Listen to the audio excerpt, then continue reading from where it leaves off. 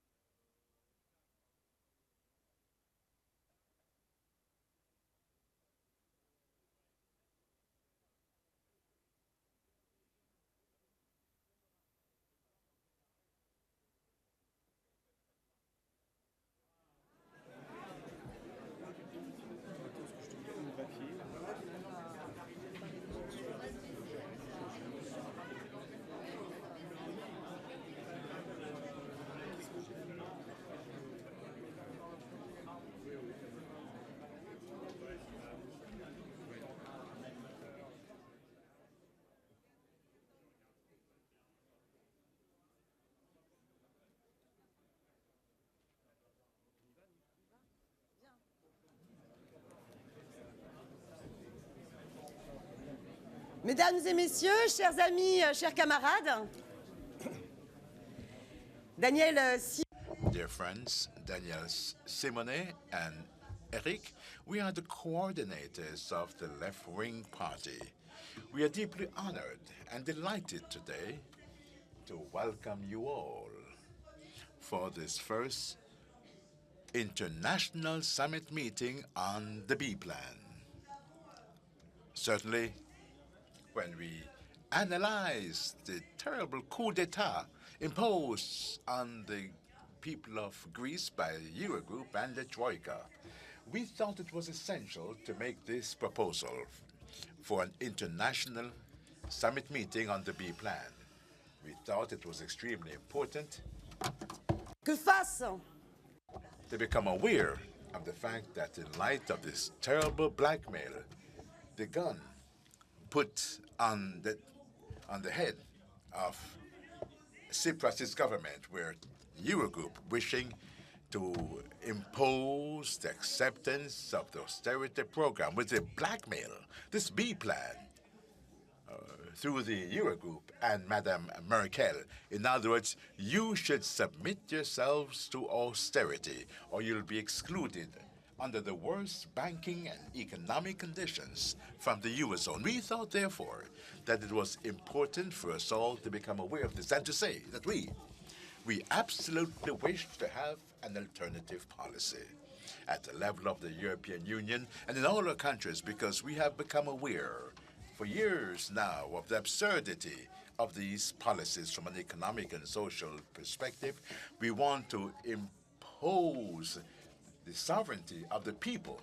We thought it was essential for this way of thinking between political leaders, intellectuals, economists, trade union members, citizens of all countries should not be done in isolation in all different countries, but given the international solidarity of finance, as we have seen, to inflict upon the people of Greece this coup d'etat. We should be lucid about the lack of international solidarity. And we thought, therefore, that it was important to organize this meeting. We were delighted to see that at the start of September, at the initiative of Jean-Luc Mélenchon, Constantopoulos, Oscar Lafontaine, Yanis Varoufakis, and Stefano Fassina, through this common declaration, this call, the proposal to organize an international summit meeting on the B plan would take on form.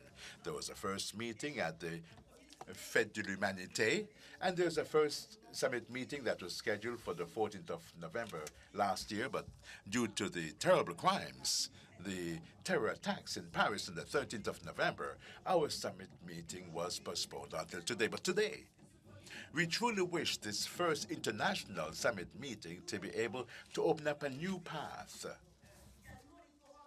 as was the case for forums in Latin America that opened up this alternative for a citizen-based revolution throughout the continent. In Europe, we need to rebuild hope, and this hope can only exist if we ourselves concretely do the job, which consists in reflecting upon the situation, be it as with respect to the debt, currencies, or foreign trade, and how concretely we can exercise power and impose an alternative policy to reinstitute the sovereignty of the people. So this is beginning today, and it is decisive to build a new page of our history.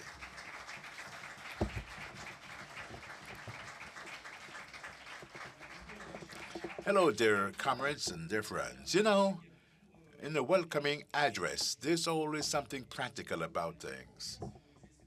This space has been organized in terms of sound so well. And I'm saying this to Jean-Luc, Oscar, and so on, who will be speaking later on. Watch out, because we have live streaming. There are more people listening. So here I am live saying, what did I do with my paper? So that's the quality. Well, I found my paper, so at least I can say a few words. As Daniel said earlier, it's always is some emotion that you think of becoming a material force, sending text messages, blogs, and also showing the will of the left-wing party. This is our brand that we want to preserve. We had the idea of this Front de Gauche, the left-wing front. We have built it, and we hope that in the coming years in France, that a movement will start. We'll do everything we can. Similarly, and this wasn't the goal, we didn't want this idea of an international summit meeting for the B plan to remain our trademark.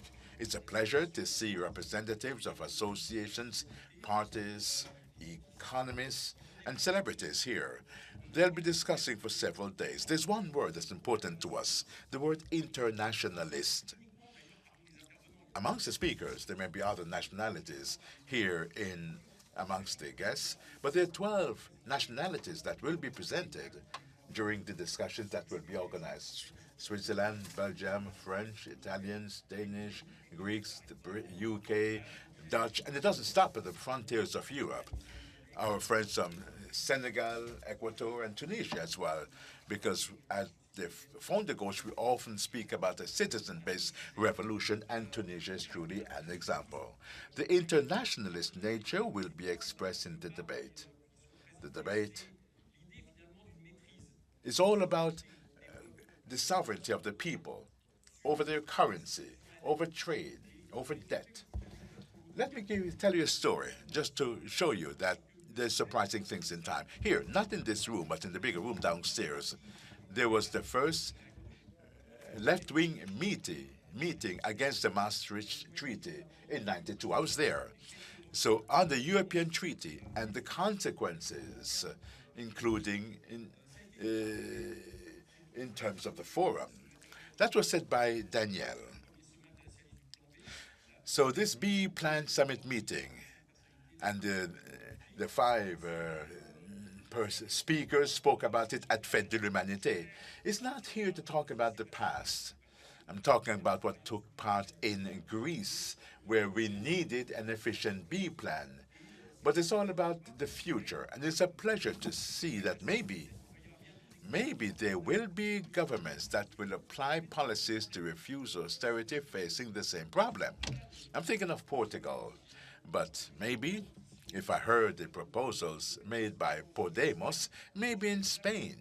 And the fact of announcing future dates to continue with the next steps of the B plan, in Madrid in particular, I believe that is a wonderful signal.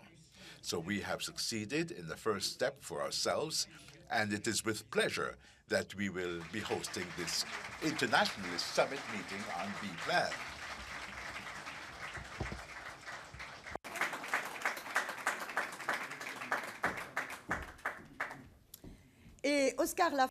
And Oscar Lafontaine will be taking the floor.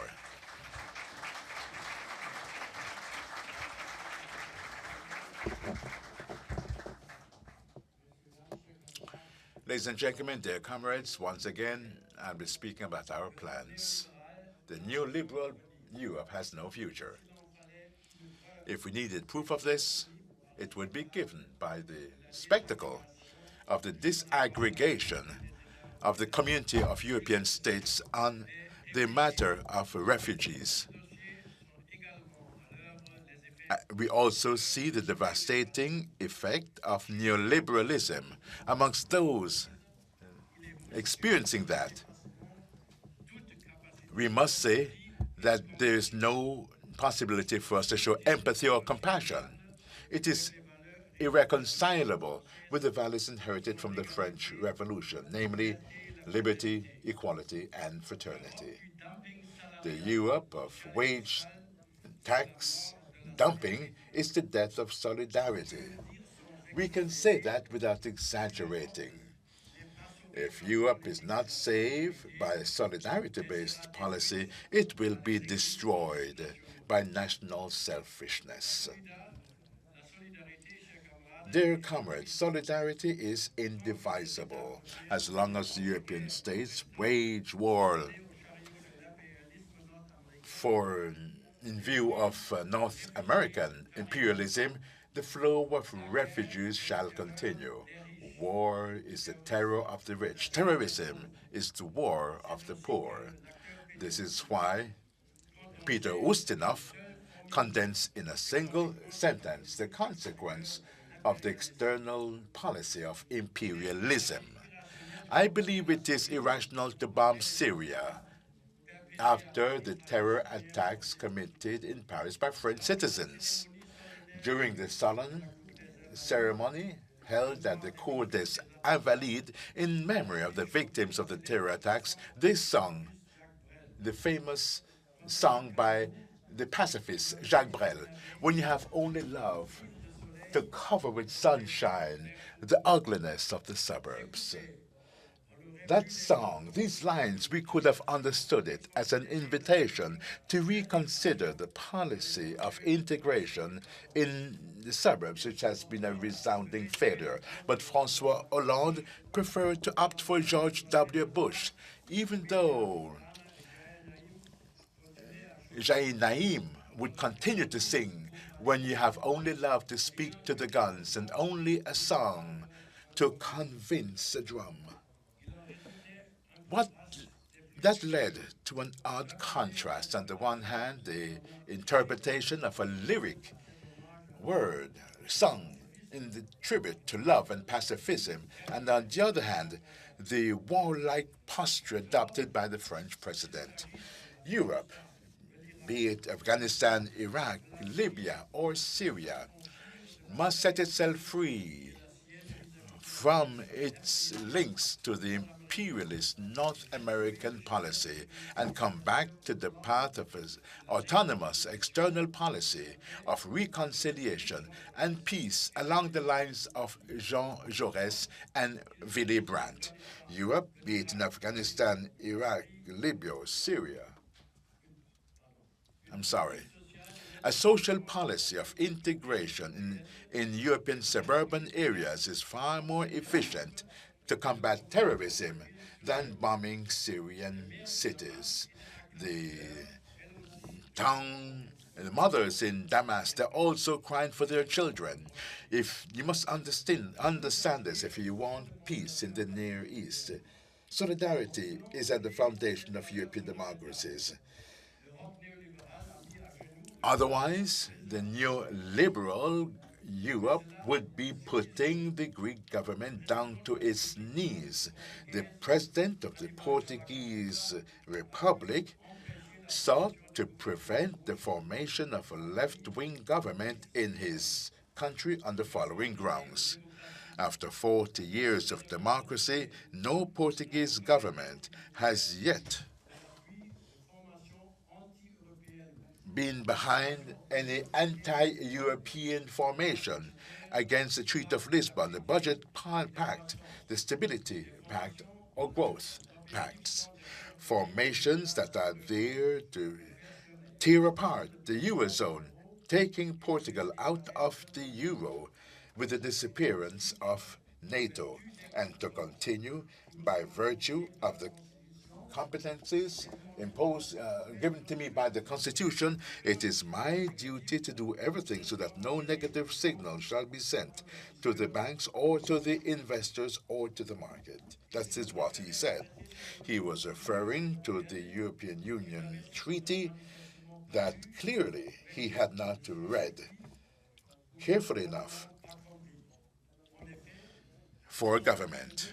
Indeed, in Article 2, the treaty stipulates that the Union is founded upon the values of respect of human dignity, liberty, democracy, equality, and the rule of law, as well as the respect for the rights of human beings, including those of minorities.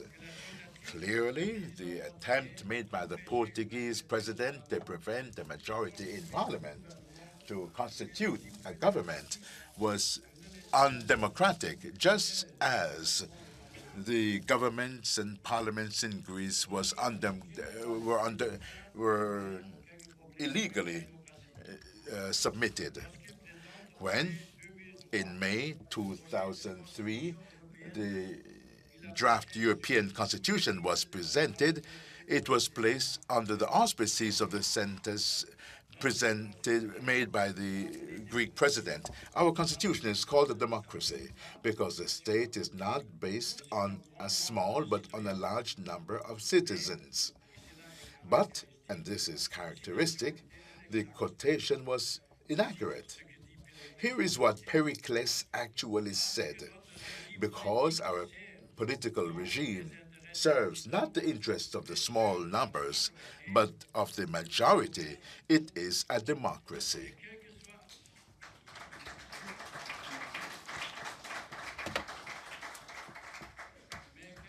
But irrespective of how you view the state of democracy in ancient Greece, the message is clear. A society can call itself democratic or not, depending decisively on the results. A society can say that it is democratic only if, within itself, the interests of the majority of its members is imposed. These are the existential criteria. When only 1% of the world's population has as much as the remaining 99%, you cannot decently claim that the world is democratic. The former North American President Jimmy Carter became aware of this, noting that the United States is in fact an oligarchy with unlimited corruption, tearing apart a political system favoring some contributors, Democrats or Republicans. In the neoliberal Brussels and in European democracies, the same thing. Some weeks ago in Germany, in the Social Justice Index, it was noted that the youngsters are the biggest losers of the European crisis and European indebtedness. 23 million people under 18, meaning 28%, are threatened by poverty or social exclusion. And 5.4 million young people have neither jobs nor training. In Europe, we do not act in the interests of the largest numbers, and therefore not democratically.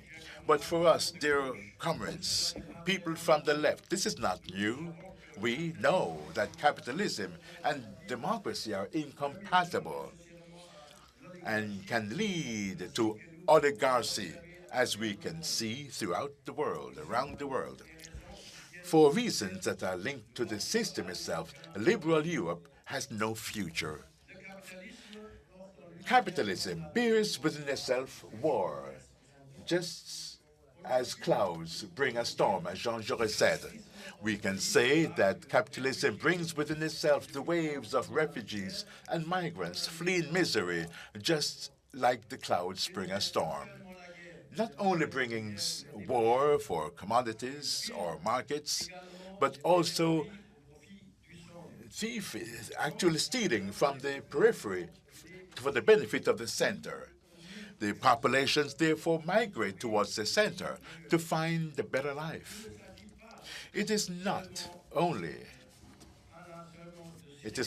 about Syrians or Afghans or Iraqis or Africans coming to Europe.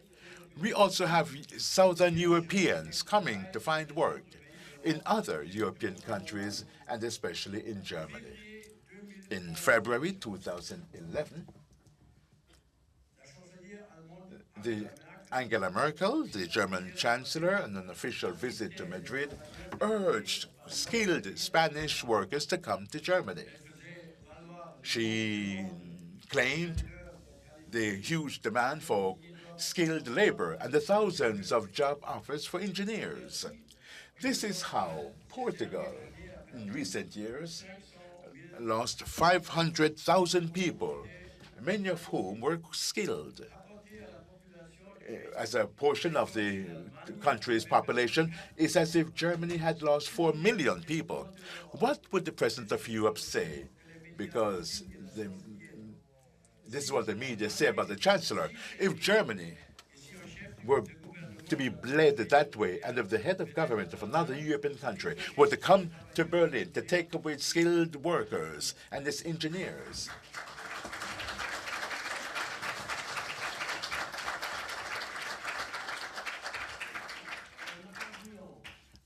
by arguing that it is its duty, it was her duty to do everything so that no negative signals will be sent out to banks or investors or to the market, Cavaco Silva revealed the truth as it stands. In Portugal, as in the rest of Europe, decisions are not taken in the interest of populations, but in the interest of banks, investors, and the markets.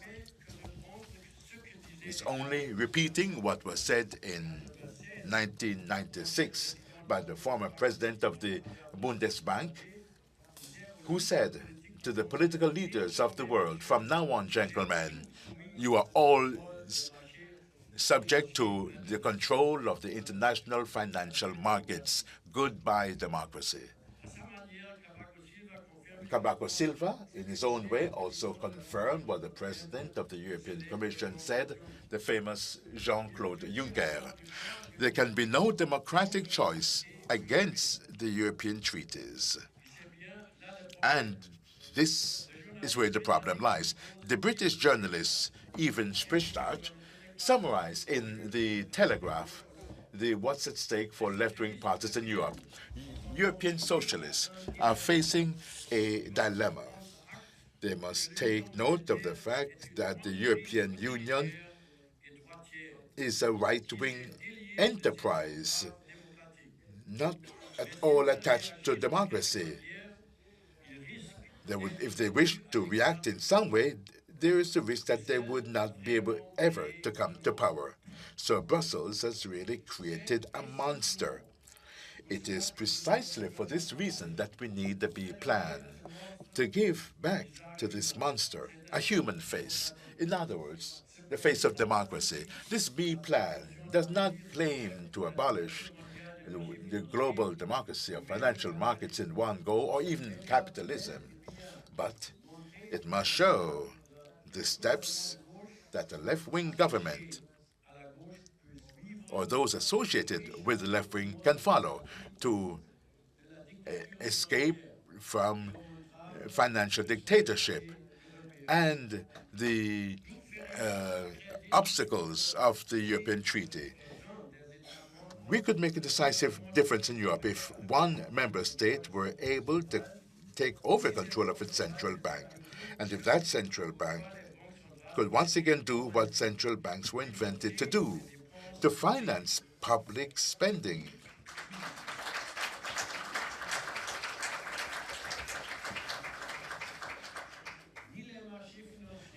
Neither the financial markets nor the rating agencies can prevent the central bank from creating currency. The European Central Bank will do far better to use its 60 billion euros per month, not to buy state debts from banks, but to finance infrastructure projects in Europe. In that case, it could directly pass on its funds to the European Investment Bank. As to whether or not these investments should be financed by a national central bank or by the European Central Bank, it all depends on the probability of success for each option. We believe, and this is what we have seen in European debates so far, that a national bank should be in charge of that. Let's not forget that many European ministers of finance were in favor of the exit of Greece from the euro system during the talks, omitting to specify the terms and conditions. And yet, it was stated for countries like Greece, Portugal, or maybe Spain as well, that coming back to the European monetary system is indispensable. They could then devalue their currency and have investments financed by their own central bank. That proposal, amongst traditional economists led them to sound an alarm against inflationist dangers. But look at the huge mass of liquidity emitted by central banks around the world and the impact on prices. That cry of alarm, that alert, is just the fruit of dogmatic rigidity. To those who today still continue to believe that a left-wing policy is possible in the US system, I would like to point this out. By entering the European monetary system, the states have deliberately abandoned the possibility of finding a solution to economic crises by devaluations or contracyclical financial policies. Within the framework of the current US system's institutions, the only solution is an internal devaluation, with a drop in salaries and budgetary rigor as the only economic leeway. This is why I believe that the left wing in power in a member state should try to set itself free from the neoliberalism, waiting for all member states to abandon that paradigm. But that's like waiting for Godot.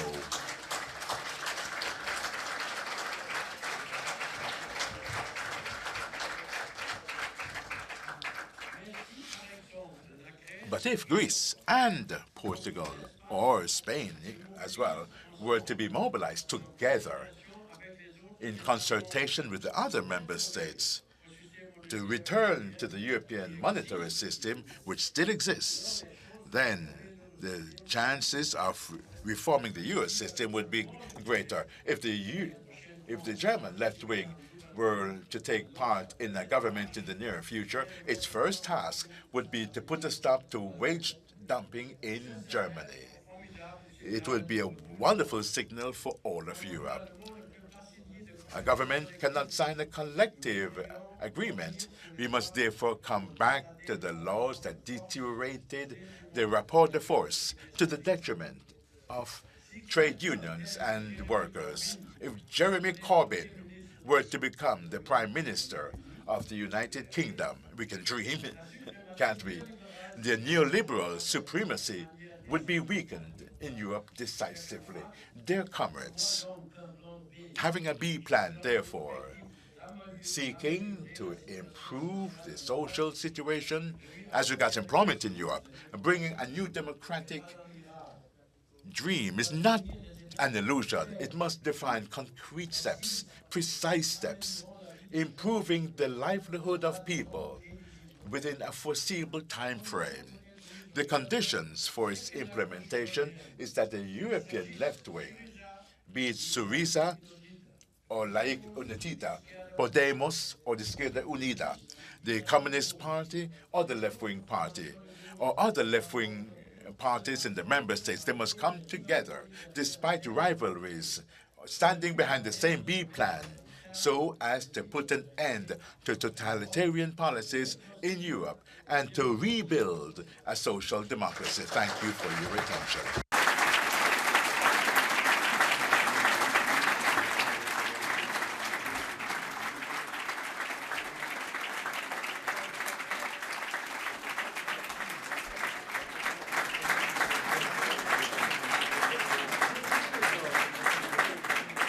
Merci beaucoup.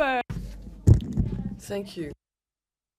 Thank you very kindly, Oscar Lafontaine. We're now going to turn to our panel discussions. In this room, we will be discussing the subject of the euro. Under what conditions? 269, there will be a panel discussion devoted to another monetary project for Europe. And in room 233, we will be looking at how to turn around the international monetary system. So I invite you to now travel to the room where the panel discussion is of interest to you and enjoy the rest of the afternoon.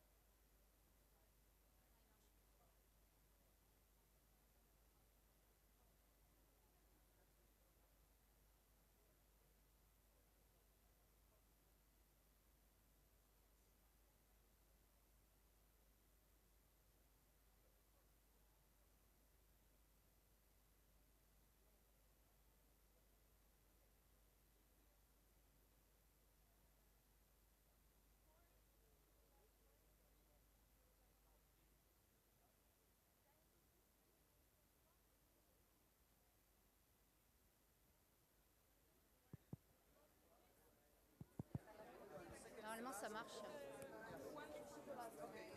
Essaye. Essaye. Tell me where I am supposed Yeah, to of be. course. You are supposed to be here. Yeah, because you intervene second.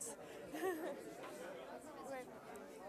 Je vais vous demander de vous installer, s'il vous plaît, pour qu'on ne démarre pas trop tard. Et je vais demander aux différents intervenants de la table ronde de me rejoindre.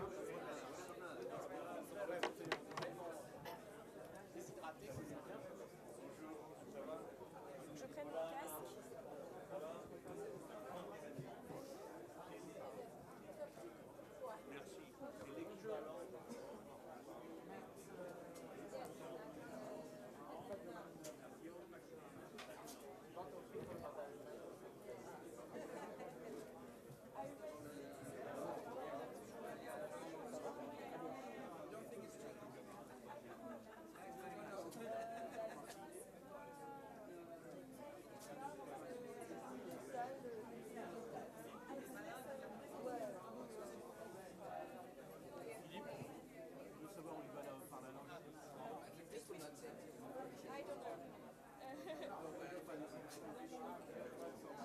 Then it's perfect.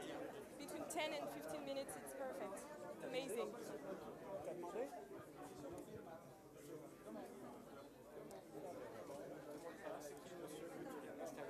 C'est Nikolai Villumsen, il est député de l'Alliance Rouge-Verte au Danemark. Voilà.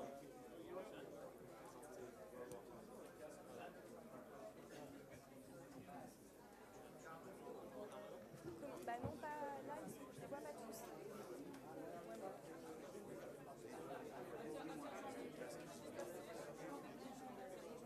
Ouais, c'est clair, je pense.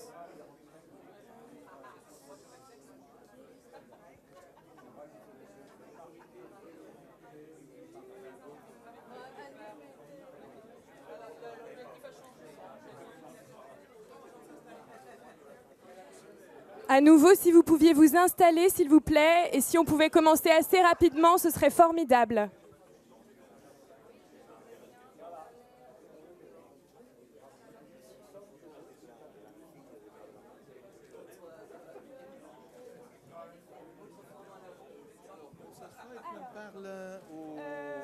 Donc, Jacques Généreux, vous, Massimo, ah non, vous êtes ici. Mais quand on parle, on se lève ou on reste Comme vous voulez, vous prenez juste le micro. Martine, vous êtes avant Nicolas. Oui, ici. Elle est où ? Excusez-moi, moi je ne m'assois pas. Parce qu'il y a 6 intervenants, moi je ne m'assois pas. C'est toi l'animatrice? Je me mets à la table.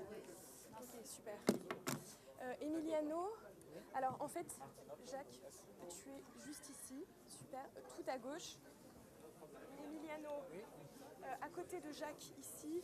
Massimo, là. là? Non, j'attends même pas. Ça va, tout va bien? Je suis l'atelier sans meuf, quoi, mais ça va. Tu peux rester comme ça, tu peux te mettre comme ça. Je peux m'asseoir là-dessus? D'accord, c'est mon tabouret.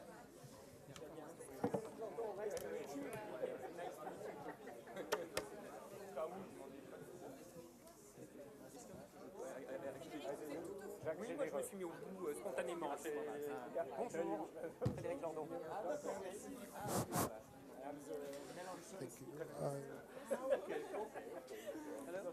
Bonjour Emiliano. Ah, Martine va bien? C'est quelle? Ah. Martine va bien?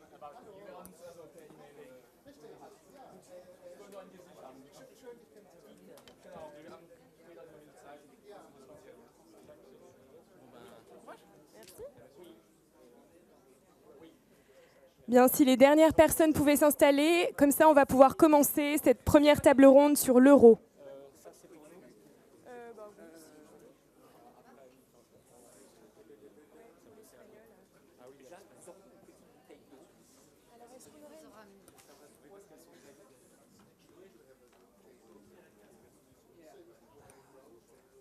Jacques, je ne te cache pas. Oui, je vais le passer. de la poigne là, Jeanne. Il faut que la salle, tu la T'inquiète. maîtrises la salle. Fais-la s'asseoir. Je l'ai fait s'asseoir. Pourquoi? Hein. Tu veux, je sais pas. En fait, Non, c'est plutôt assis. je crains que tu sois hors champ vis-à- de la caméra qui est en plan fixe si on bouge. Je pense que c'est pour ça. Tu vas pas être enregistré ou... Et puis si jamais on voit que la cravate, c'est pas... Oui. Bah, en fait, on aura tes paroles, mais pas toi, donc ça serait dommage aussi. Yeah. So people will They have their helmet. C'est pas helmet. Headphone.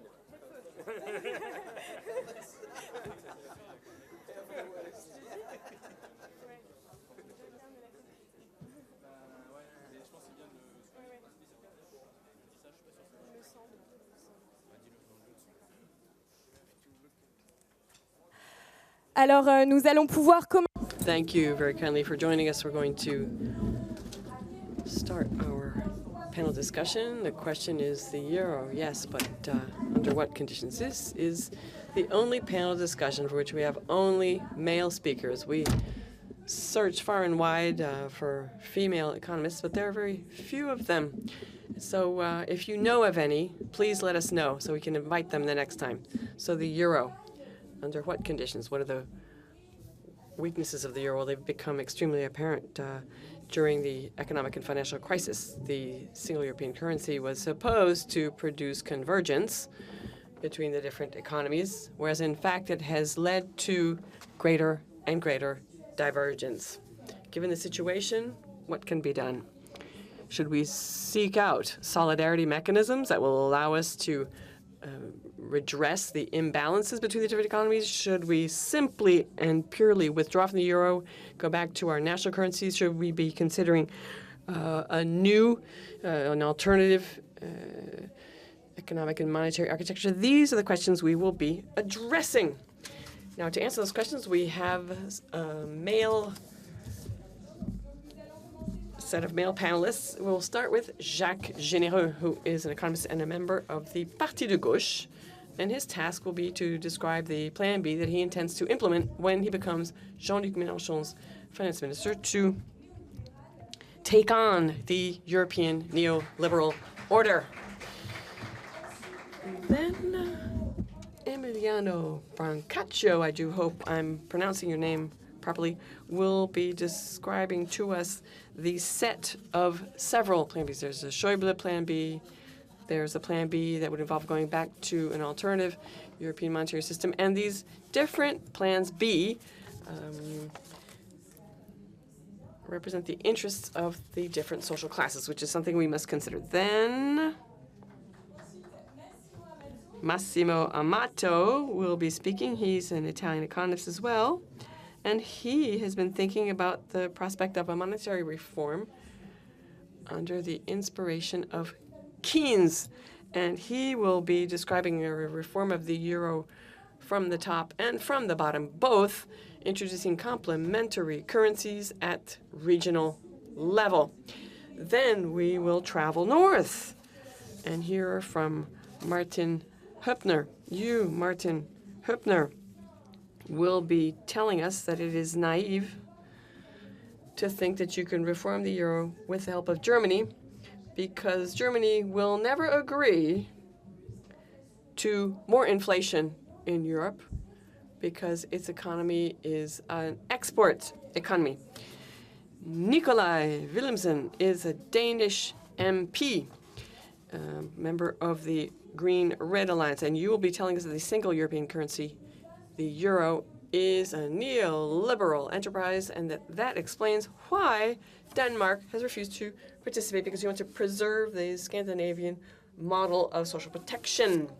And our last speaker will be Frédéric Lordon, who will be stressing the importance of exiting the euro as part of our Plan B, an exit that you don't see as the last step, but the preliminary step to recover our lost popular sovereignty, and so as to conduct a truly a policy that is truly left-wing in its inspiration. Thank you very kindly for that introduction, Jeanne. I do apologize.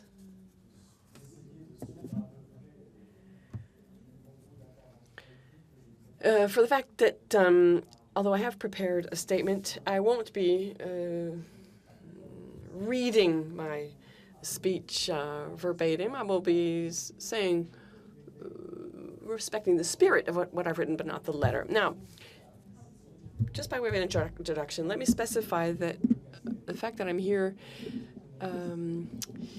is due to the fact that I'm an economist, but I'm also a political activist. And for our foreign friends' benefit and for their information, let me just inform you that I was a member of the Socialist Party in the past, and I was even a member of the National Council of the Socialist Party, and that in those days I led a campaign for a no to the European Constitutional Treaty in opposition to my party's position.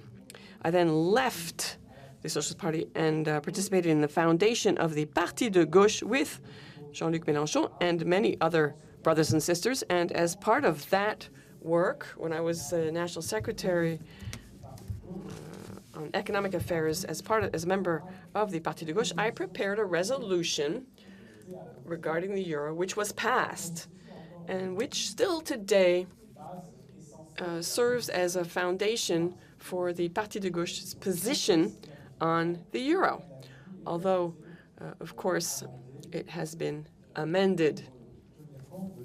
This position has been amended because of the manner in which the crisis unfolded in the zone, the eurozone.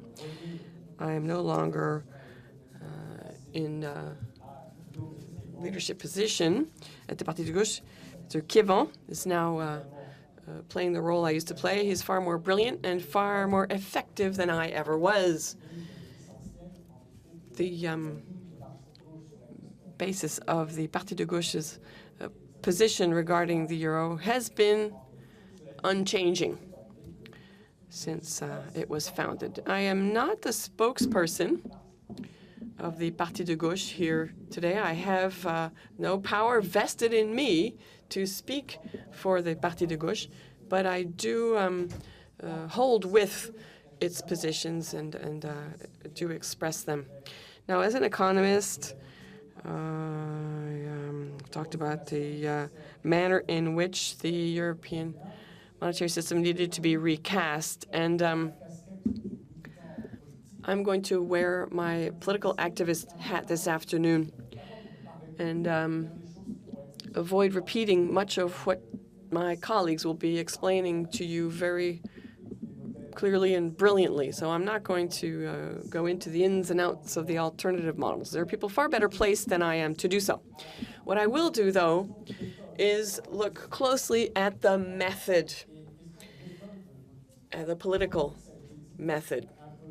As has been said in the introduction, I will be speaking as a potential minister. Should Mr. Mélenchon be elected to the presidency, then how would his financial minister speak? What would he say about the current economic and monetary policies in effect in Europe? Now, to explain the position in a few words, make a diagnosis, I'll tell you what our goals are, and then I'll talk about the method. When it comes to the diagnosis, it's been made. I don't need to go back through all of the very good reasons for which we think that the current system is unsustainable and condemned to fail, doomed to fail. Now, my position right from the start has been what you will be hearing, and I've been more and more radical in stating it. The question, in my view, is not so much a matter of whether or not we should exit the European monetary system as it stands today. The question in my mind is how we will exit this system. So let it be clearly stated once and for all. So the goal is to move to something different. But there's not just one plan regarding how we should do so. There will be different systems explained to you this afternoon. The ideal system is not necessarily one that we can set up overnight. And there will probably have to be intermediate stages transitional stages required as we moved to our system of choice. So the economic method is what Marx called the revolutionary change.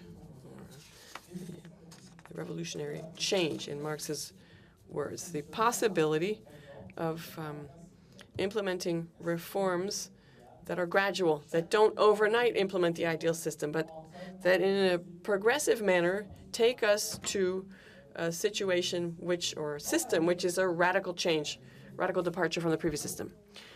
And if we were in power, we would approach our European partners with suggestions or proposals that would be a break with the past, and we would inform our partners, and we would negotiate, of course, and we would inform our partners that France, and this would be definitive and irreversible, we would inform them that France, in no event, will continue to apply the rules of the current system, even if that requires that we exit the Eurozone. And we would also indicate that France is open to any negotiated solution, making it possible to recast the monetary system and recast the economic governance of the European Union. And we'd be open to doing so in any way that would make it possible to restore cooperation and solidarity between European states and restore to sovereign peoples the ability to choose the manner in which they want to direct budget and tax policies, make it possible to institute effective financial regulations, to oppose financial speculation and tax evasion, and reform the Articles of Incorporation of the Central Bank. So this is how we would approach our European partners. That would be our method. Now, a further word about the method, just to make things clearer, tell you how we would proceed.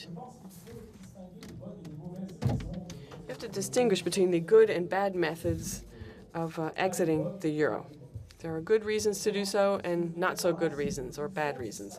You have to distinguish between, in all of the problems that we face in Europe and our inability to contend with the crisis, you have to look at what is due to the single currency itself, the fact that there are no national currencies left, but rather a single European currency.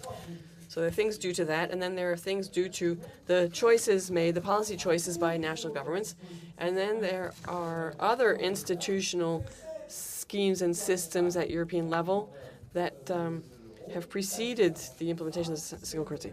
Central bank, the interbank regulation system, the budget stability pact, the free movement of capital, non-coordination of macroeconomic policies, free trade, and so on. A whole host of other phenomena, tax transfers between states. So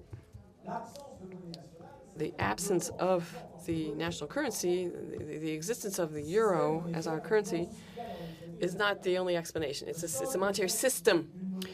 There is a currency called euro rather than Deutschmark, franc, lira, or kroner, is not in itself the cause of austerity, these successive financial crises, and the over-indebtedness. No, all these problems pre-existed the euro, and they will continue to exist after the euro, even after we've implemented a common currency, which to me is pretty close to the ideal system, providing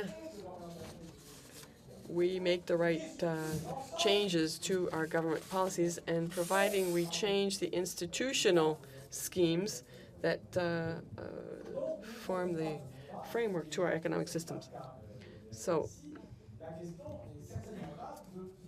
the question is not a matter of imagining that simply moving away from the euro will overnight solve all of our difficulties. No, far from it. It will solve some problems, but not the most important problems, because the biggest problem, or biggest problems, don't come from the fact that we don't have national currencies. They're due to the fact that our institutional schemes are what they are. Now, the choice of a plan B. I won't spend too much time on this because the other panelists will say much more than I would like to. It's a matter of choosing from a whole set of Plan Bs, a whole set of alternative solutions. But you have to put yourself in the shoes of the policymaker and remember that there is a fundamental constraint, which is the political feasibility, the specific and historical political feasibility, concrete feasibility. It's not a matter of defining an ideal model, a pseudo model, just for the economics books. Of course not. That we're good at, but that will not solve our problems. We're going from the political reality, the immediate reality of European states, and try to see what reforms are achievable. And in that spirit, you can prioritize your options. So, A, number one, should we save the European Union? Yes or no? Some parties in Europe think not. They think that the whole thing can be tossed out. That is not my position, nor is it the position of the Parti de Gauche. We believe that there are some things that must be retained in the European Union, and that if possible, the European Union should be saved. Now, that being said, there are other questions which must be attended to regarding the monetary system. Can the euro be saved as it is, with or without making some adjustments and making some policy changes to make it bearable? That would be Plan A.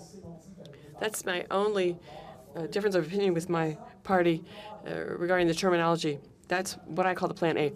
But most people think of as Plan A is the status quo. To me, Plan A is saving the euro pretty much the way it is today and making a few minor adjustments, which technically would be possible and would be sustainable over the short term.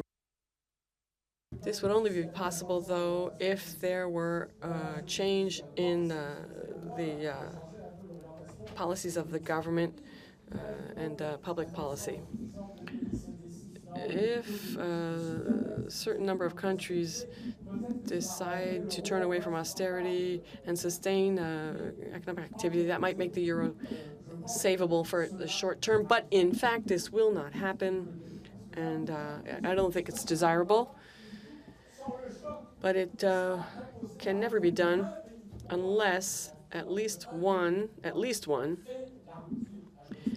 breaks with the system and forces the other country's hands and makes it mandatory to enter into the discussion. So that's not desirable, and it's not going to happen. Can we improve the single currency system? Can we add to it, do what's necessary to set up an optimal currency zone and make the single currency viable? I call that Plan A prime because it's utopian. It's something that, it's a fairy tale. It's just something that people say because they want to preserve the status quo. It's technically and materially impossible within a reasonable time to obtain and achieve all the necessary conditions for an optimum monetary zone in Europe. Were it only from the standpoint of the mobility of workers. If you look at budgetary federalism, which is required, that means you have to have a federal state, and as we're democratic countries, that would require a democratic federal state, and that would require European people who, in their vast majority, would be prepared to leave it to the majority to make decisions about taxes and budget allocations. Well, there is no such thing as the European people, so budget federalism, and we know what it looks like through the TSCG. It's only possible in Europe if we have a federal dictatorship established. So neither desirable nor feasible. So let me move forward. We can't take this project of the ideal single currency to its logical conclusion. Can we bolster European currency integration through a common currency? This is what I call the genuine Plan B. Now, it's technically feasible, as will be explained to you this afternoon. This is the best of all systems. It's at least the least bad. The degree of political cooperation required in order to move towards that common currency project is at least as important as the one that would be required to perfect the single currency system of today. In other words, for the short and medium term, it's a bit of a utopia on the political front. I think it will be difficult to find a political consensus to move towards. The speaker's microphone has really gone way down. I don't know what's wrong, says the interpreter. This is a utopia. This is a utopia. It's a creative utopia because it's desirable and within reach. There are other options. There's a plan B2, which would involve reforming the current system, consolidating it, and reforming it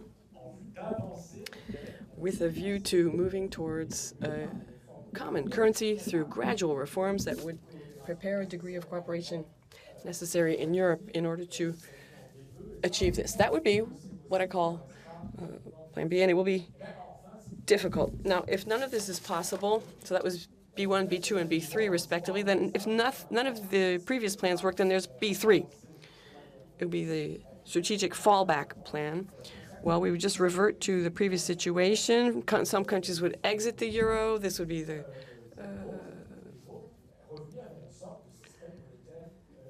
we would return to a European monetary system which would be taking us back to 92 and saying, why don't we just go back and start all over differently?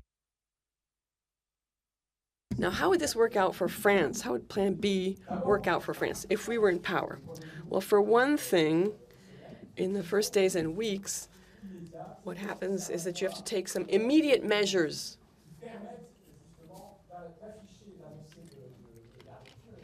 You announce your plan to break with the current situation, and you prepare your partners, because clearly there will be discussions required when we change the system, because in the end the system will no longer exist because France will no longer agree to it.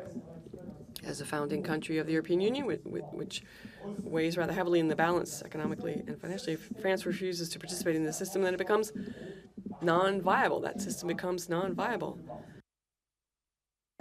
Italy, Portugal, Spain, Greece, if they can't stay in the euro either, then everything will fall apart. So France can decide to use its power and say, at the end of the process, the system will have changed. The only option that we have is to decide how we're going to change it. Through negotiation altogether or in a disorganized fashion. In a spirit of conflict and break. So we have to work to contend with and oppose tax evasion and all the other ills. We can resort to the central bank to obtain financing for the central bank. We can undertake legal action against the European Central Bank, against all of its illegal actions. We can unilaterally cancel the Greek public debt, which is still held by some French institutions. So those would be the immediate preventive measures. Control the movement of capital. What would we negotiate? We would negotiate everything in a hierarchical fashion. The preference of France is to move towards a common currency, pardon me. And if we can't, then we will take it in steps, in degrees, to avoid austerity policies, reform the central bank in Europe. And if that is not possible, if all these options are rejected, and if you want to punish France because it's acting unilaterally in terms of financial regulations in the European Central Bank, well, then you can simply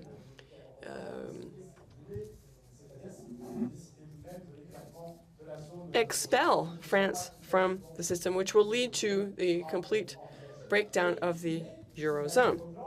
And then there's another plan. This is my last statement. If this cannot be done with everyone, then France will suggest to all of the partner countries interested in working with France, will propose that we set up a reformed system of the common currency with a smaller number of members. One last word. This can only succeed. It's doomed to succeed, particularly as far as France is concerned.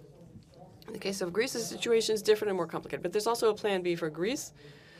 Greece could have acted differently, but in the case of France, this can only succeed because the result of this process can only be that in the very worst case, France will recover its leeway, will be able to act with full sovereignty, and will drag in its wake a number of southern European countries who would rather be with France than with Germany in a common scheme. And in the best of all cases, the European partner countries will be given an ultimatum to which they will have to respond by either negotiating with France or expelling France, and this will lead to a recasting of the system, and that too would be a desirable outcome. Thank you very kindly, Jacques. We're now going to hear from Emiliano Brancaccio, who's an economist at the University of Stagno in Italy. Thank you very kindly for having invited me to speak. I would like to speak French, but I won't be able to. An Italian speaking English to communicate with his French brothers and sisters, that's a terrible thing. I do apologize, but I have no choice. I am one of the promoters of the so-called Economist's Warning. The Economist's Warning is a letter signed by many influential members of the international academic community belonging to different schools of economic thought: Danny Roderick, Jamie Galbraith, Wendy Carlin, and many others. The letter was published on 23rd September 2013 in the Financial Times. The underlying idea of the Economist's Warning is as follows: the continuation of austerity and deflationary policies in the European Monetary Union will increase the imbalances between creditor and debtor countries. It will provoke a consequent intensification of capital centralization from southern to northern Europe, and then it will fuel further banking crisis. As a result of this process, the fate of the euro will be sealed. The European Monetary Union, at least as we know it, will tend to deflagrate, and the political decision makers will be left with nothing other than a crucial choice of alternative ways out of the euro. Each of them would have different effects on the different social classes involved. These were the conclusions of our warning more than 2 years ago. We have scientific reasons to think that the basic thesis of the Economist's Warning are still valid and may prove right in the future. If we accept these theses, then two logical conclusions must be drawn. First, a plan B for Europe will become necessary sooner or later for objective reasons. To have a plan B will not be a minoritarian political option. It will become a historical necessity. Second, there is not only one type of a plan B. The history of past currency crises shows that the options for exit from a monetary regime are various and very different from one another, and that each has different implications for the different social groups involved. Consider, for example, the plan B suggested by the German Minister of Finance Wolfgang Schäuble for Greece. For now, Schäuble's Grexit option is the only plan B explicitly cited in the official documents of the Eurogroup. Schäuble's proposal can be described as the perfect plan B for creditors. The reason is simple. Redenomination of the debt is what really scares the creditors. Schäuble's plan would have allowed Greece to abandon the euro, but was designed to prevent the risk of Greece redenominate its debt into devalued drachmas. Schäuble knew that if Greece had abandoned the euro, it would have found itself with an excess of imports over exports to be covered with fresh money. Schäuble therefore offered the Greek government financial support and maybe even a debt restructuring in order to cover the external deficit of Greece. However, Schäuble specified that this support would be offered only on condition that Greek debt remained in euros and was not redenominated in devalued drachmas after exit. Schäuble Plan B, in some ways, echoes the crucial concept of the leopard, a famous Italian novel.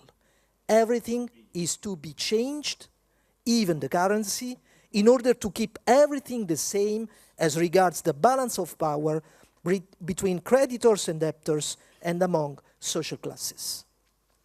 This kind of Plan B would have been catastrophic. The worst of keeping the euro combined with the worst of abandoning it. We must say it clearly. Given the current balance of powers in Europe, and given the enormous delay of left-wing forces on this issue, in the case of precipitation of the Eurozone, Schäuble's proposal may be the only Plan B on the table of future negotiation, not only for Greece, but also for other countries. Fortunately, there are other solutions too. Consider, for example, the Plan B that consists in the possibility of returning to a sort of European monetary system, that is the system based on adjustable exchange rates between national currencies that was in force substantially until 1992. This return to the old system has been put forward on various sides. Oscar Lafontaine, as you know, is one of its main advocates. One of the merits of Lafontaine's proposal, in my view, is the fact of making it clear that leaving exchange rates to the mercy of market forces would not be the best solution, not at all. In my opinion, however, Lafontaine's proposal is not sufficient by itself. It needs to be supplemented. The idea of a return to the old European monetary system can be seen as an initial hypothesis, but not as an endpoint of our discussion. The limitation of a return to the European monetary system lies in the fact that it overlooks a problem that has been broadly examined in the economic literature. In a nutshell, this problem refers to the difficulty that any country has in securing margins of autonomy for national economic policies in conditions of perfect international mobility of capital and even goods. For example, in a situation of perfect mobility of capital, a country that tends to build up current account deficits cannot pursue economic policies aimed at increasing employment. The fact that exchange rates were adjustable in the European monetary system was not sufficient to solve this problem. The economic policies of countries with a tendency to accumulate an external deficit were strongly influenced by the economic policies of Germany, the leading country which tended to accumulate an external surplus. Today, for example, a return to the European monetary system as such would not be sufficient to solve the enormous imbalances fueled by relative wage deflation in Germany, where between 1999 and 2013, monetary wages grew just half compared to the Eurozone average, just half. This is why I think that Lafontaine's proposal to discuss a return to the European monetary system is welcomed. But in order to make this proposal consistent, it is necessary to counter the hegemony of the countries which create deflation in order to accumulate external surpluses. Economists know that there is just one solution for this problem. Some sort of sanctions must be imposed on countries that use relative deflation to increase their external surplus. Well, in a Plan A perspective of reforming the European Union treaties, monetary sanctions similar to those currently imposed on countries with excessive government deficits could be considered. The problem is that a Plan B does not appear very realistic, at least in this historical period. Then, in a more realistic Plan B perspective, in which the treaties are not revised and the Eurozone tends to deflagrate, what sort of sanctions should be imposed on countries which adopt deflationary policies to increase their external surplus? Well, there is only one logical answer, only one. It must be possible to introduce limits on international mobility of capitals and perhaps even goods, when necessary, to and from such countries. Please note that this kind of solution has authoritative points of reference, even in the articles of agreement of the International Monetary Fund. Don't forget that. I call this proposal European Monetary Balanced Agreement, but the name is not really important. What really matters is that the solution of capital controls against deflationary pressures can be applied immediately and independently by an individual country, just as it can be extended to joint agreements between countries. This is one of the reasons to consider such a solution politically realistic. In my opinion, the solution of capital controls against deflationary policies also represents a way to curb the wave of today's neo-fascisms. On this point, let me give you a clear example. While xenophobic nationalists are fighting for further controls over immigration, a renewed left should counter this black wave with an alternative call for controls over indiscriminate capital mobility to and from countries pursuing policies of deflation and downward wage competition. Right-wing forces gather consensus through an easy fight against immigration. It is time to propose a rational and progressive alternative. Instead of stopping the movements of persons, we need to stop indiscriminate deflationary international movements of capital. In conclusion, now is time to overcome a misunderstanding which may find its origins in naive interpretations of labor internationalism.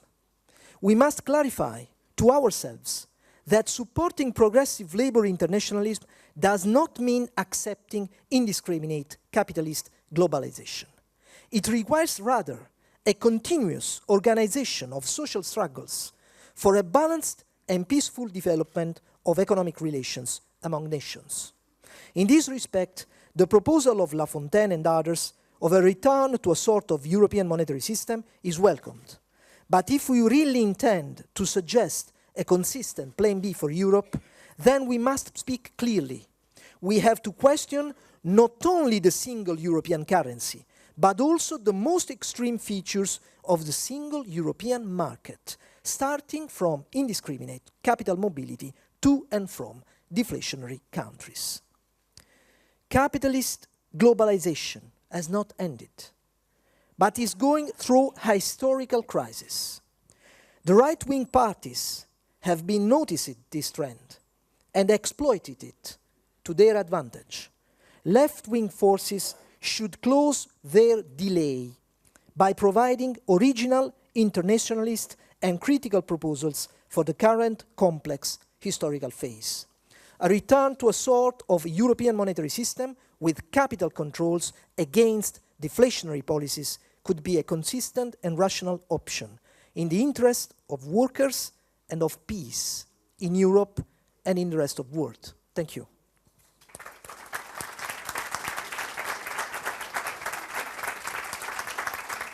Merci beaucoup, Emiliano Branchi.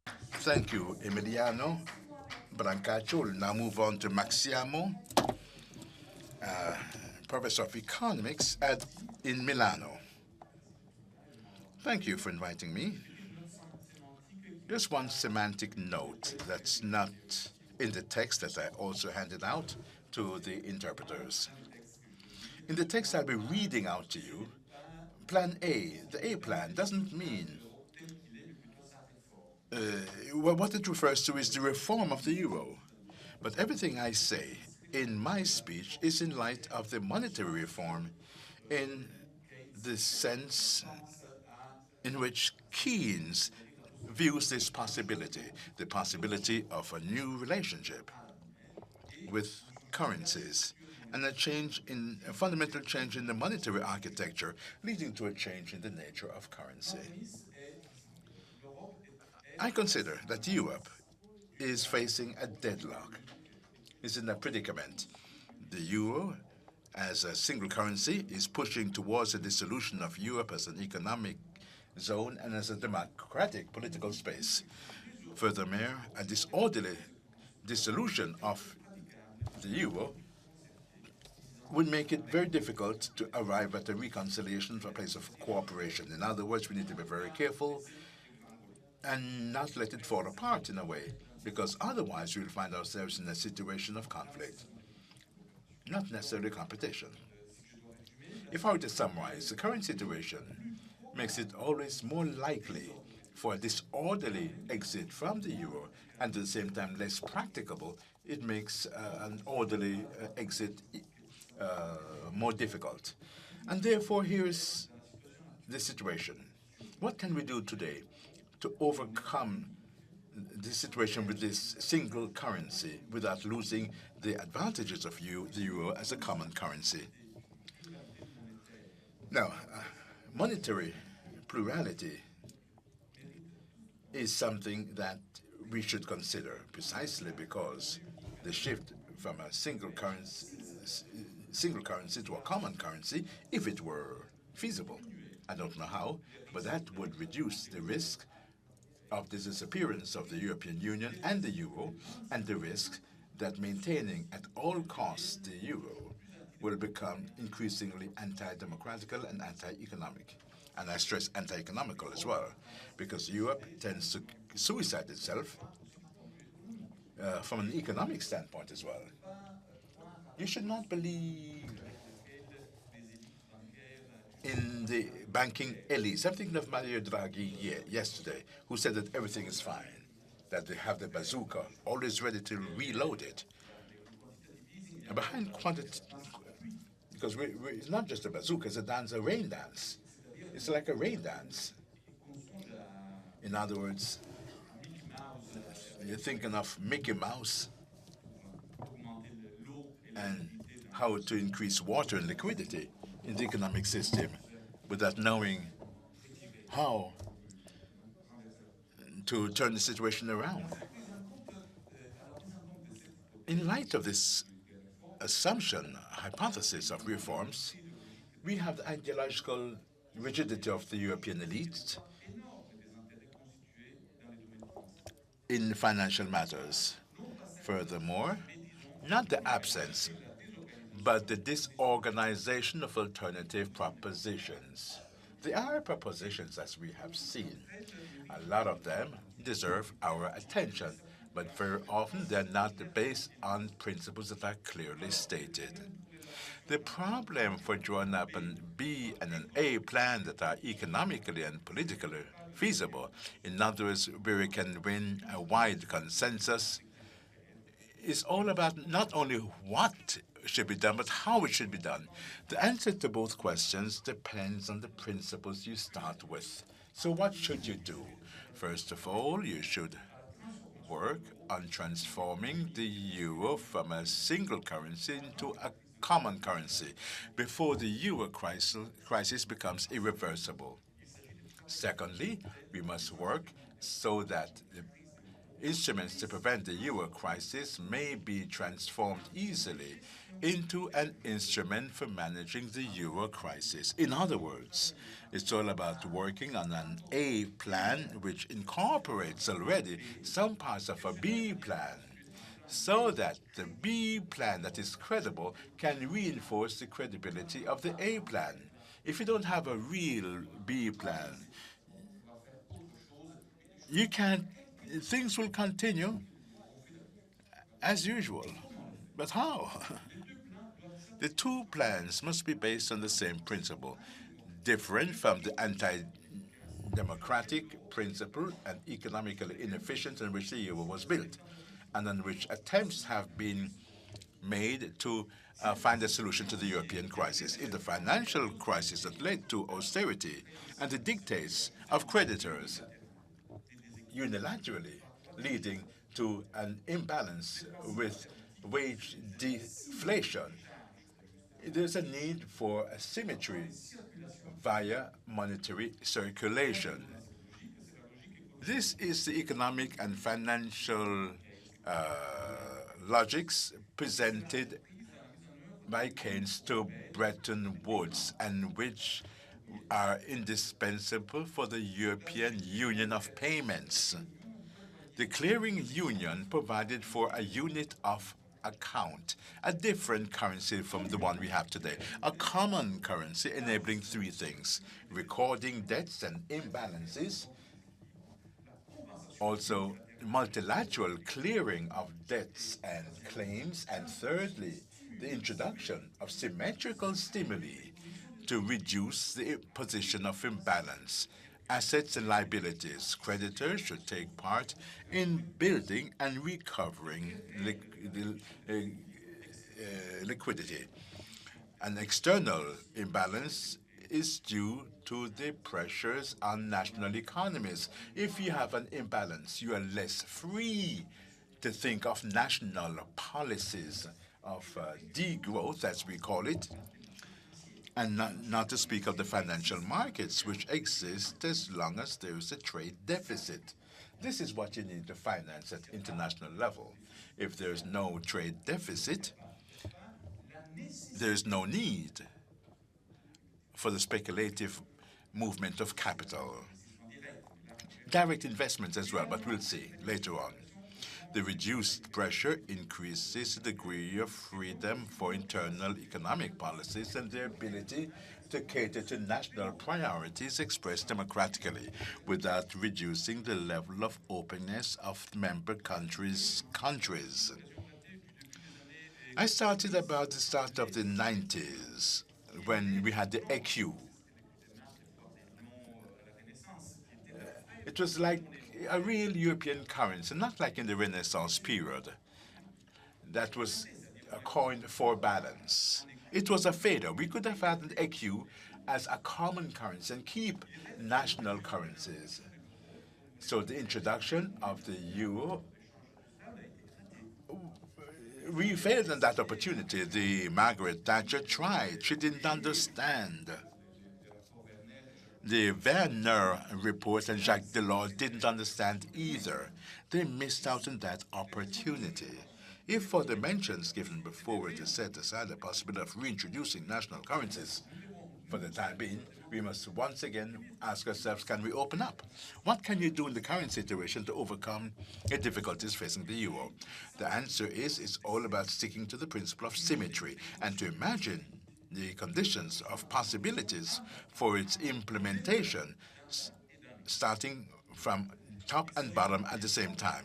We must work top-down on the euro to reform it, starting with available instruments, and to activate a bottom-up movement that can introduce currencies pegged to the euro, but with a limited territorial circulation, less than national, regional, leading to the implementation of clearing houses, a bit like Keynes' clearing unions, or the European Union of Payments, that at European and at local level.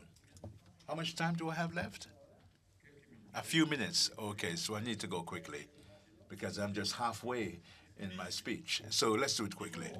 So the European level, the Target 2 project, we know there's a European clearinghouse in charge of recording cross-border movements for payments in euro. it had reached a balance until 2007, since 2010. No, I'm sorry, up to 2010 rather, because it recorded only the movement of capitals. When you had a stand-and stop in 2010, the European Central Bank let Target 2 balances increase so as to absorb imbalances that could have led to the fall of the euro. So we have a clearinghouse that doesn't do its job of clearing.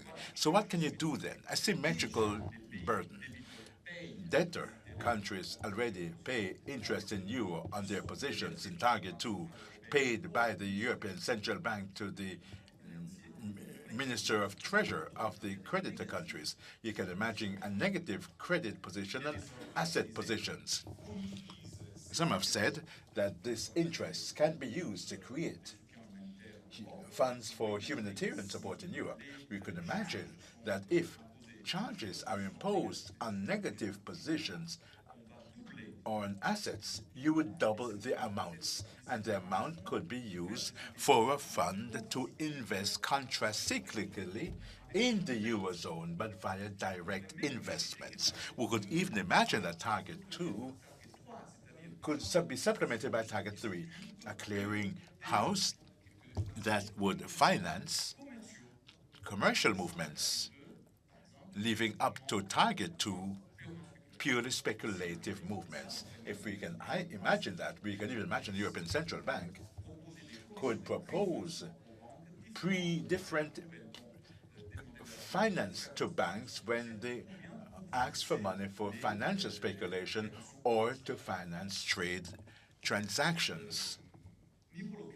At local level, that's what I'm the most interested in. I think I only have 2 minutes left, so I'll use it for that. Clearing is a principle that can be set up at local level, let's say at regional level, with circuits including companies, employees, solidarity-based or bodies. So with units of accounts linked to the euro with a one-to-one equivalence. Spontaneous experiences have been carried out. We have Sardex in Sardinia in Italy, Veer in Switzerland since 80 years. A few timid experiments as well elsewhere. They have already acquired know-how, which is an institutional capital that we should be able to use in light of a cooperative reconstruction of European integration.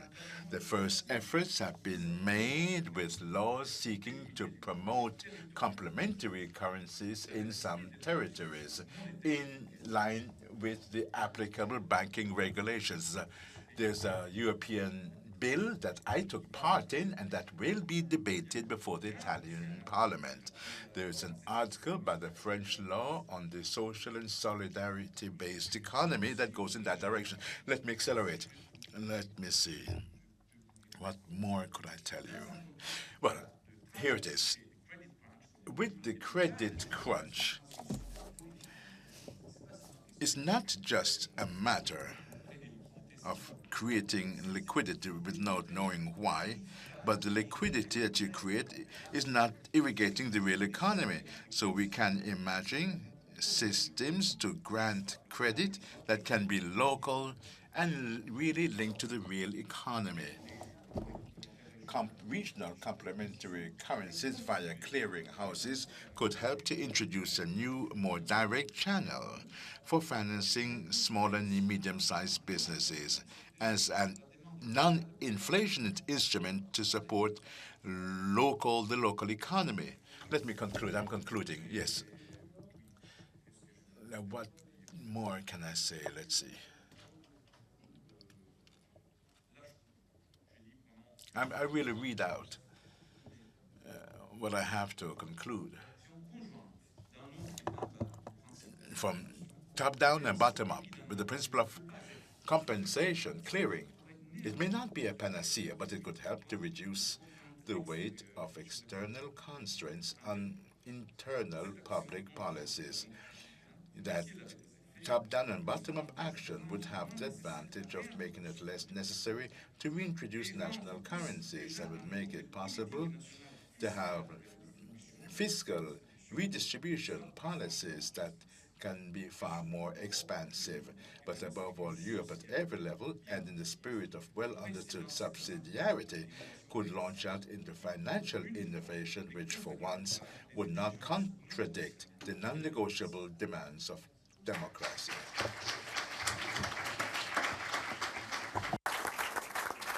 Merci beaucoup. Thank you so much. Well, we do have to go quickly because we're running out of time. Let me just point out that a lot of the text of the participants in this roundtable will be available at u.plombe.eu if you want more details. So you'll now be listening to Martin Hubner, a politologist at the Max Planck Institute in Poland. Colleagues, can we clean up the euro crisis inside the euro without dismantling it? In order to answer that question, let me first make sure that we understand what the challenge is. What we call the euro crisis is actually a complex conglomerate of at least 3 different crisis symptoms. The crisis is first a public and private debt crisis, no doubt about that. And almost by definition, wherever you have a debt crisis, you also face a banking crisis. Yeah? For example, we have Lucio Baccaro sitting here, who has interesting figures on how Italy is at the verge of a banking crisis now. From the point of view of the southern crisis states, the euro crisis is secondly a stagnation and contraction crisis. If these were the only crisis symptoms, we could provide a straightforward answer. We would simply ask for Keynesian demand management. Let us guarantee the debt of those indebted and at the same time transfer money in order to induce demand-driven growth. Yeah? Of course, this would not imply that anyone would listen to us. I mean, when did the political and economic elites ever listen to people like us? But at least the structure of our demands would be straightforward. But things become much more complicated once we assume that the crisis is thirdly also a real exchange rate crisis. A monetary union only makes sense if their members manage to synchronize their wage and price inflations. Such synchronization did not happen in the Eurozone. We all know prices and wages were overshooting in the south, while starting directly in 1999, Germany was conducting at least a decade of wage and price restraint. As a result, today, Portugal and Spain have devaluation needs of about 30%, France and Italy of about 10 to 20% relative to the rest of the Eurozone, and Germany an additional revaluation need of about 20%.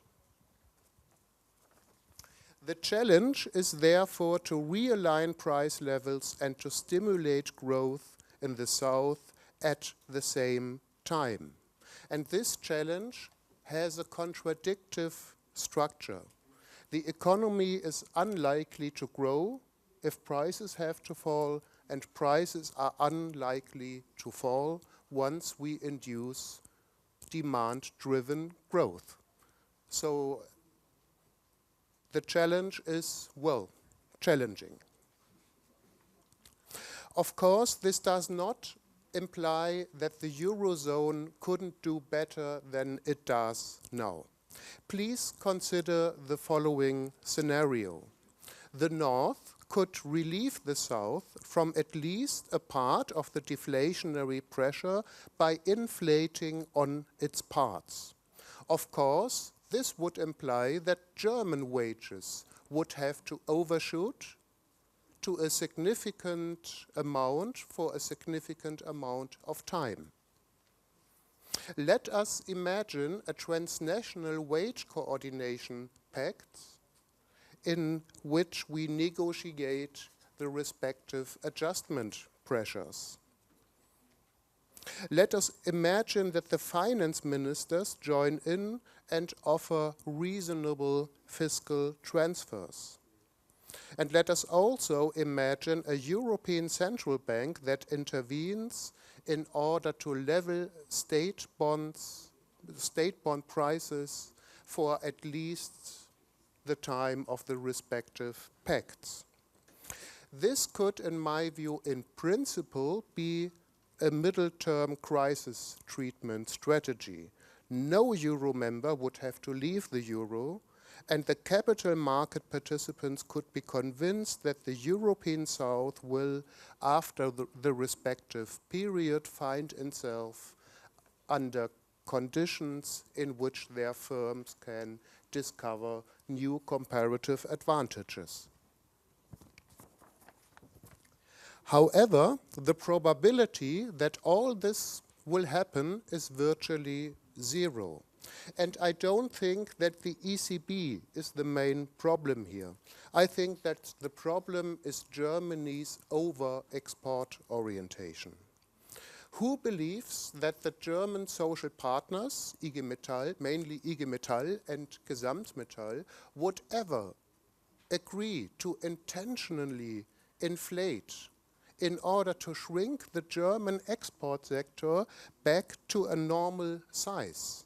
Yeah, this will not happen. The logic is rather the other way around. Once the German export sector shrinks, the German social partners exercise wage restraints. Also, whoever thinks that such a thing is possible has not understood how the German wage bargaining regime works. Even among core employees in manufacturing, where trade unions are still relatively strong, a two-level system has emerged in which works councils at the firm level are always prepared to trade wage increases against job security. And this implies that with respect to the need to realign price levels, Germany leaves its partners alone in the Eurozone. I'm very sorry to say so. I'm ashamed to say so because I'm a German myself, as you can easily detect from my stupid accents. Yeah. But I have to tell you the truth. It is like it is. The so-called institutions have demonstrated that it is in principle possible to break the so-called downward stickiness of wages and to impose harsh interventions that bring nominal unit labor costs down. This is the so-called internal devaluation strategy. It's the only thing that's left if Germany doesn't help by inflating on its part, and if we keep confusing our dedication to European integration with a dedication for the euro. But all that we have seen after around 6 years of such a kind of policy is deindustrialization, loss of democratic quality, and above all, massive social deprivation of peoples. And friends, we just can't let that happen anymore. Therefore, I strongly believe that Europe would be better off without the euro. The alternative, in my view, is clear. We need a system that protects the exchange rates of the national currencies against erratic financial markets, but that also allows for nominal de- and revaluation if inflation synchronization does not occur. We had such a system between 1979 and 1998, the European Monetary System, EMS. No one liked it, especially not in this country here, France. No one liked it. Every EMS member had excellent reasons to dislike it. Devaluations were just as unpopular as revaluations. Yeah, so it was not a perfect system, not at all. But compared to the absolute disaster that the euro has created, yeah, and with respect to its to the ability of the system to limit transnational economic imbalances, the EMS was an incredibly successful system. Yeah, so wir waren schon mal weiter, as I would say in German. Do you want me to stop? Okay, okay. And I mean, of course, we have no reason to precisely copy what we had between 1979 and 1998. So Emiliano's brilliant intervention is absolutely right. Let us think what we have to add to the old EMS model. And if I may ask you, Emiliano, the only thing I was wondering about, isn't your proposal a bit, don't know, complicated? Why not simply impose revaluations on those who deflate relative to their neighbors? Yeah, I mean, that's precisely the good thing about the EMS, that we will be able to do that. Yeah, and I think that, well, countries that conduct mercantilist economic policies will then soon learn that it just doesn't make sense.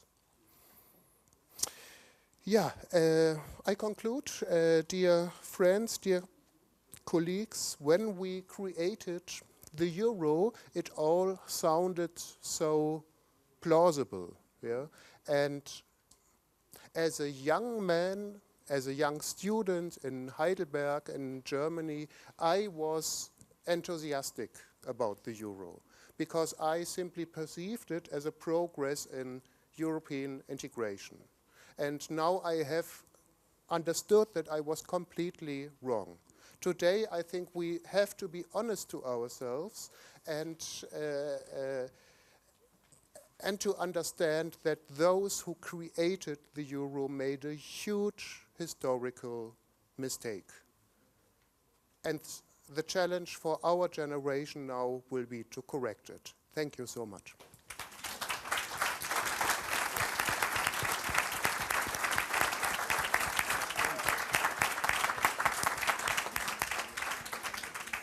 Merci beaucoup, Martin Höppner. Thank you very much, Martin Höppner. We're now going to hear Nikolai Willumsen, who's MP of the Red-Green Alliance.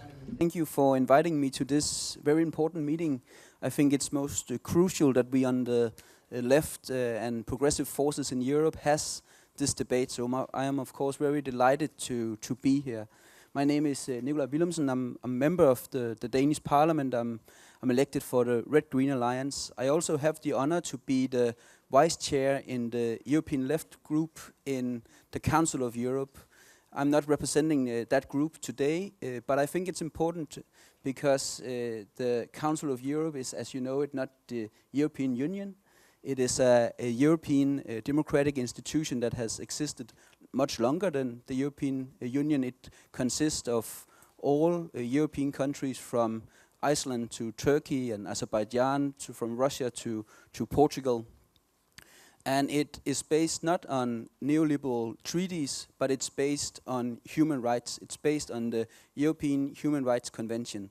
And that has actually meant a huge difference between what the European Union has done and the euro has done in this crisis compared to what the Council of Europe has done. Several times over and over again, the Parliamentary Assembly, the Human Rights Commissioner of the Council of Europe has criticized the EU austerity policies for violating human rights, for violating social rights, for violating democratic rights. I think that is an actually important point in the way that we can create different different European corporations or ways to cooperate, and these can be based on human rights, these can be based on liberalism, and I think that's important to have in mind when we discuss today what kind of European cooperation do we want, which kind of Europe do we want. I think it's relevant also to say a few words about my party. My party is the Red-Green Alliance. We are the fourth biggest party in Denmark. We are the biggest party on the left in Denmark. Denmark is perhaps also an interesting point, as for you to know, that the Danish people in '92 voted no to the Maastricht Treaty. There was a referendum in Denmark. The Danish people voted no. After that, we got an opt-out on the euro. The political elite in Denmark tried to get rid of this opt-out in 2000. There was a new referendum. Then again, the Danes voted no to joining the euro. And on the left, this was huge victories for us. We campaigned against the Maastricht because we thought it was a neoliberal project. We campaigned against the euro because we said the euro takes no account of unemployment rate. It takes no social responsibility. And I think the crisis very clearly shows that we were right, and that the euro project is a neoliberal project that has imposed austerity. So as a party, the Red-Green Alliance reject the economic monetary union, as we see it as a totally opposite project of our vision. We want a socialist, we want a democratic, and we want an internationalist agenda, and this agenda is totally opposite of the euro. We believe that the euro implies a right wing, but also a euro-centric monetary strategy that aims at becoming the dominant global reserve currency, and this is done on the expense of ordinary people and the welfare of ordinary people. Due to this, we of course support progressive parties, socialist and progressive movements in the member states outside of the Eurozone who are against introducing the euro. We also support the creation of an exit plan for member states of the euro that wish to leave the common currency, and we believe that an exit plan will help to safeguard a disorderly euro exit and the blackmail of the Eurogroup that we have seen against the Greek people and also the Greek government last summer. I think it's very clear that the euro and the economic and monetary union is a clearly neoliberal austerity project. Just take for one the golden rule in the so-called Treaty on Stability, Coordination and Governance. And as a second, take the so-called debt break in the Stability and Growth Pact. These, you can say, is tools that shift that shift the focus from wages to profit, that shift the focus from public to private. Instead of doing what is needed to have effective public investment, you can say that you have in these rules an enshrined neoliberal austerity that effectively prevents social and democratic economic activities. And this is, of course, especially a problem in the countries that are in need of public investment, that are in need of jobs and welfare, and this is of course structural weaker economies in crisis countries. You can indeed say that the EU's deficit and debt rules effectively redirects publicly owned revenues and resources to service foreign debt, which ultimately leads to private actors getting money, to banks getting money. The whole idea of the Nordic welfare model is to socialize wealth by providing welfare for all. Historically, Scandinavian countries have applied a relatively high tax on labor, a relatively high tax on income, which has been mixed with a progressive taxation of the rich. This has redistributed wealth from the top to the bottom and thereby minimized the income gap. And it has financed the welfare system that provides high universal services for all. Historically, this has also meant that the bargaining power of the labor movement has been strong. In the Scandinavian countries, we have trade unions which still today enjoy some of the highest level of organization in labor in the world. Around 70 to 80% of the labor force is organized in trade unions. And I think it's very important for me to state that the Nordic welfare model is totally incompatible with a genuine economic monetary union. I don't know if you heard the statements from the 5 presidents in the report last year, 2015, on completing the EMU. A genuine economic union will have to be governed, they said, by a political, fiscal and social union.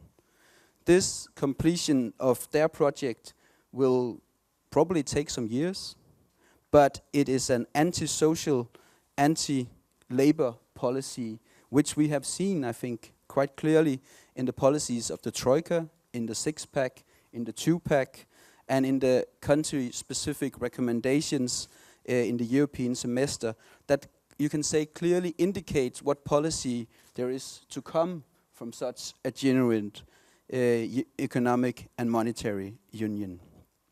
This is an anti-social austerity union that promotes privately funded social and health security, low levels of income, and further tax exceptions for the rich and the big companies.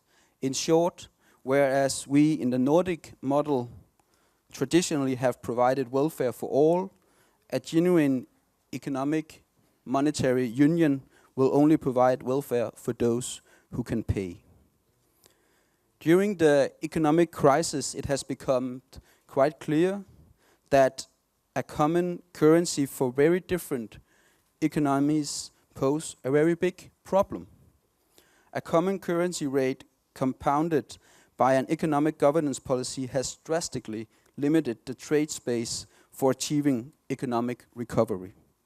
Some economies would have been much better off with a lower exchange rate over a longer period of time instead of resorting to anti-labor internal devaluation that have led to the current deflation and depression of the economies. From an economic point of view, we in the Red Green Alliance believe that it is fundamentally absurd with a common currency for economies that are so diverse as those in the Eurozone. And I think it's quite clear that the differences are striking. An economic area that consists of debt-ridden economies in the periphery with very little or no real industry squeezed together with an export powerhouse like low-wage Germany, whose success actually depends on domination of other member states and their domestic markets. I think actually that advocates for the euro would agree to this, but they would come to a very, very different conclusion that I do. they would come to a conclusion that you need to complete fiscal integration as the only solution. As such, you can say that the problem, I think, in the debate in Europe right now is that the existence of the internal Eurozone imbalances is never really recognized. If you just look at the French economy, it has for years been squeezed by European economic integration, and those suffer a decade-long current account deficit. This problem matters not at all to the Eurogroup. What matters for the Eurogroup is a global race for to be an economic center and to have a global current account balance between Europe and other exporting nations such as China and the US. Moreover, the problem is also that the Eurozone and the monetary policy has become a goal in itself. We in the Red Green Alliance and I myself believe that monetary policy should serve and thereby also be adjusted to the current situation on the different real economies. But the political elites in the Eurogroup, they have it backwards. Here, the real economy must serve an Euro-centric monetary wet dream of becoming a dominant global reserve currency, while at the same time remaining an export-led growth model which has pitted Europe against economic areas with much, much lower production and energy cost. As such, this monetary strategy is in itself enforcing internal devaluation on the expense of workers and ordinary people's welfare. I think that what we saw last summer was a test for the euro and as well for the European Union. And the problem was that the Greek no, Ori, the election of a left government showed that the euro failed. The euro failed this democratic test, and I think we cannot sit here and believe that the euro can be democratized. The blackmail of Greece clearly indicates that any euro reform will first and foremost seek to empower the institution with additional means to punish those people and those government who seeks to have a different economic policy, who seeks to, as an example, end austerity. And I think it's quite given that even if you gave the European Parliament or national parliament some more proper democratic oversight, it will not solve the fundamental problems with the euro, because the fundamental problem with the euro is that the euro implies neoliberal austerity. I think we should never accept the troika, not even if the troika becomes a quartet.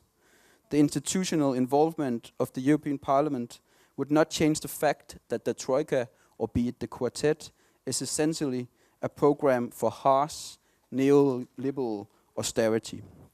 In order to safeguard ourselves against the Eurogroup blackmail, I think it's very, very important that progressive forces do what we do today, meet and discuss a plan B, because we need a plan B.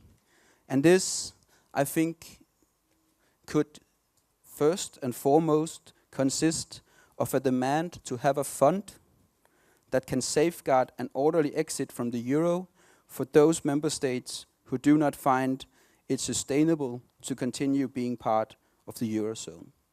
Especially, I think a good start could be that this fund could partly be financed by the European Stability Mechanism, the ESM, which is currently being used to bail out banks on the conditions of hard austerity that we have seen in Spain in 2012-2013. To finalize and to sum up, I would just say that I think and I believe that a modern socialist, democratic, internationalist project need to oppose the euro construction. be it from the inside as a Eurozone member country, be it from the outside as a non-Euro country. I think it's crucial that we on the left oppose this neoliberal project. Thank you.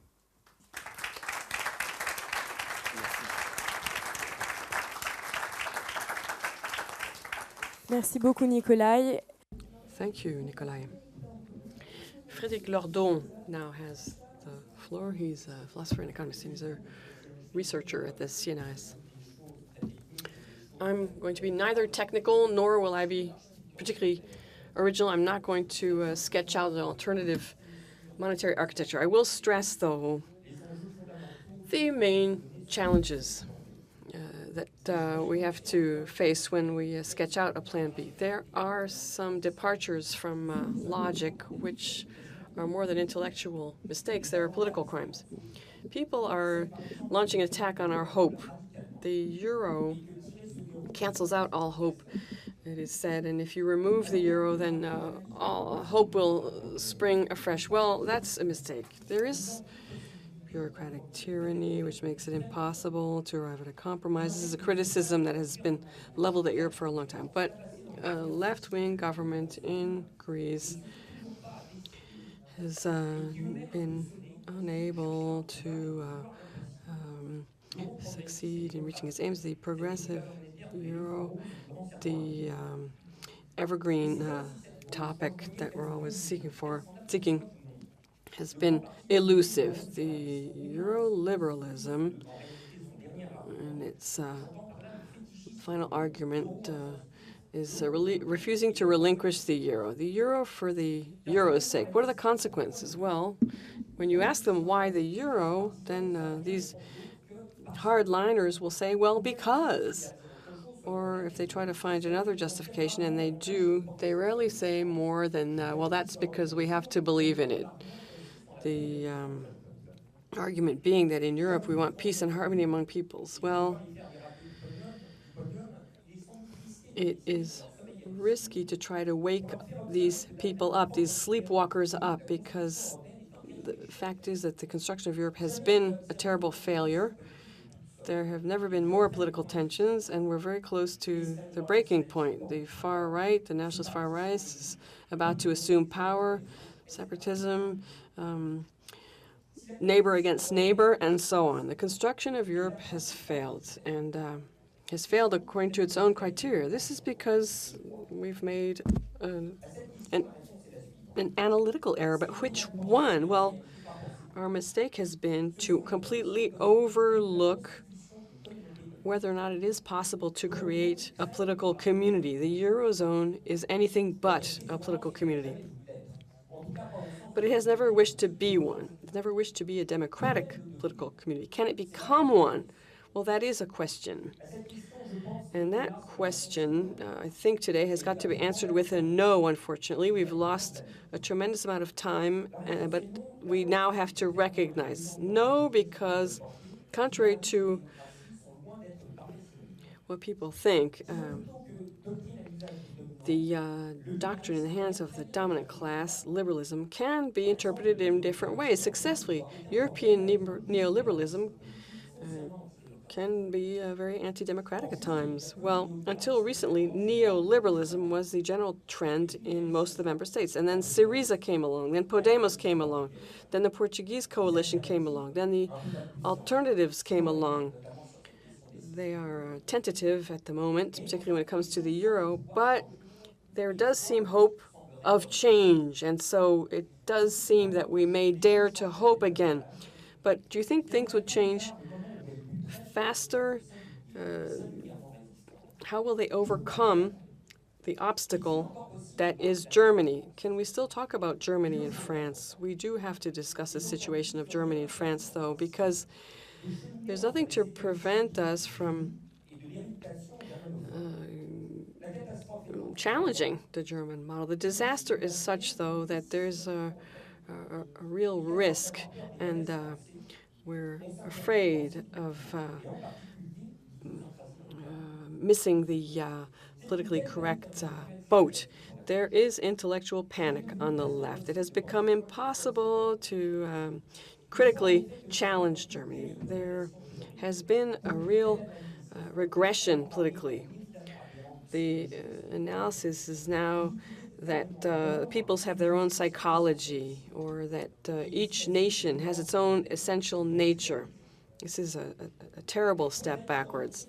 Do we need to give up on the idea that perhaps maybe Americans shouldn't bear arms, that maybe the French model of secularism it needs perfecting? How are these collective modes of thought arrived at?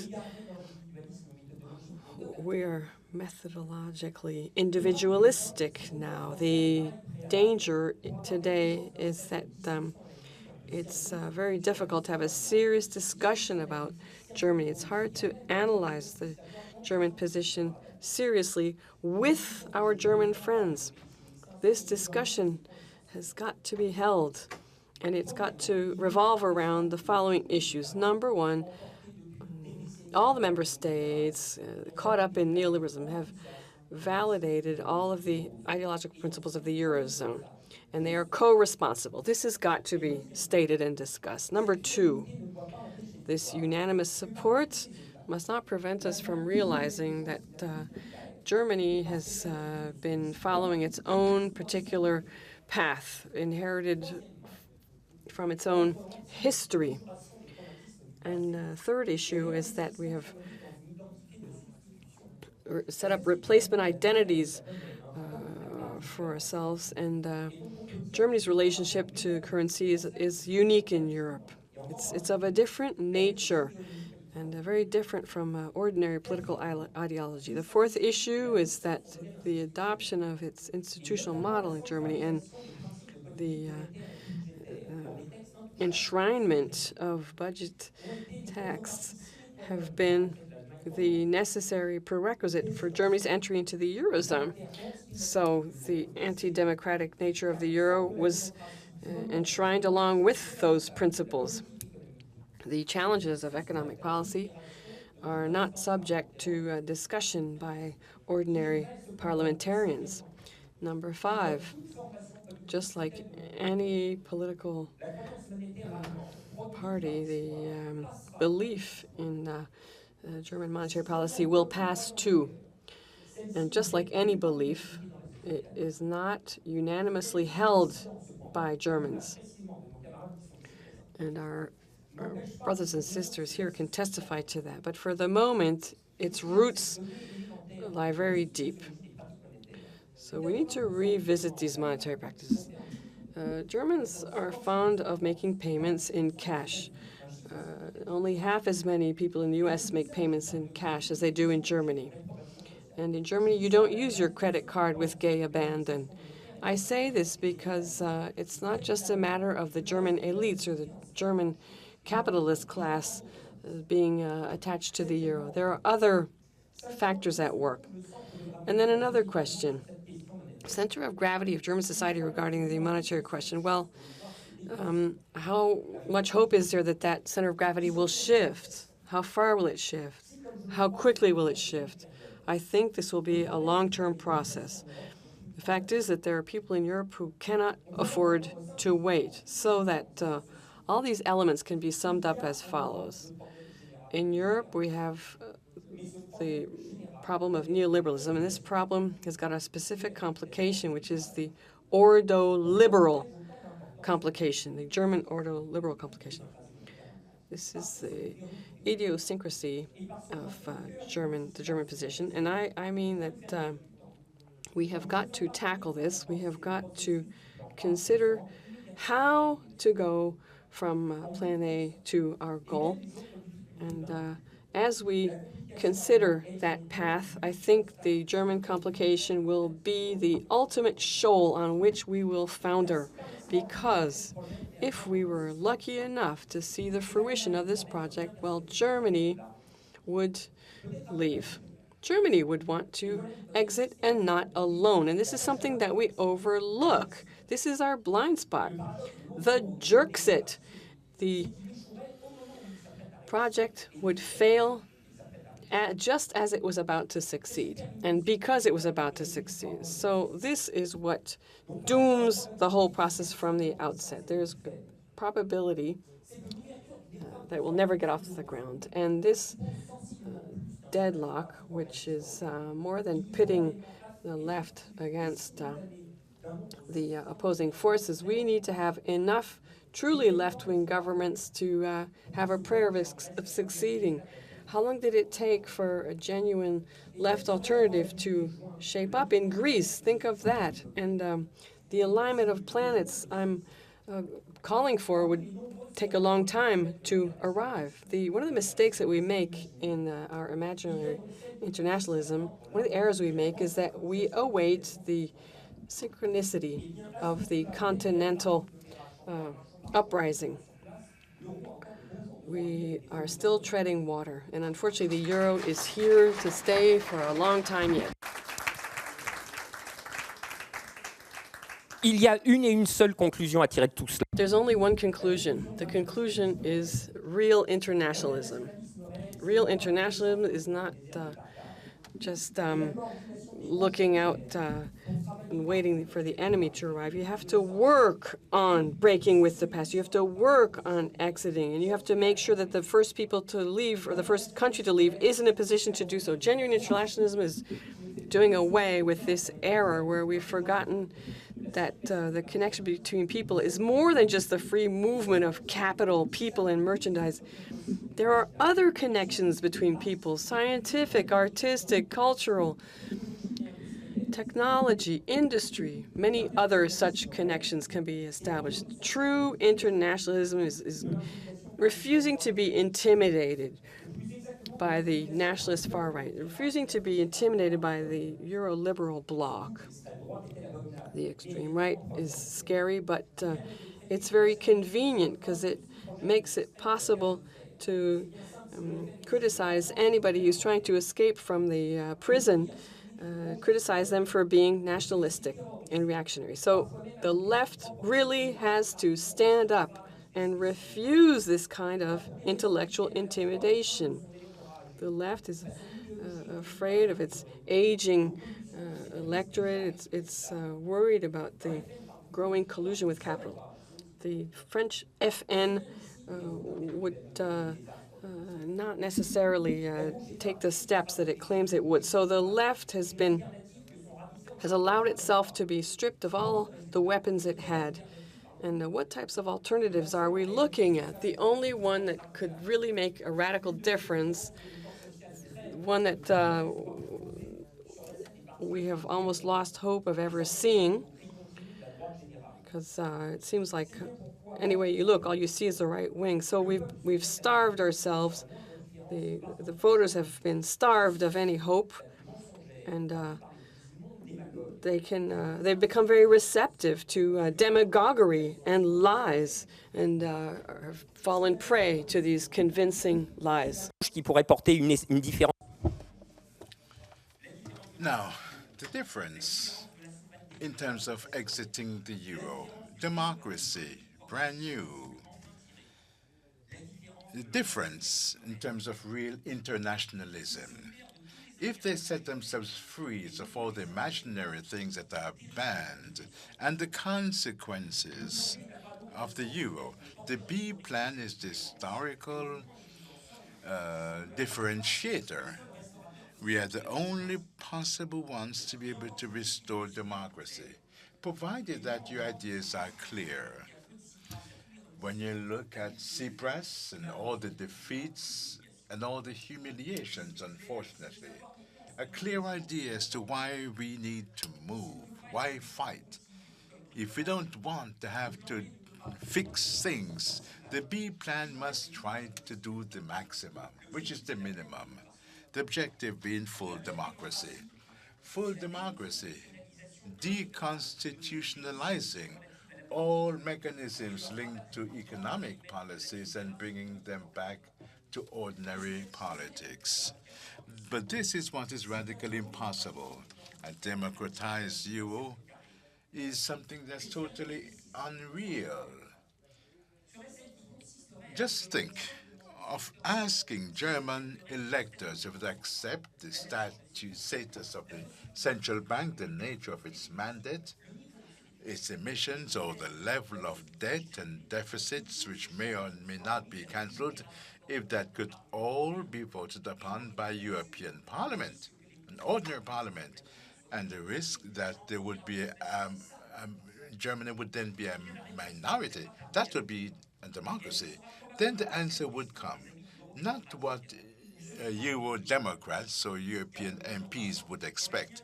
Let me add that this is one of the paradoxal aberrations of the power of intimidation of the euro, with representatives of the radical left wing and others standing together around the same illusions. The B plan would consist in targeting only total democracy, doing everything we can to obtain some debt recoveries, leaving, of course, the rest of the anti-democratic structure.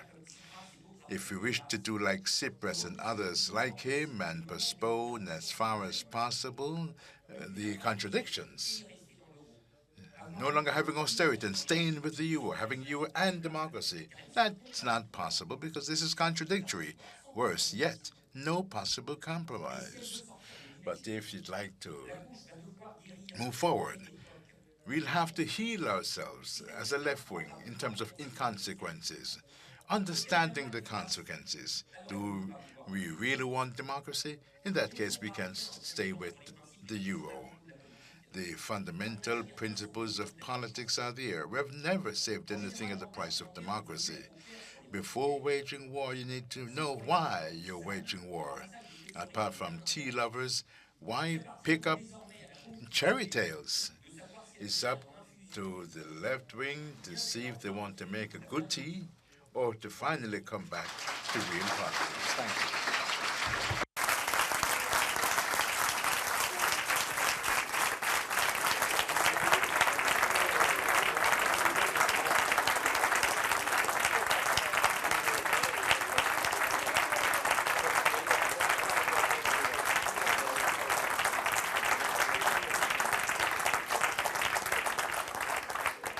Merci beaucoup, Frédéric. Thank you so much, Frédéric Lordon. I think that a rich and dense presentation that was tough for the interpreters. I think we can congratulate them warmly. Thank you, say the interpreters.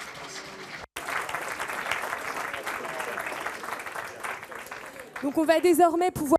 And now we can move on to a Q&A session. First, I'll be taking questions in Spanish. Are there any questions in Spanish? Otherwise, we'll move on to questions in English. Are there any questions in English? Well, in that case, we'll start with questions in French. Who'd like to take the floor? Please introduce yourself before you speak.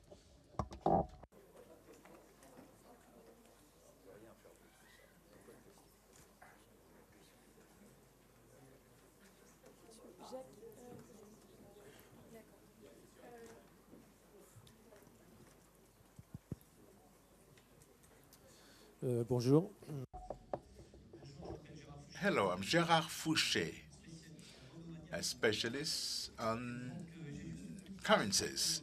I have a question for Frédéric Lordon. You spoke of 86% for cash purchases in Germany, 80%, and over 50% in France. I'd just like to ask you, how did you calculate that figure?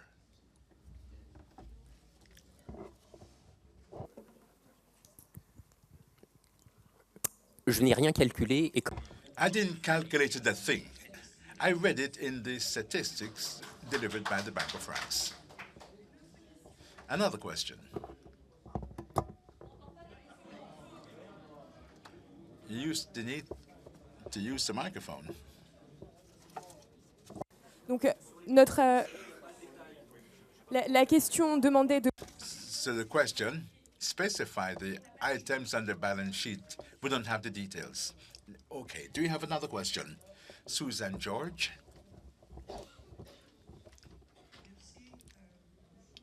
Hello. I'm Susan George. I'm not an economist. Those who spoke, the speakers, who spoke of exiting the EU in an orderly fashion, I would like that to be clarified.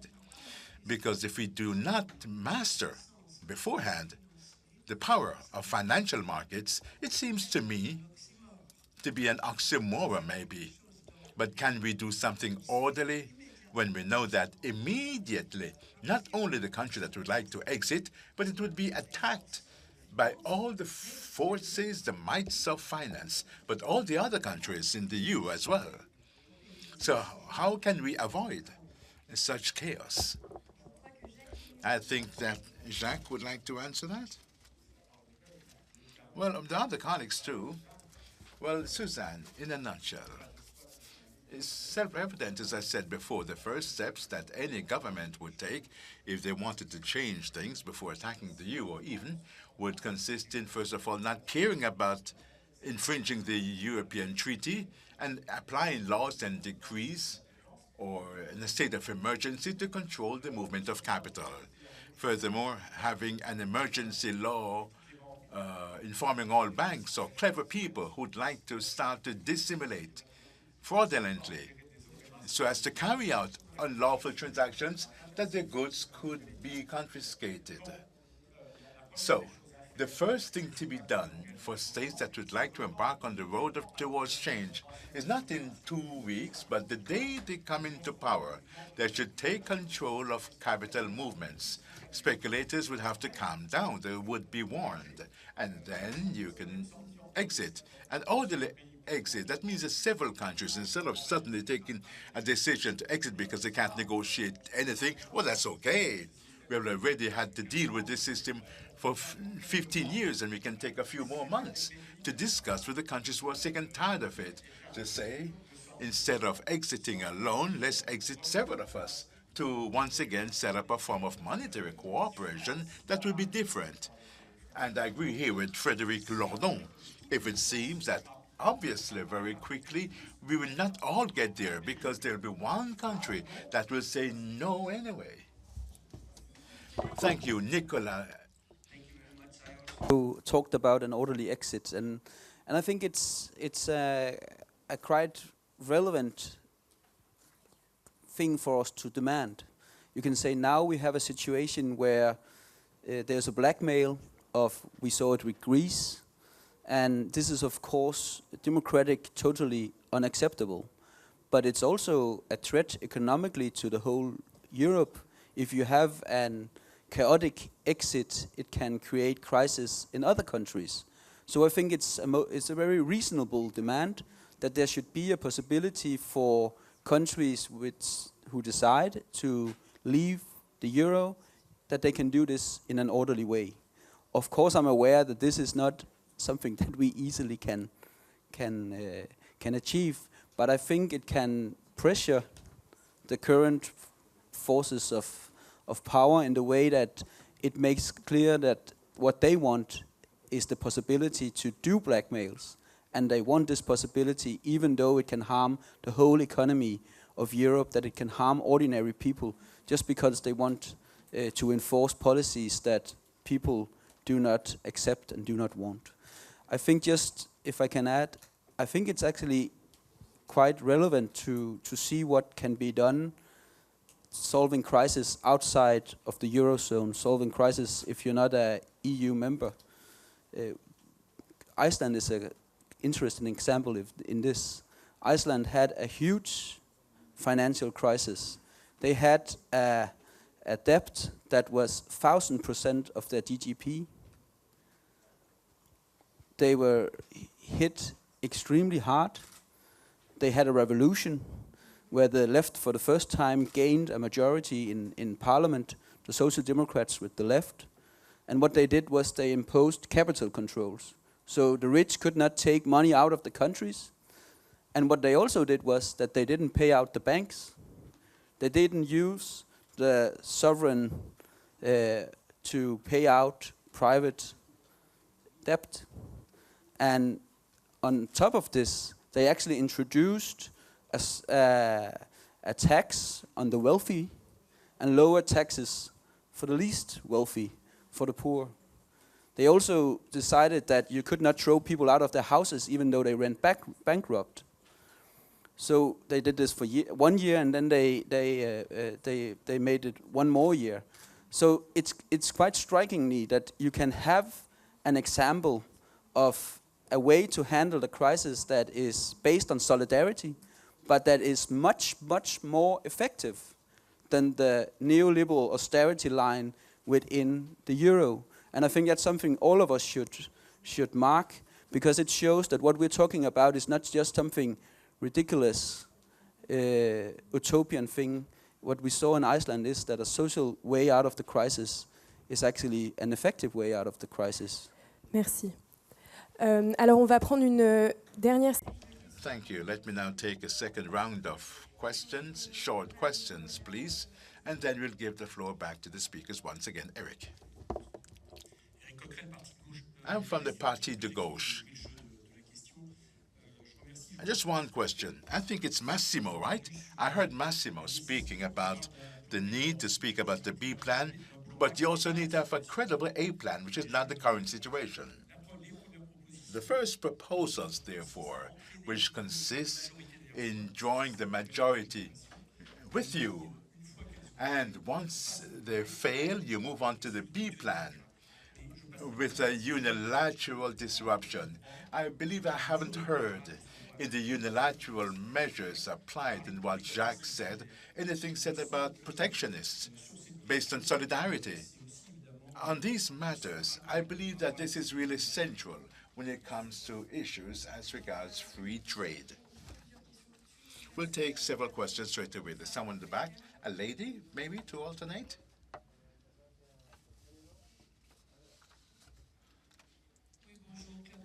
I'm Claire Boutillon, Alliance Alternative Sud.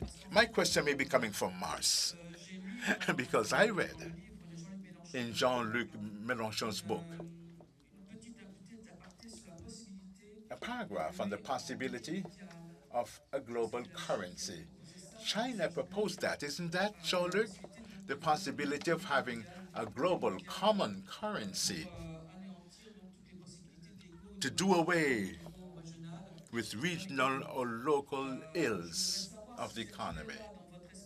This idea, for you economists, is this something that you were tempted of working on? And what type of shift between the European currency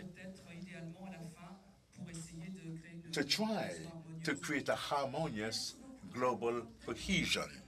Thank you. We'll take 2 questions in the front, and then Jean-Luc Mélenchon, and we'll give the floor back to our speakers to conclude. Sir, please. I'm sorry, but I speak in English. Bring our greetings of Italian leftist coordination against Euro. That is a part of a European coordination. We are very happy that at least important sections of European left decide to fight against Euro, exactly against Euro prison, I mean. So we hope, I'll be very short, sorry. Yeah, but who are you? Ah, my name, you mean? Io sono Moreno Pasquinelli. I am Moreno Pasquinelli, European Left Coordination in Italy. I mean, okay, not so important who I am, who we are, politically, I mean.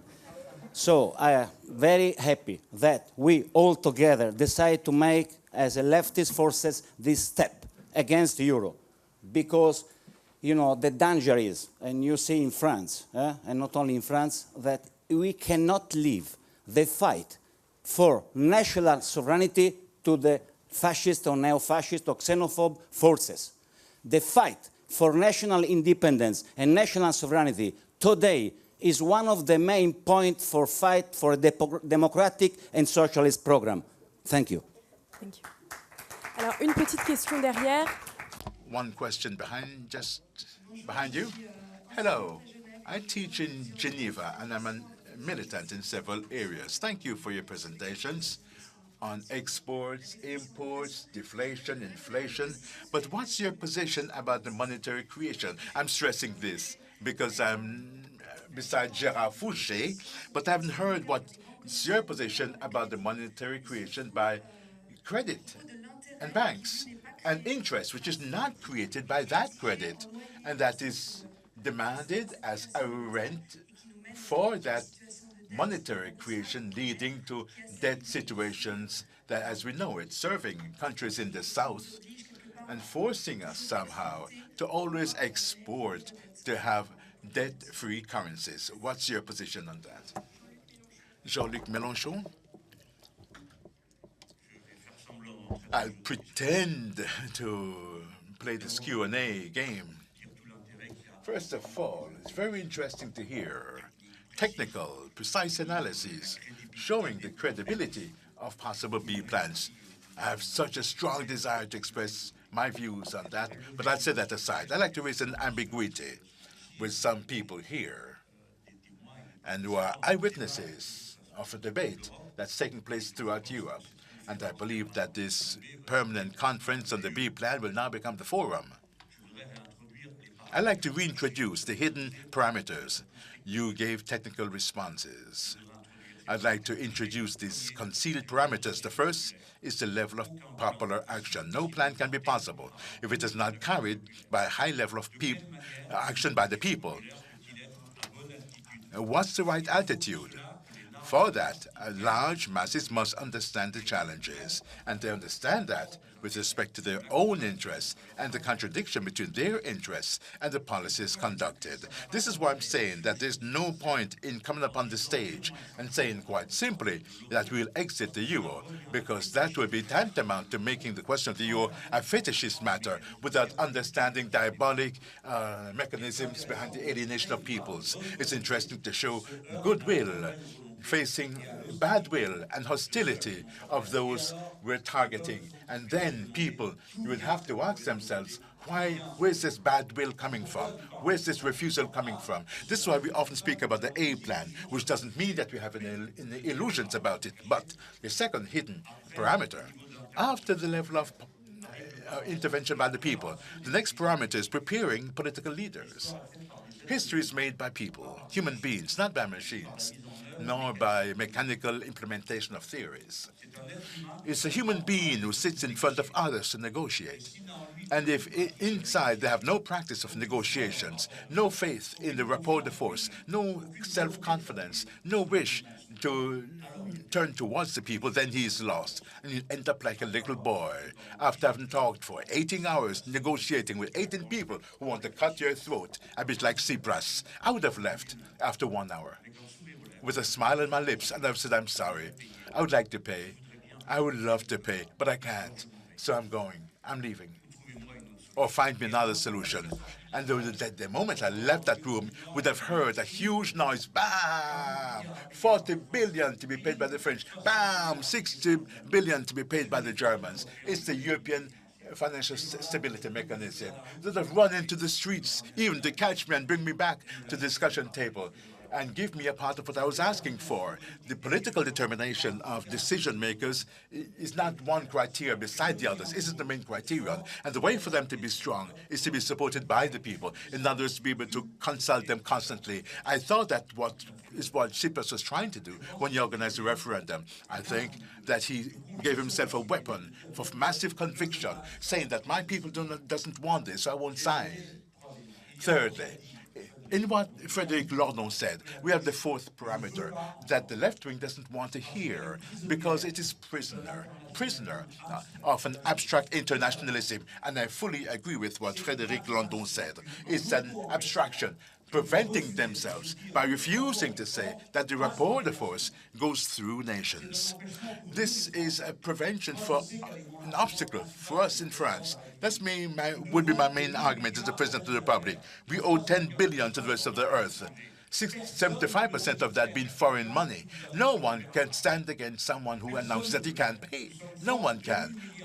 We have 2 billion in debt. We're strong because we can decide not to pay the 2 billion. And people will be forced to discuss with us. That is based on the power of France. We're 18% of the European economy. So we have a strength, a force that we can put on the table. One last parameter of abstract internationalism. The problem is Germany, its government. And as I said, When I said it, people said I hated Germany until, and despite the fact that my comrade Oscar Lafontaine said what I wrote in the book about Bismarck. Maybe you'll understand or believe Frederick Lodom more than I. I'm saying this German government because it's the armed wing of capital in Europe. And it's all based on social categories that exist in flesh and in blood. The old retirees with capitalization-based retirement system. You can't change a thing if you consider that when you sit down before Mr. Schauble, you're talking to a rational and friendly guy who's ready to talk with you about a rational solution, because everything that was just described here shows the irrationality that's fundamental in this mechanism. For us, it's perfectly rational because it gives them the highest level of retirement by capitalization and pension funds. You know all of that. But if we do not accept the idea that the order liberalism and the German government's policy is a lock, we can do nothing intelligent. We need to do something else than be nice guys with Madame Merkel and Mr. Schauble. And we should not accept negotiation terms that are humiliating for a government that should first lower its eyes when it comes to some points. I'm thinking in particular of the debt resulting from the theft, pillaging Greece by the Nazi army. That they owed the Greeks that money. We shouldn't be treated as the Club Med of Europe, as Mr. Schauble said. The Club Med, France, the second power, Italy, the third power, Spain, the fourth economic power. In other words, all the competitors of German capital. And we shouldn't have to enter this game of competition between capitalists, establishing that type of hierarchy. That's not our question. I'm saying that, in my eyes, these parameters are just as important because these are the parameters for the concrete implementation of an economic and political strategy. Everything you said reassures me in saying that we can do things differently because the dominating ideology that we can do things differently, that's the only thing that is possible, and that's what we're doing here. And this reassures me in the idea that it is all political. And in the final analysis, it all depends on the strength of the people's movement that will support that resistance. The B plan must be a plan that starts with the mobilization of the people, ending with instructions to the people to be mobilized, because otherwise, sitting down at the negotiation table, you lose if you do not have them to back you for an untreatable will not to give in. Alors, donc, deux réponses. So 2 answers and 2 questions. Massimo and Martin Hoppner, and then we will conclude. Massimo. I'm sorry, I thought it would be up to everyone to sort of conclude. So I think I overdid it during my talk. Susan George's question, because I also spoke about an orderly exit. Everything I said about Keynes becomes more complicated because when Keynes proposed his World Order 1944, there was no capital movement. They didn't have a huge mass of imbalances created by finance on the hypothesis that if you let us work nice and easily for the world of, says the world of finance, no one would pay. That's the real Mephistophelic game of finance. No one would pay if it works. So that's the fundamental rationale of the subprime mortgages and the idea of the democratization of finance. You financiarize democracy, that's true, but the idea was the democratization of finance. In other words, no one will have to pay. So now, an orderly exit is linked to the fact that we're starting, and I'm stressing on it being bottom-up, locally for us to start to leave this blackmail of finance. We can do that. That is what I call the strength of local clearinghouse systems. If you have such a system, the participants in that circuit would no longer be totally dependent on the financial circuit for this fundamental issue in finance, namely credit.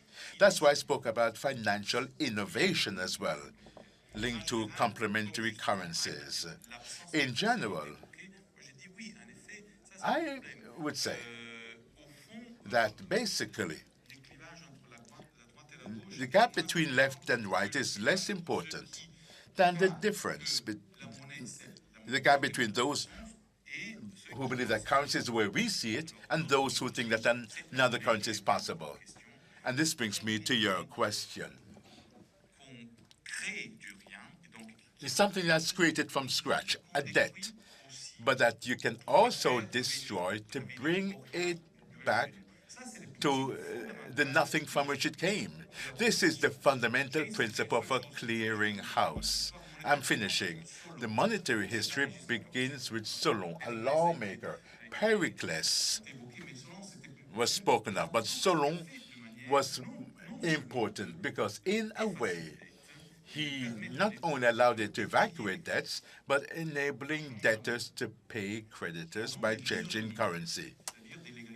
In the name of the equality of all before the law, principles linked to finance as no longer the finance of the market, but the finance that Keynes was thinking of. Merci. Donc Martin Hübner pour quelques mots. Martin Hübner, a few words of conclusion, and then we'll move on to the next. Dear colleagues, dear Jean-Luc, many critical things have been said about my home country, Germany, today. And so I feel I should, in the end, respond a bit. To be absolutely precise here, dear friends, yes, the Eurozone has a Germany problem. Yeah. What Germany did in the Eurozone is precisely what you should not do once you have a fixed exchange rate. And rather than understanding the damage that Germany has done, Germany reacted by imposing brutal austerity policies on others. Yeah? So, to be absolutely clear here, yes, the Eurozone has a Germany problem. But, dear friends, how did we get there? If it had been on Germany, we would still have the EMS, which was a much, much better system. Yeah. Also, the prospect of joining the euro did not create a wave of euphoria as it was the case in Italy. Not in Germany. If it was on us, we would still have the EMS. Okay? May I also please remind you that the Germans have a decent point when they remind the rest of Europe of the promise of a common currency without a bailout clause, with a no bailout clause, without Eurobonds, and without federalism like transfer systems. Yeah. May I also remind you that Germany had its own euro crisis between 1999 and 2005.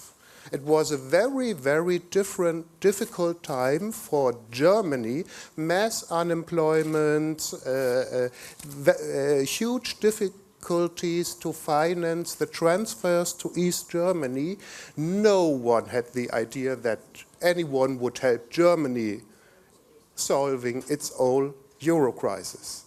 So what I'm trying to say, let us try to look at the structure of the imbalances in Europe without thinking too much about, well, national responsibilities. Yeah? It was a bad idea to put these very different production and redistribution regimes under one currency regime. We all did this mistake together, and now we as progressive forces have to solve it.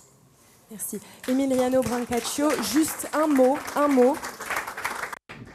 Just a further word. I think that Martin should make just one step towards us, just one, in the sense that the European monetary system is not enough. The European monetary system was destroyed in 1992 by speculative attacks because of international capital mobility. You should, and I hope La Fontaine should, accept the idea to speak about a new system in which there are capital controls. Okay? If you agree with this idea, I think that we have some chance. Okay? Merci. Merci à nos intervenants. Thank you all very kindly. Thank you all for joining us. Nous restons dans cette salle pour la suite et nous allons écouter Zoé Constantopoulos. We're now going to, or in a few minutes rather, we will hear our next speaker, Zoe Constantopoulou, former chairperson of the Greek Parliament.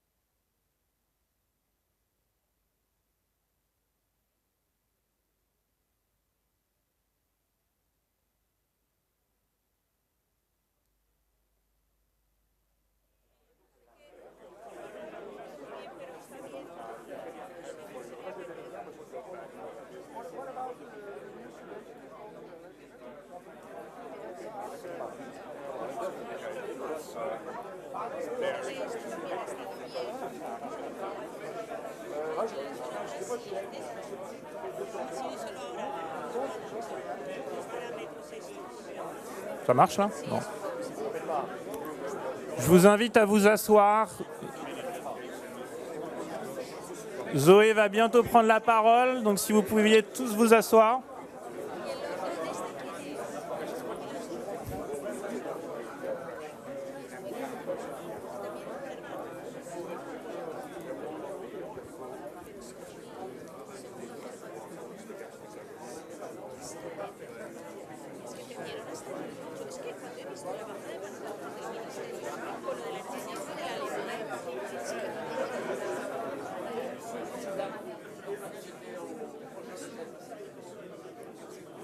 Merci à tous de vous asseoir. Qu'on ne prenne pas trop de retard par rapport à ce qui est prévu.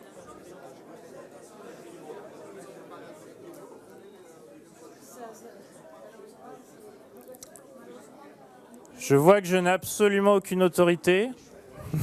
C'est pas grave.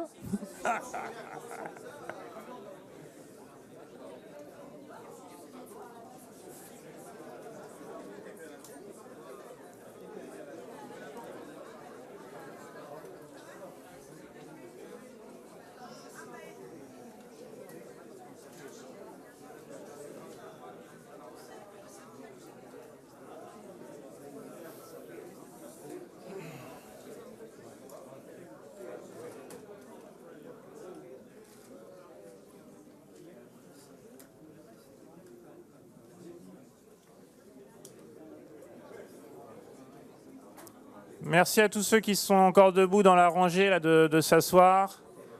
S'ils souhaitent faire une pause et discuter, qu'ils le fassent en dehors de cette salle. Comme ça, on va pouvoir continuer.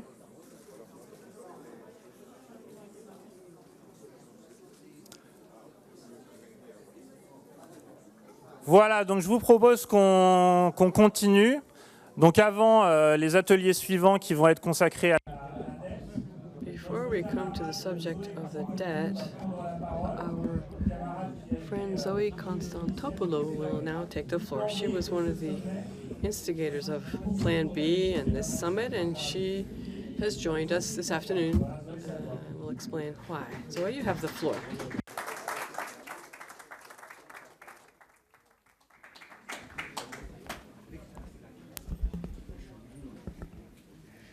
Ladies and gentlemen, dear friends, dear comrades, it's an honor and a pleasure to be here among you, and with so many of you having responded to our call to launch an alternative plan for the people of Europe to restore democracy, popular sovereignty, and social justice in Europe. I know that many of you are English speakers. This is why the core of my speech will be in English.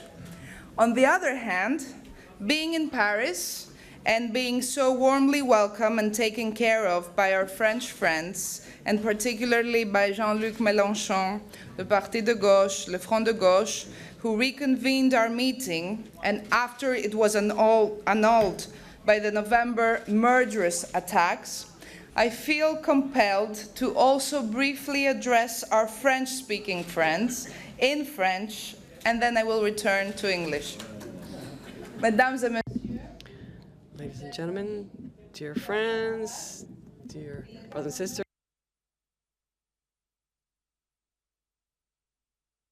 it is a tremendous honor to be here with you and to see how many of you have accepted to join us in launching an alternative plan for Europe in order to restore democracy and justice in the European Union, to guarantee the prosperity of Europe's peoples. We are here today, 2.5 months after the terrorist attacks, to demonstrate our persistence in wanting to meet, to serve the peoples of Europe. 2.5 months after the terrorist attacks against citizenship, against freedom and human life, we are here to express in no uncertain terms our solidarity and our support for all the victims of the terrorist attacks, including the victims of the economic attacks which have been launched on the peoples of Europe, causing despair, poverty, and fear. We are here to dispel the illusions of those who want a Europe that is paralyzed, weighed down by burden of economic debt and the crisis, in thrall to fear, and which doesn't welcome people seeking a refuge, a safe haven from war, from political persecution, from discrimination, and famine. We are here to prove that hope can triumph over fear. We're also here to prove that the peoples of Europe can take control of their destiny, and that the only obstacle is the ability to actually make that decision. When I was contacted to sign the appeal for a Plan B for Europe, my country, Greece's democracy was under attack. The creditors of Greece had demanded Mr. Tsipras' signature of a contract which was destined to destroy the hopes of the young generations of Greece, and had imposed a program which was worse than what the Greek people had rejected during the July 5th referendum of last year. Referendum where the voters returned a resounding no, a 62% vote against austerity, in spite of the economic and political blackmail, because the referendum was conducted on a day when the banks were closed because the central bank, the European Central Bank, refused to grant the liquidity necessary for the operation of the banks for a week. We resisted that pressure. We resisted that blackmail. We insisted on honoring the popular mandate and came under attack by the very government that we had supported. Early elections, anti-constitutional elections were called by the government and the lenders to do away with the members of parliament who had said no to the third memorandum and the austerity measures. These were elections that were entirely unprecedented, that were called at very brief notice in order to make it impossible for a new political force to form and to make it impossible for the citizens to understand exactly what had happened. These elections led to an unprecedented level of abstention. Nearly 50% of the voters abstained. Under the circumstances, the governing team carried the day, although 350,000 people, that's 1 out of every 4 voters who had elected Syriza in January 2015, did not vote for them again in September. And, as expected, the attempt to launch a new political party created overnight and organized in less than a week, I'm referring to the Popular Unity Party that I cooperated with as an independent candidate. Well, that attempt was unsuccessful. We were not able to get seats on the parliament. So Tsipras is now governing Greece without any parliamentary opposition and has turned into the party that's going to deal the final blow to the Greek economy, with the most neoliberal measures being passed through, and with the idea that there is no alternative. They were elected in January on the premise that there were alternatives and that hope, not fear, would win the day, which is why the betrayal of the Greek people more upsetting, because it may end up making it impossible to hope for anything better in Europe. Unfortunately, there are not just those who preferred power and were not afraid to betray the people. There are other actors at work prepared to do the opposite of everything that they had said they defended. There are others who feel bound to withstand the forces who seek to impose measures on us which we cannot agree to. There are forces we are ready to work and fight, struggle to recover our lost freedom, our democracy, our dignity, and human rights.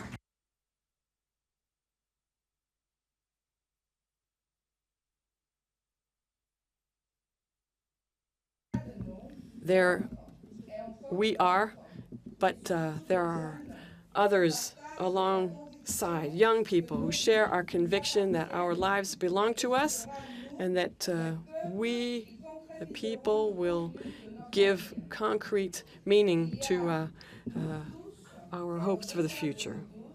All of us, and beyond our ranks, others, primarily young people, who are not prepared to bargain away their lives and their future, to trade them away for a song to the IMF, to the European Central Bank, to the European Commission, to the Eurogroup. We're not prepared to sign away our future and pay off debts which are not ours, which were not created to serve the public interest. We will never allow the young generations to be sacrificed in Europe to save the banks. We will never, none of us will ever agree to the death of democracy, to establish an authoritarian, totalitarian regime, the regime of bankocracy and debtocracy. It is our duty to resist. It is our duty to defend ourselves. And that's why I'm here. That's why I was delighted to agree to Jean-Luc's invitation, and that's why I'm convinced that such initiatives as ours are a critical step, an essential step in the struggle that must be waged in the coming months and years in Europe. A struggle which will demonstrate that people are stronger than banks, that the people are stronger than finance, that truth is stronger than propaganda. Thank you very kindly for your attention.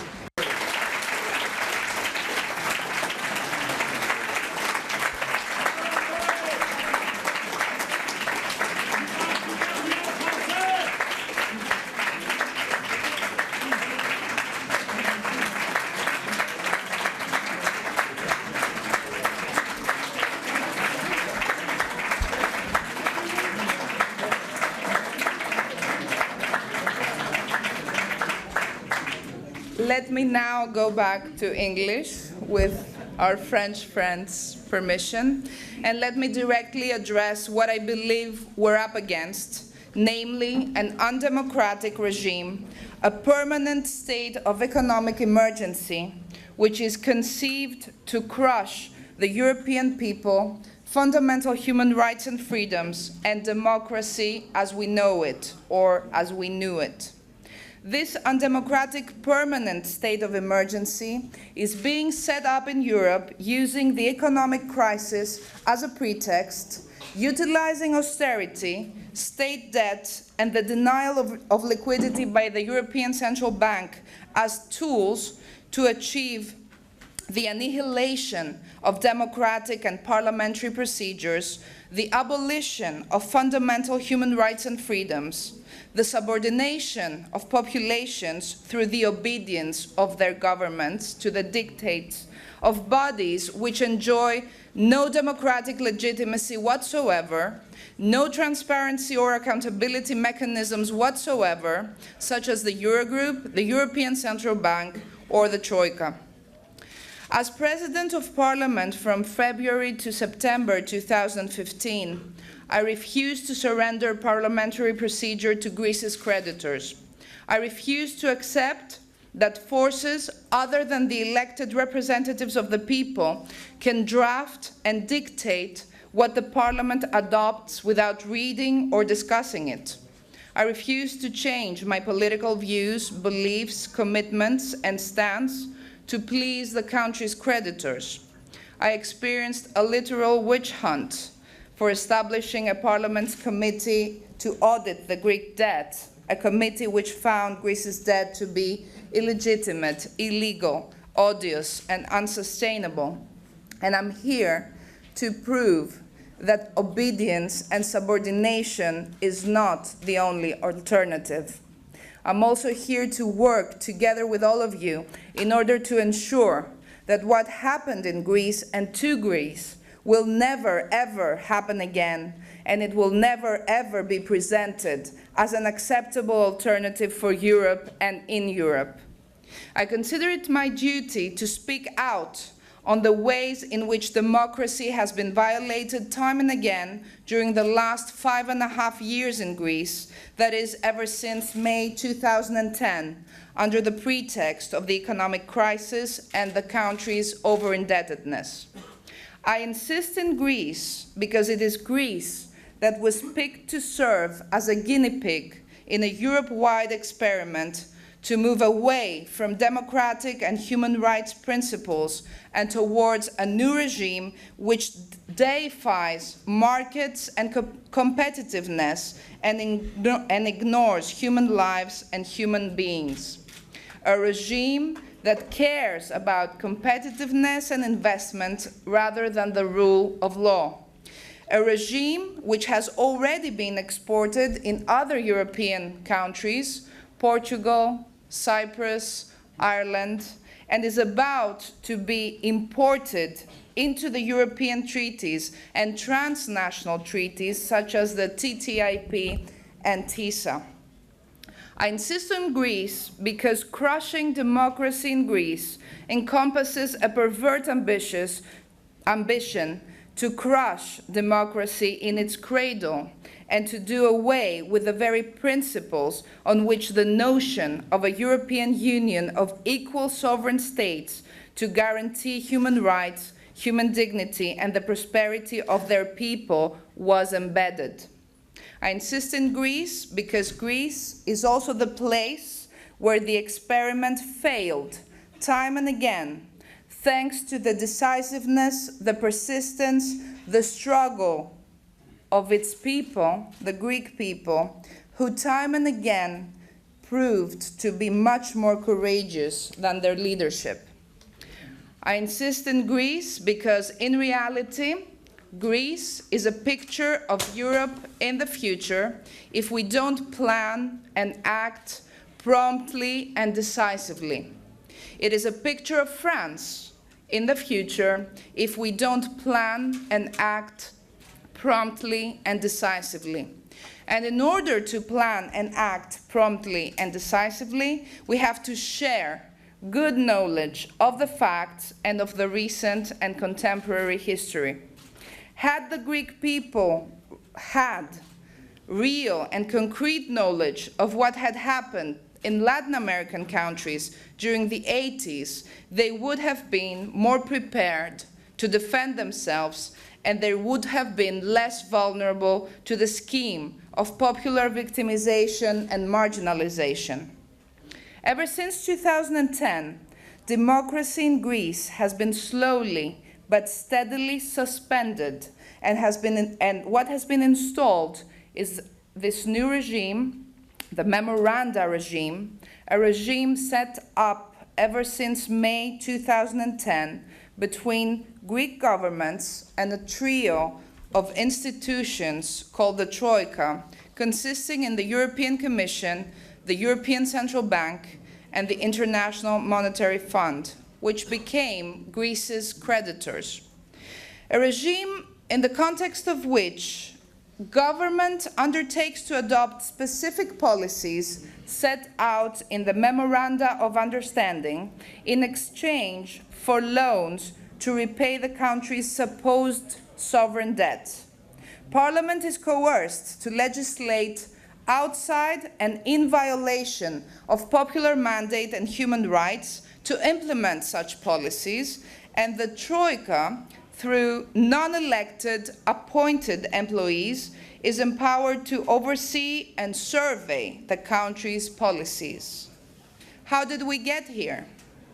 Back in 2008, when the international economic crisis began, the Greek people were told by their governments, but also by the representatives of the banking system, in the full knowledge of international and European partners, that the crisis would never hit the country, because the banking system was stable and immune from toxic bonds.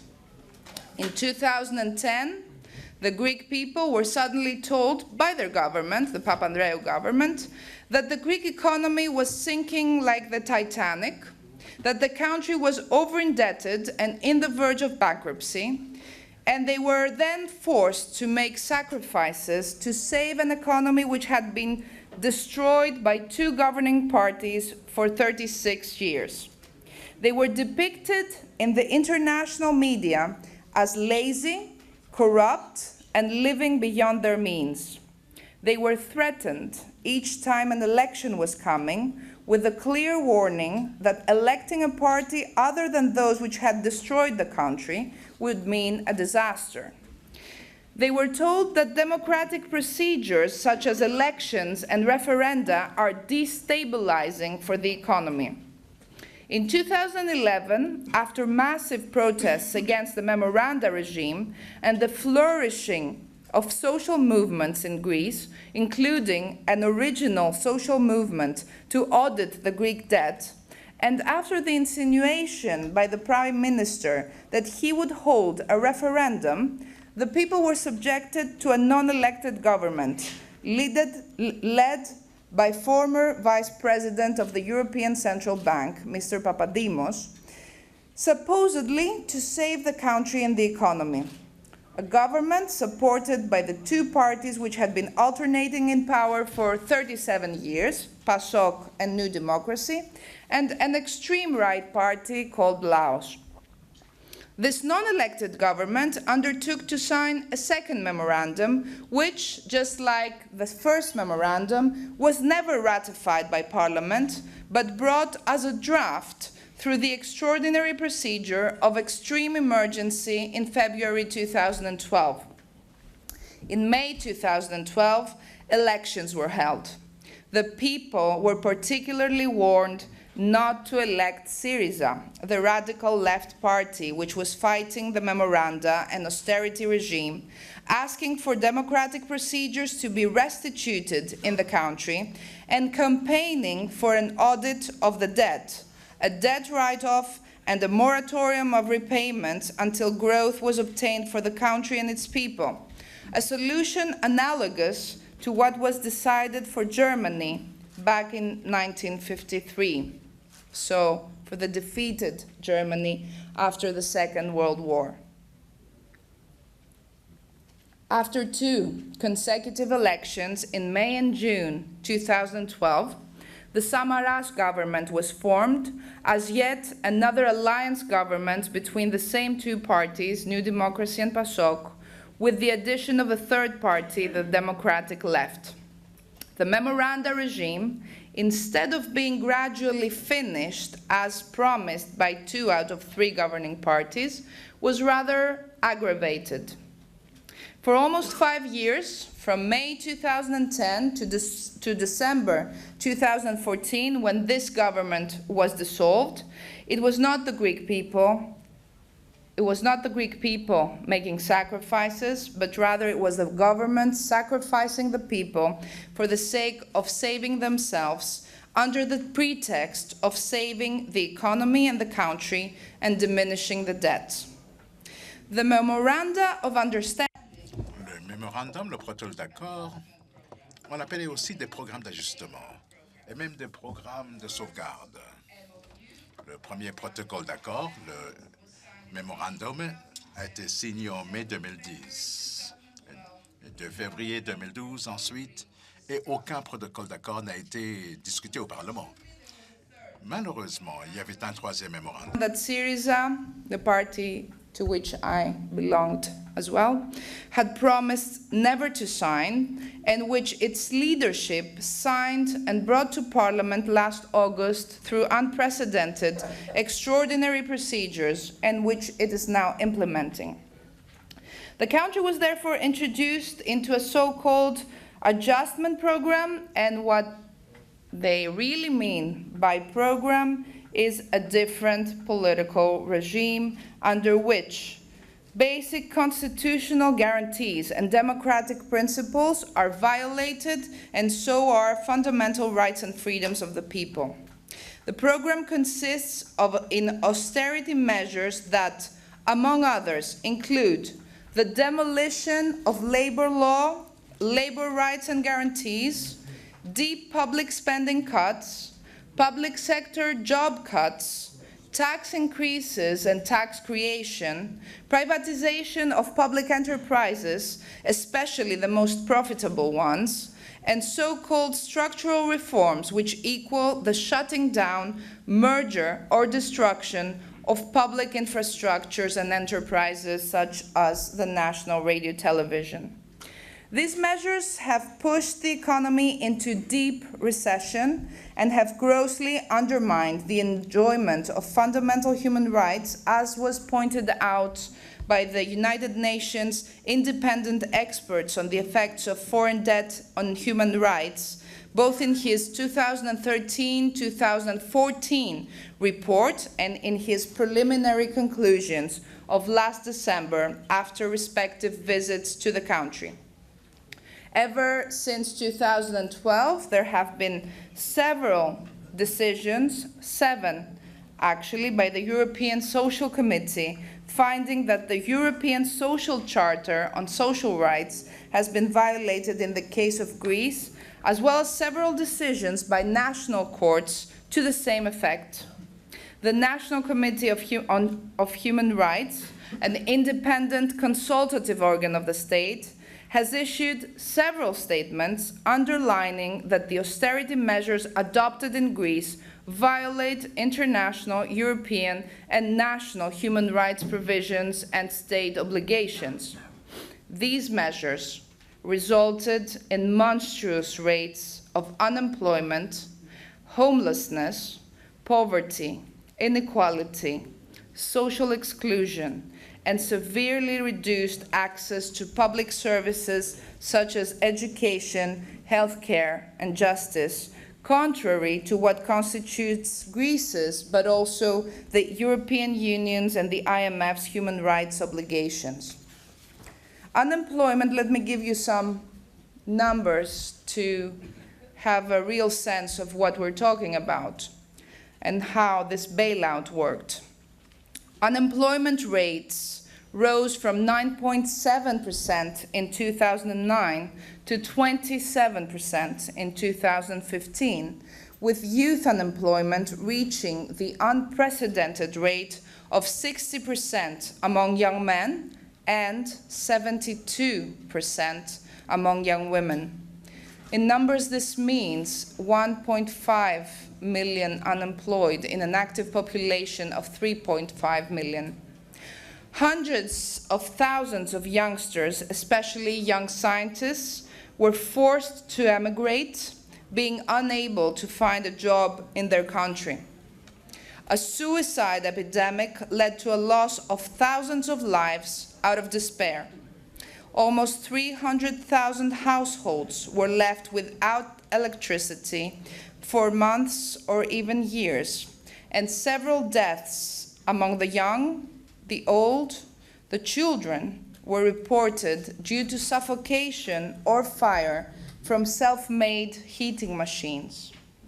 Half of the children in Greece, that's 500,000 children, are living below the poverty line. Schools have been operating without books, without heating, and lately without teachers, and young pupils are often reported to faint at school out of starvation. Hospitals operate with 1 nurse for 40 patients. And the last time hospital employees protested, they were on a march, there was a big police force trying to prevent them from passing in front of the parliament. That was when I had to intervene as president of parliament and say this was a fundamental right of these people especially, but of all people, to demonstrate and demand their rights. Time and again, cancer patients, but also HIV patients were deprived of access to medicine to combat their illness. 1 out of 2, actually 44.8% of pensioners receive pensions well below the poverty line, and this is a percentage which is about to be multiplied with a new social security law drafted by the Tsipras government, which is about to cut pensions for the 12th time. There's a discussion in Parliament on this initiative next Tuesday. Hundreds of thousands of small and medium enterprises have been shut down, and this is also about to be multiplied as self-employed professionals are being asked to pay unbearable percentages of their income, which can go up to 90% of their income in taxes and social security contributions. The country has lost around 25% of its GDP.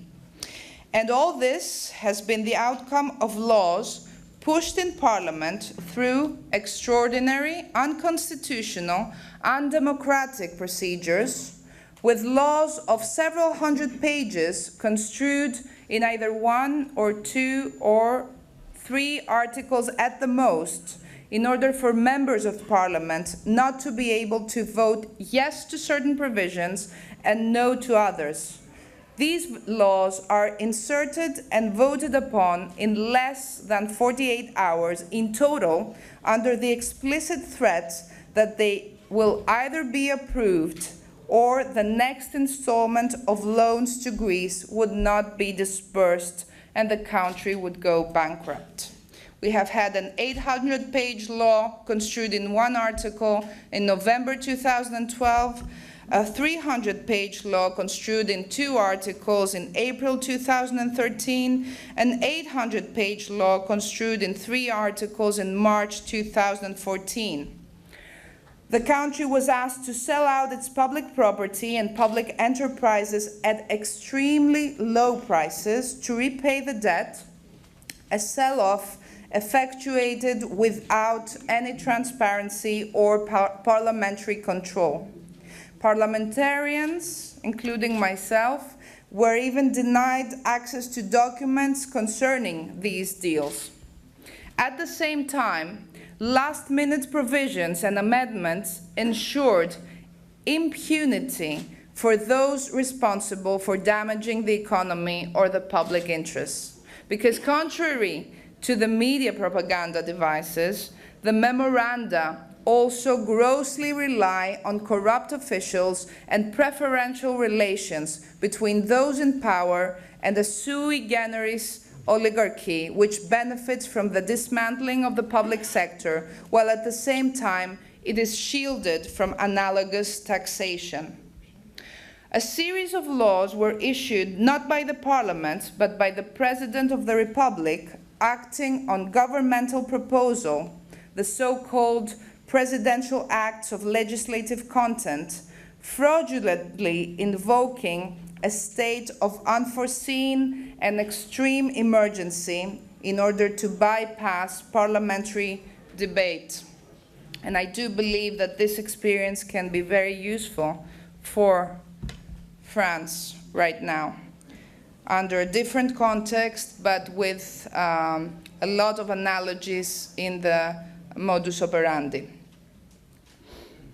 These policies were also promoted through police brutality, including not only physical violence, but also dangerous chemicals used by police forces against protesters and in general against citizens.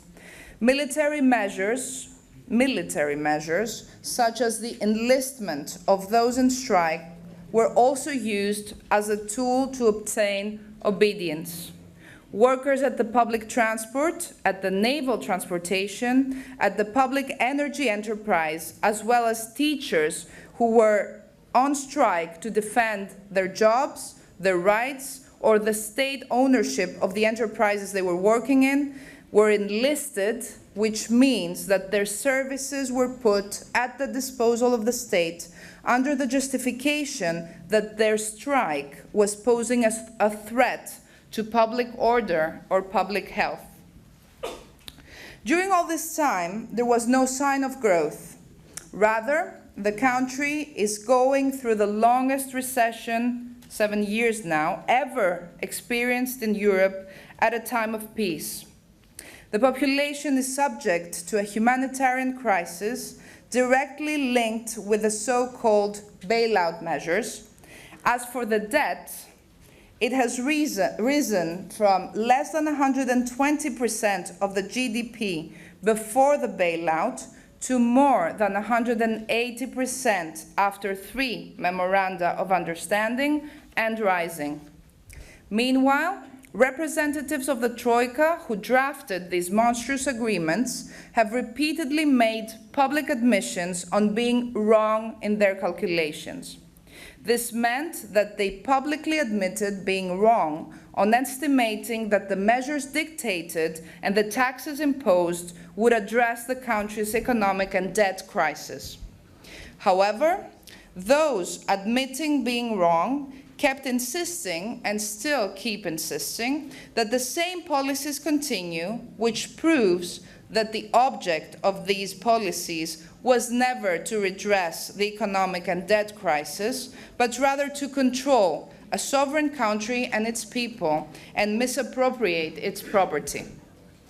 On January 25th, it's almost a year now, of 2015, the Greek people, through general elections, gave Syriza a percentage close to an absolute majority in parliament and provided a clear and unequivocal mandate to government and to parliament to do away with the memoranda, to do away with these disastrous, homicidal and anti-democratic policies, and to demand an alleviation of the country's debt.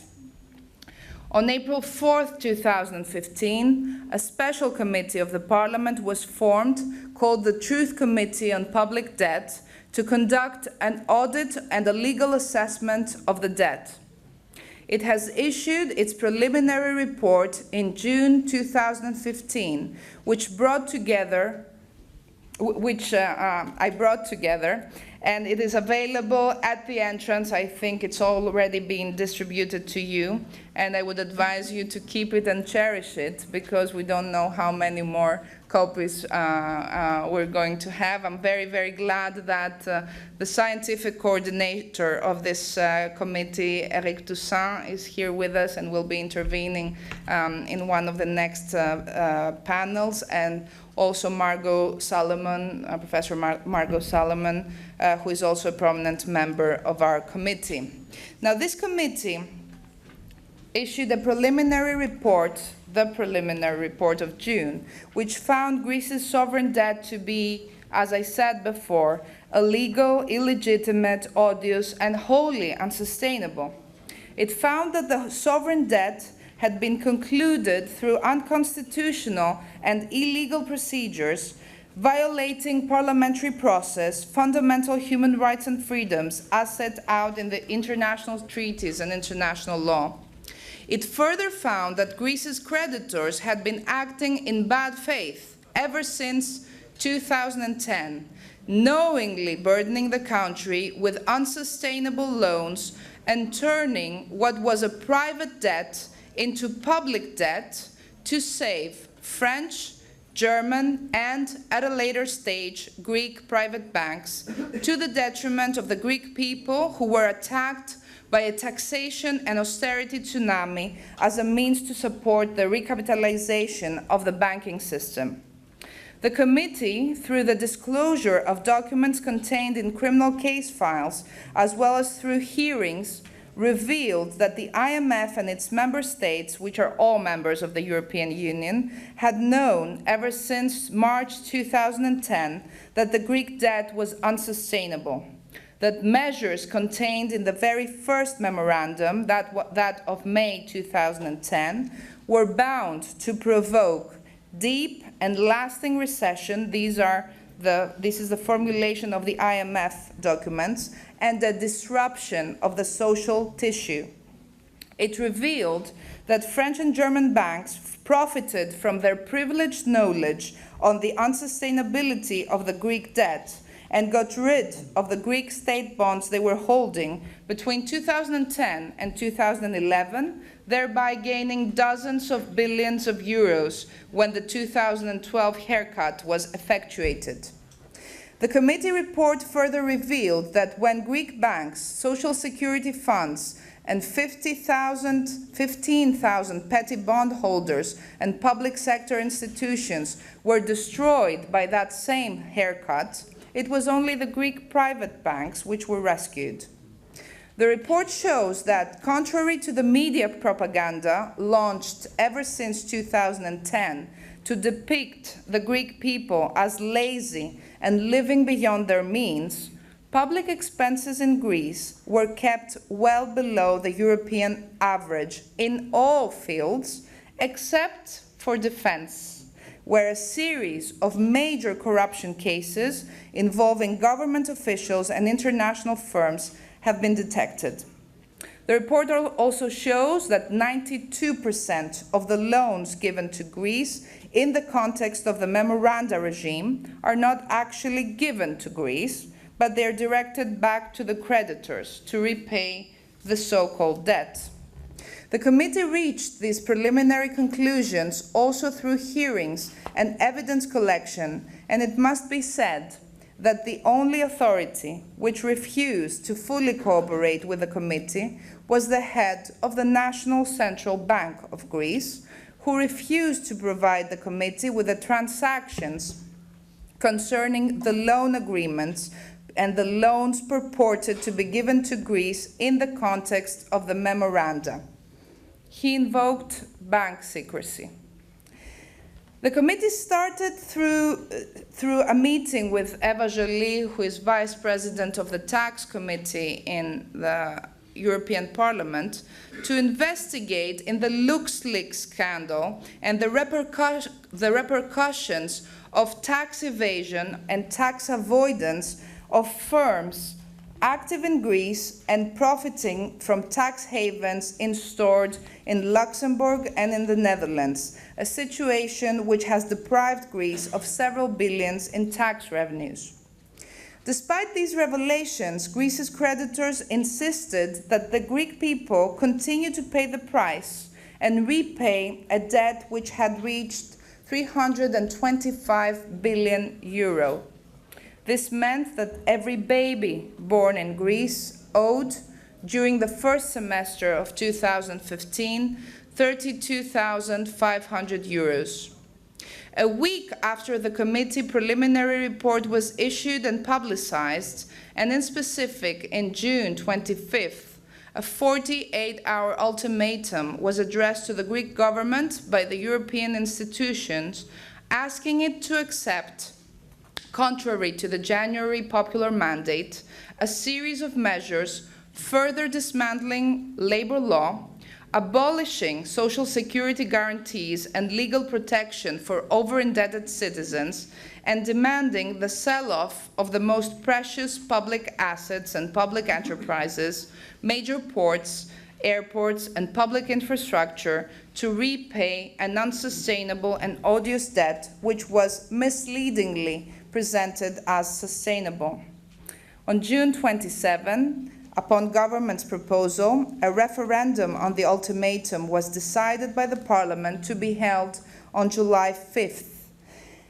This was the first referendum ever held in Greece ever since 1975, when the Greek constitution was adopted, right after the dictatorship. During the referendum week, international and foreign officials, including the European Commission President Juncker, the European Parliament President Schulz, the Eurogroup President Dijsselbloem, made repeated statements concerning the referendum outcome and addressed explicit and implicit threats to the population in case the people rejected the measures.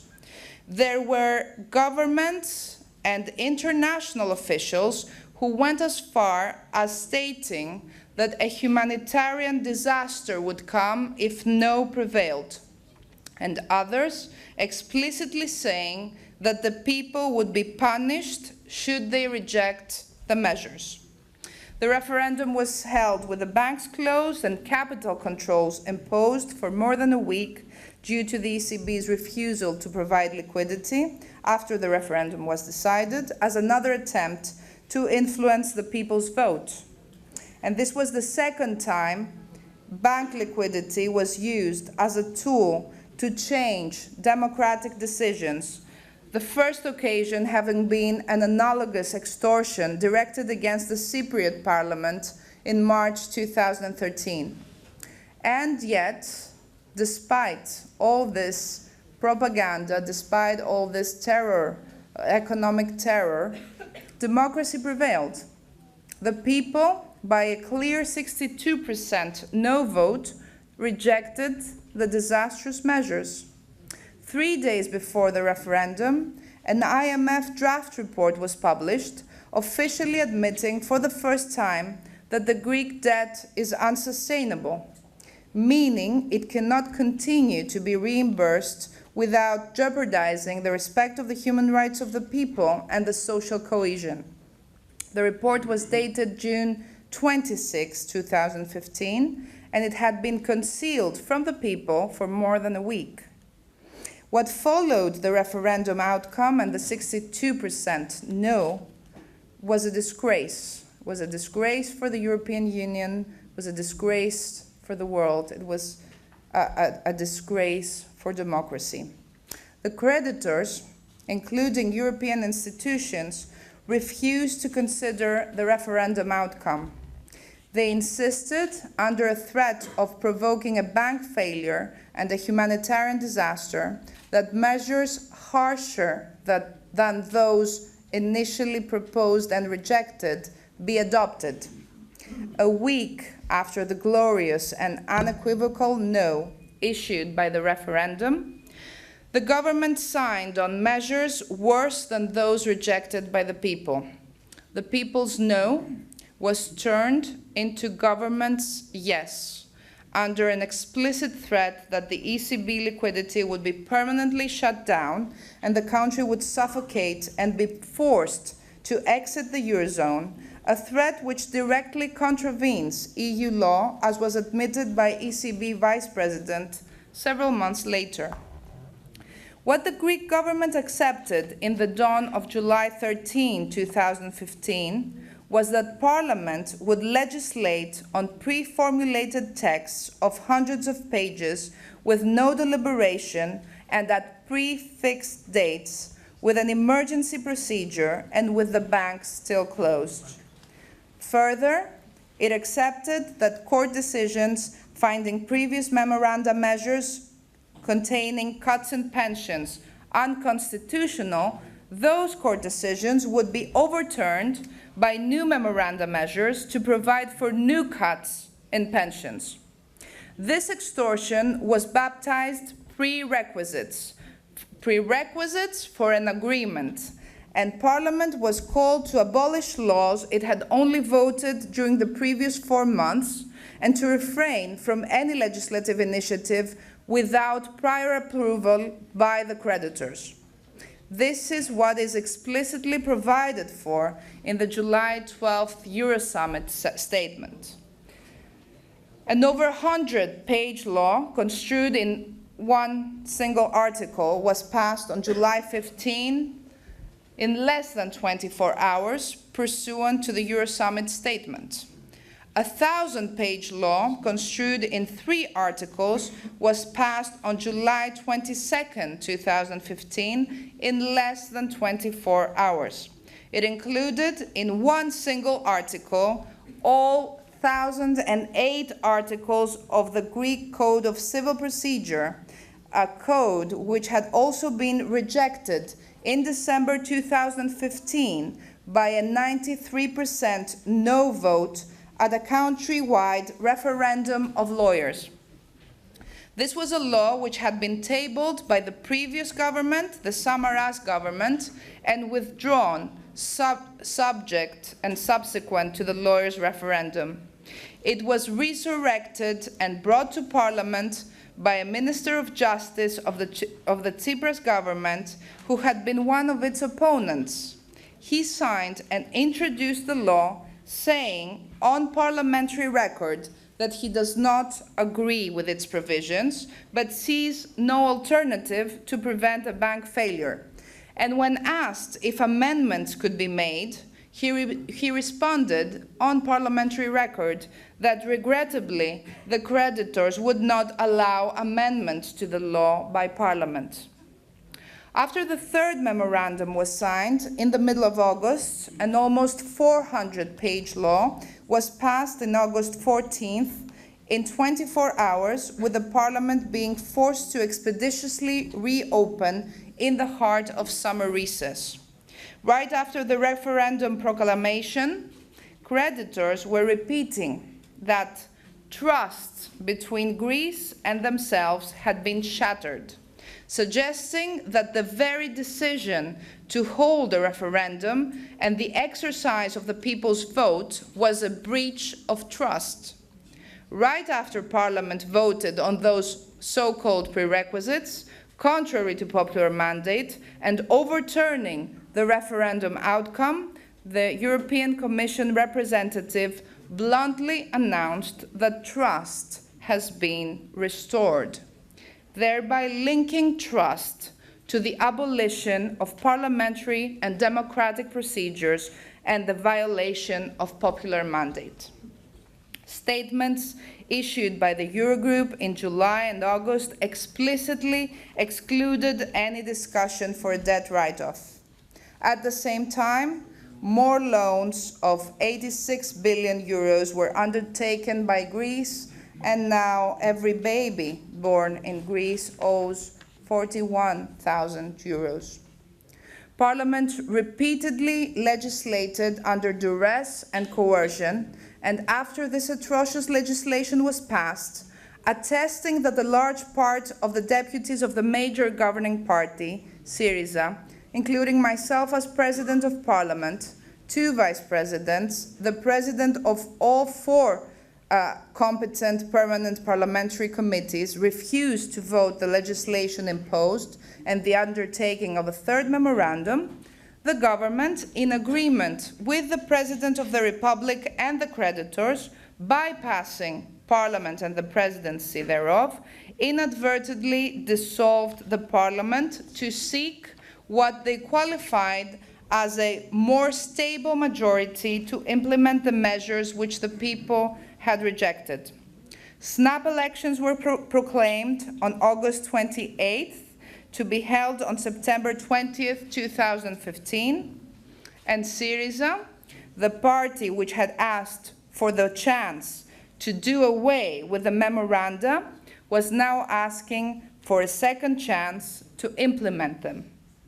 For the first time in more than 5 years, the creditors were happy that elections were held in Greece, and with good reason, because as I said before, almost 50% of the voters abstained, 45.5% did not even go to vote, and another 2.5% registered a blank or invalid vote, which was an unprecedented abstention record in the last 40 years.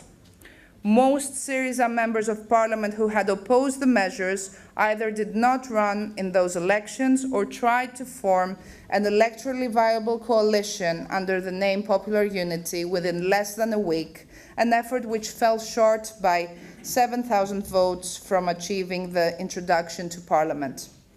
During the electoral period, on September 10th, a vote was held in the UN General Assembly to establish principles in order to protect over-indebted states against abusive practices by creditors. Despite the fact that these were principles largely protecting Greece, Greece abstained from the vote, as did most of the EU members, under constant and direct pressure by the European Commission, which was clearly acting in a conflict of interest.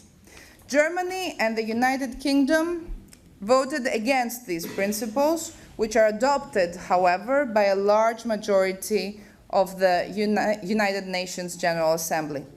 It is interesting to observe how Germany, a country which benefited from a write-off of more than half of its debt back in 1953, a country which has still not repaid reparations to Greece, which are not written off and are due to this ever since the Second World War atrocities, reparations calculated to rise to a sum between 278 and 340 billion euros, with modest estimates, is playing a protagonist role in using state debt against economically weaker countries, weaker states, to promote this new type of economic enslavement.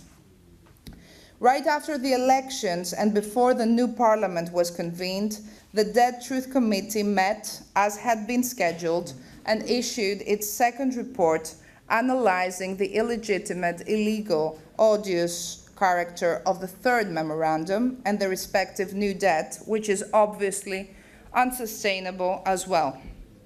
Ever since the September elections, the reduction of democratic procedures has been even more acute.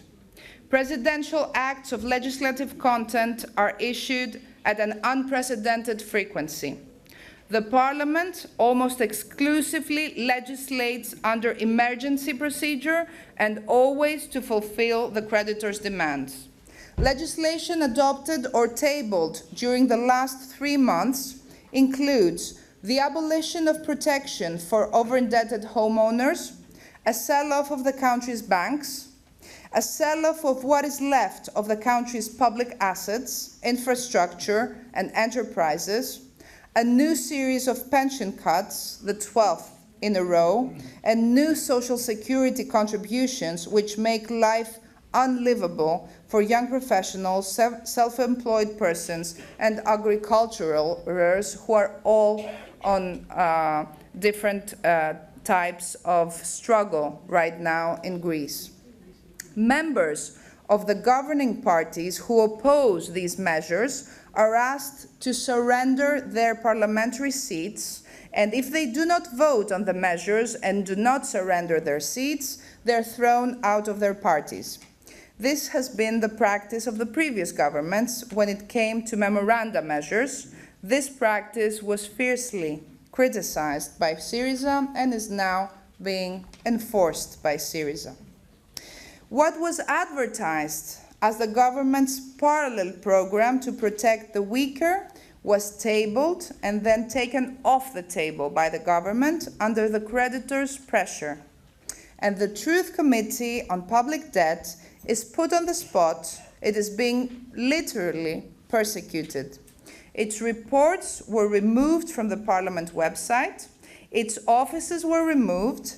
Its works were declared terminated before they were finished through a decree of the new President of Parliament, who is now also trying to confiscate the personal items and archives of the committee members.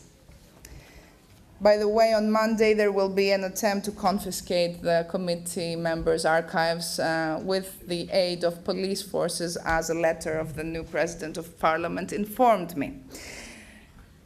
The society, on the other hand, is embracing the committee, and already we found a citizen who offered his offices in order to shelter the committee.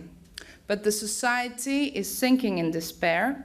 The people are being asked to deny their dignity and hope, and they're being asked to accept that there is no alternative by the very political party which was elected to prove that hope would prevail over fear and economic extortion.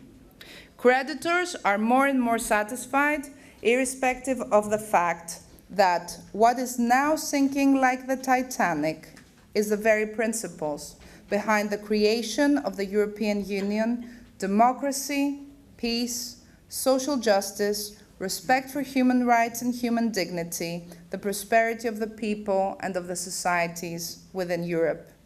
Recession continues, and the country's debt is estimated to reach 200% of the GDP within the next 2 years, according to IMF reports.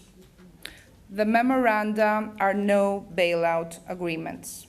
They represent a death sentence regime for the Greek people and for the European people. They represent and they put forward a direct coup against democracy.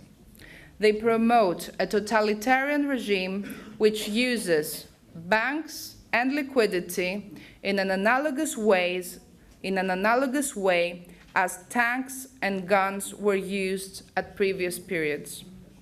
This is a regime which will either be overthrown by the European people and their elected representatives, or it will reign in Europe and substitute the European acquis of human rights and democracy, which can only be based in the respect of human liberties, human lives, human dignity. No one can pretend not to understand what is now happening in Europe, and elected representatives of the people cannot pretend not to have a choice, not to have an alternative. To surrender democracy, parliamentary sovereignty, the rule of law, and the respect of fundamental human rights can never be a choice. To sacrifice people and whole generations to save banks and bankers can never be a choice. To violate popular mandate to satisfy the creditors can never be a choice. On the contrary, we have a duty and a democratic obligation. We do have a true choice to take decisions, to claim the establishment of a debt auditing procedure, not just as an obligation of governments and states, as set out in European Regulation 472, a regulation never enforced by any European government, but as an independent, democratic, collective, and sovereign right of the people who are entitled to know how the debt was created and to refuse to pay a debt which is not their own, meaning a debt which has not been created in the knowledge and for the benefit of the people and of the state. To establish a separate sovereign right of states to refrain from any debt repayment before the debt audit is concluded, and an obligation of other states, European and international institutions to respect this right and to refrain from any act of coercion. To set the auditing procedure under the auspices of national parliaments, which should examine the audit outcome in public sessions. To establish standards for the independence, competence, expertise, impartiality, and representativeness of debt audit commissions. The commissions should be international, including experts, but also representatives of the society involved in the auditing and transparency processes, and the structure and experience of the Debt Auditing Committee established in Greece, I believe, can serve as a very good model. To establish the obligatory cooperation of all state, public, European, and international institutions and actors with the auditing committees, and to provide for penalties for non-cooperation. To envisage liability procedures for international and to enact such procedures for international and governmental actors who deliberately or knowingly violate their international obligations and damage states and people in the process of debt repayment. To claim democratic control over the banking system. The way the European and international banking system is evolved, it has become a separate, compelling power operating through opaque methods with no democratic legitimation or public control. This is not an acceptable situation in democracy. Bureaucrats and bankers cannot substitute or control the people's elected representatives. They cannot dictate policies and manipulate policymakers. They cannot deny to respect the people's mandate. Democratic control over the banking system means true transparency in the decision-making processes, the subordination of the banking system to the democratically legitimized representatives of the people and democratic institutions, the public ownership and control over banks and over central, national, and international banks. When it comes to public expenses, there should be a European-wide campaign to limit military expenses. Disarmament should become a priority, and the cutting of armaments expenses should become part of our agenda. And I would offer the example of Greece, which for decades spent a huge percentage of its budget in armaments, only to promote corruption between its government officials and international arms firms, who always provided with defectuous products. We have an obligation to promote and reinforce transparency and anti-corruption legislation, which will only guarantee fiscal equality, to provide for true justice and accountability for those in charge of public spending and governance, because injustice is an intolerable situation and a poisonous sentiment for societies. Accountability mechanisms should be ensured for those who indebt countries to the detriment of their people. To reinforce direct democratic procedures, such as referenda, and to establish obligatory universal respect of their outcome. To establish new forms of participation of citizens, and especially the younger generations, in the decision-making process and the implementation overview. And I would say for our project, for Plan B, it must become part of our agenda to incorporate and use the knowledge, expertise, and ideas of those currently marginalized, of the younger generations, of the young scientists, in forging our proposals. To promote a European conference on debt and to constantly broaden our point of view and our agenda. The message to be broadcast by our conference should be: we are not surrendering democracy. We are not surrendering our rights. We're not surrendering our freedoms. We're not surrendering our dignity. We're not surrendering our lives, our countries, or Europe to the Euro bureaucrats and bankers. We are claiming what is our own, and we will prevail. Thank you.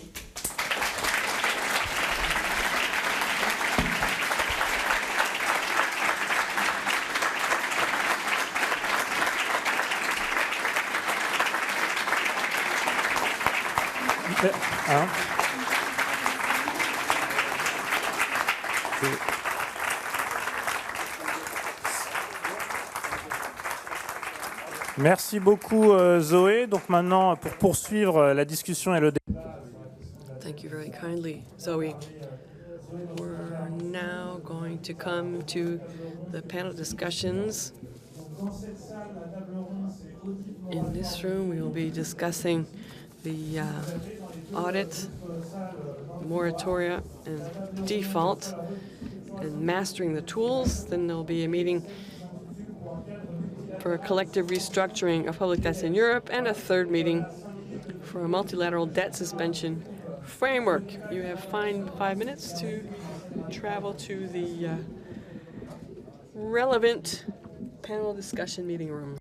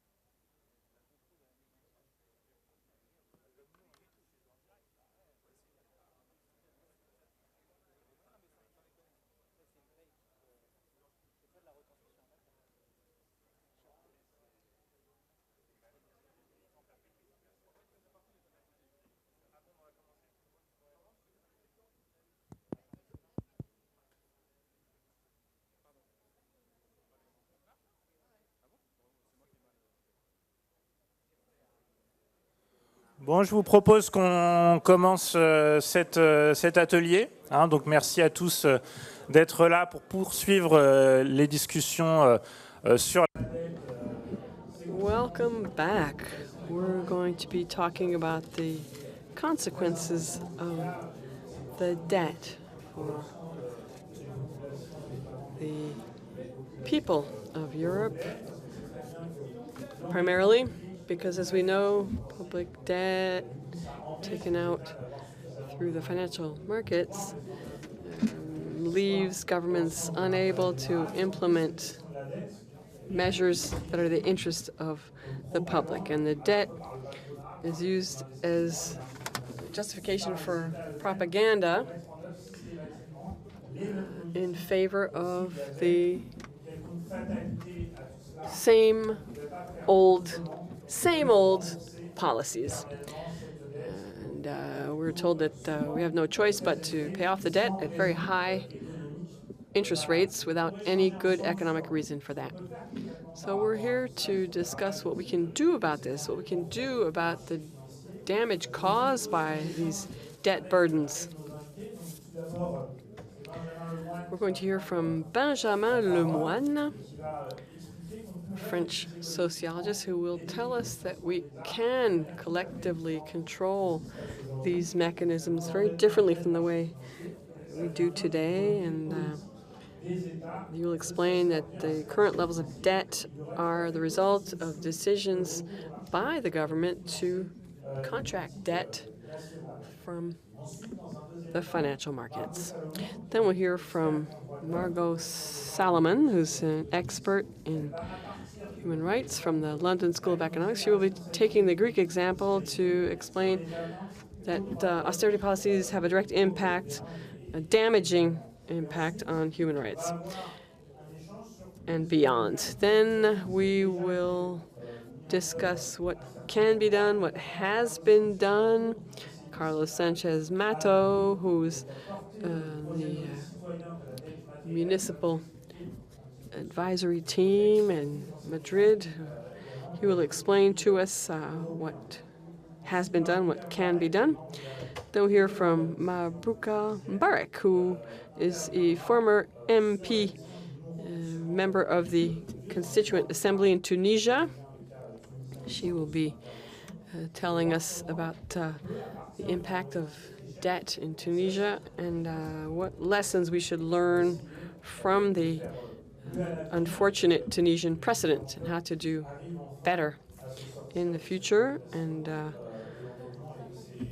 get out of debt by starting with an audit of the debt. Then we'll hear from Eric Toussaint before we have Q&A with the audience. Toussaint is a spokesperson of the Committee for the Abolition of the Third World's Debt, and will explain why a left-wing government supported by the people must take unilateral measures to audit the debt, and there must be full participation of the citizens in that process to build up a balance of power to oppose the lenders. We'll take the Greek example for that. So we will first hear from Benjamin Lemoine, our French sociologist, on the subject of the public debt. Thank you very kindly. So moratorium, cancellation, forgiveness, renegotiation, or restructuring of the public debt. Well, given the situation in Greece where the GDP has dropped 25% in just a few years, given the situation due to the requirement to fully reimburse that debt, where the government is unable to set up reserves any other way than to siphon off money from growth in order to pay off the debt service, and given the need to sacrifice public services in full and the future of the population, this illegal, illegitimate, and odious debt, these words are more than vague concepts. These are the tools for our struggle. And this would apply to any state, any sovereign power with its back against the wall. Now, what else can be done? What can be done to avoid these situations? That cancellation is seen as the ultimate solution by people who are pleading for a plan B. The contemporary policy of public debt, which applies to all the countries of the world, should urge us to act directly to curb the debt. We have to recover control over public spending, public debt. This would be an additional action which would be taken. We would make it clear that the debt is illegitimate, and then we would act collectively on the structure of the debt, but upstream of this situation to avoid such ultimatum situations where we are required, so as to avoid default, we are required to live up to our end of the bargain and live in misery. Now, clearly, governments have got to find funding, but the experiences of the past should show us that there are other ways to proceed than to become permanently enthralled to the demands and expectation of the financial order and private lenders. We are not, well, in France, whether you're a resident or a non-resident, whether you're a domestic financial institution based on French territory, you have different responsibilities from the foreign lenders. And this means that the manner in which the debt is taken out has an impact. We're looking at the composition of the public debt, its structure in the technical sense, its structure in terms of the balance of power between public and private, between sharing and accumulation. These modes of financing should be carefully documented. It used to be that states would find funding in a way that was respectful of the rules. After the Second World War, the share of public debt that was negotiable, the commercial part of the debt that was issued, bought, and sold according to market rules was different from non-negotiable debt, which is covered by administrative and political contracts in Germany, in France, and Italy. Whereas in the UK, both types of debt coexisted in equal amounts, going from 51% of the issued debt in 1945 to 82% of commercial debt in 1993. In Germany, there was a leap towards the market. The commercial debt went from 8% in 1953 to 81% in 1993. The 30 years of prosperity after the war were years in which new exercises were undertaken in how to finance the state outside the market. In those countries where negotiable debt is dominant, the share set aside for the markets shrank during that period. In Canada, from 1946 to 1976, the negotiable debt went from 85% to 37%. In the Netherlands, from 99% to 61%, and in Spain, from 100% commercial debt to only 22% over the same period. In France, in the 1970s, three-quarters of the manner in which the state financed itself was non-negotiable, i.e. was administered. Right from 1987, this was reversed, and negotiable instruments covered by market forces became omnipotent. So there's nothing natural in turning to the capital market to finance the operation of the state. The ratings agencies are not necessarily the final arbiters of public spending. Over the years, there has been a tremendous amount of work done to weaken the foundations and deconstruct banking mechanisms that deinstitutionalize finance and put it at the service of social progress outside of market processes. France is a specific case in the process of international alignment on the market instrument and its gradual omnipotence. In the aftermath of the war and right through the end of the 60s, the French state had several ways to avoid having to call on outside capital. It would be difficult to describe these mechanisms simply, but the result is that there were a number of profound political changes involved in this process, and these are the processes that must be undertaken if we have any hope of changing our political direction. The first modernization plan, 1945-1950, was designed to make it possible for the population to recover a higher standard of living and put heavy industry back on its feet, develop export, transform the living conditions and housing in France. The absolute necessity at the time was seen, even by General de Gaulle, as more than just budget stringency. He explained that when it comes to the economy, when it comes time to exploit publicly held resources, private interests must always take second place to public interests. And structures must be reinvented for this purpose. In 1945, the Ministry of the Economy had to make investment decisions, planning and control a banking system and financial systems, a centralized public system of collection of public savings made it possible to put the country back on its feet. The Treasury took steps to provide resources to the states on a secure basis, and they must have lines of credit available at all times.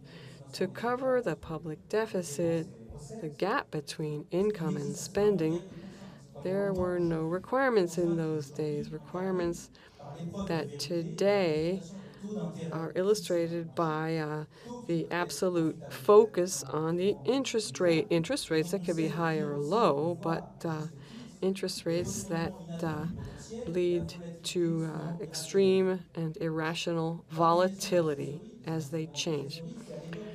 These cash instruments made the state an investor and a banker in the national economy. That was the Treasury circuit, as it was called in those days, with a number of more or less binding mechanisms which required that financial institutions provide the state with the resources they had collected from the economy.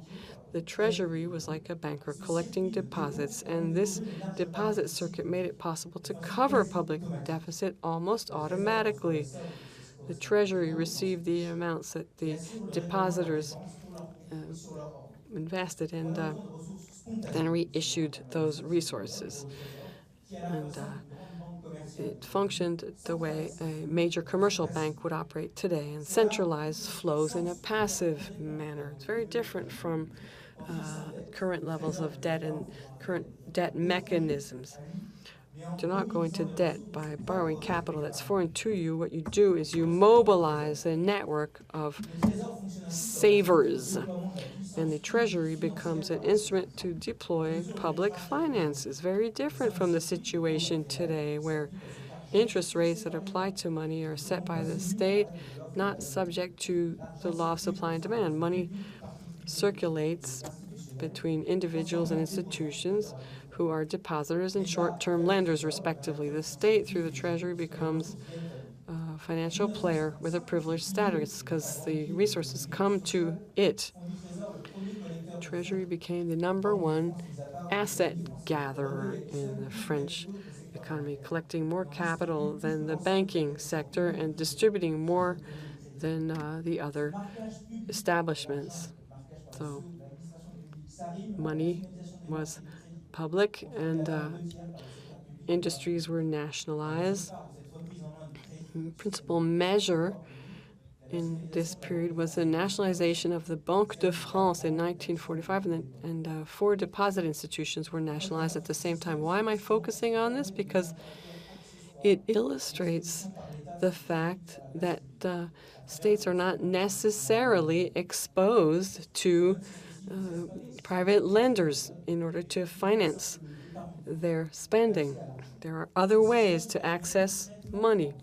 This makes it possible to avoid a situation where you are faced with a wall of money when there's a treasury crisis.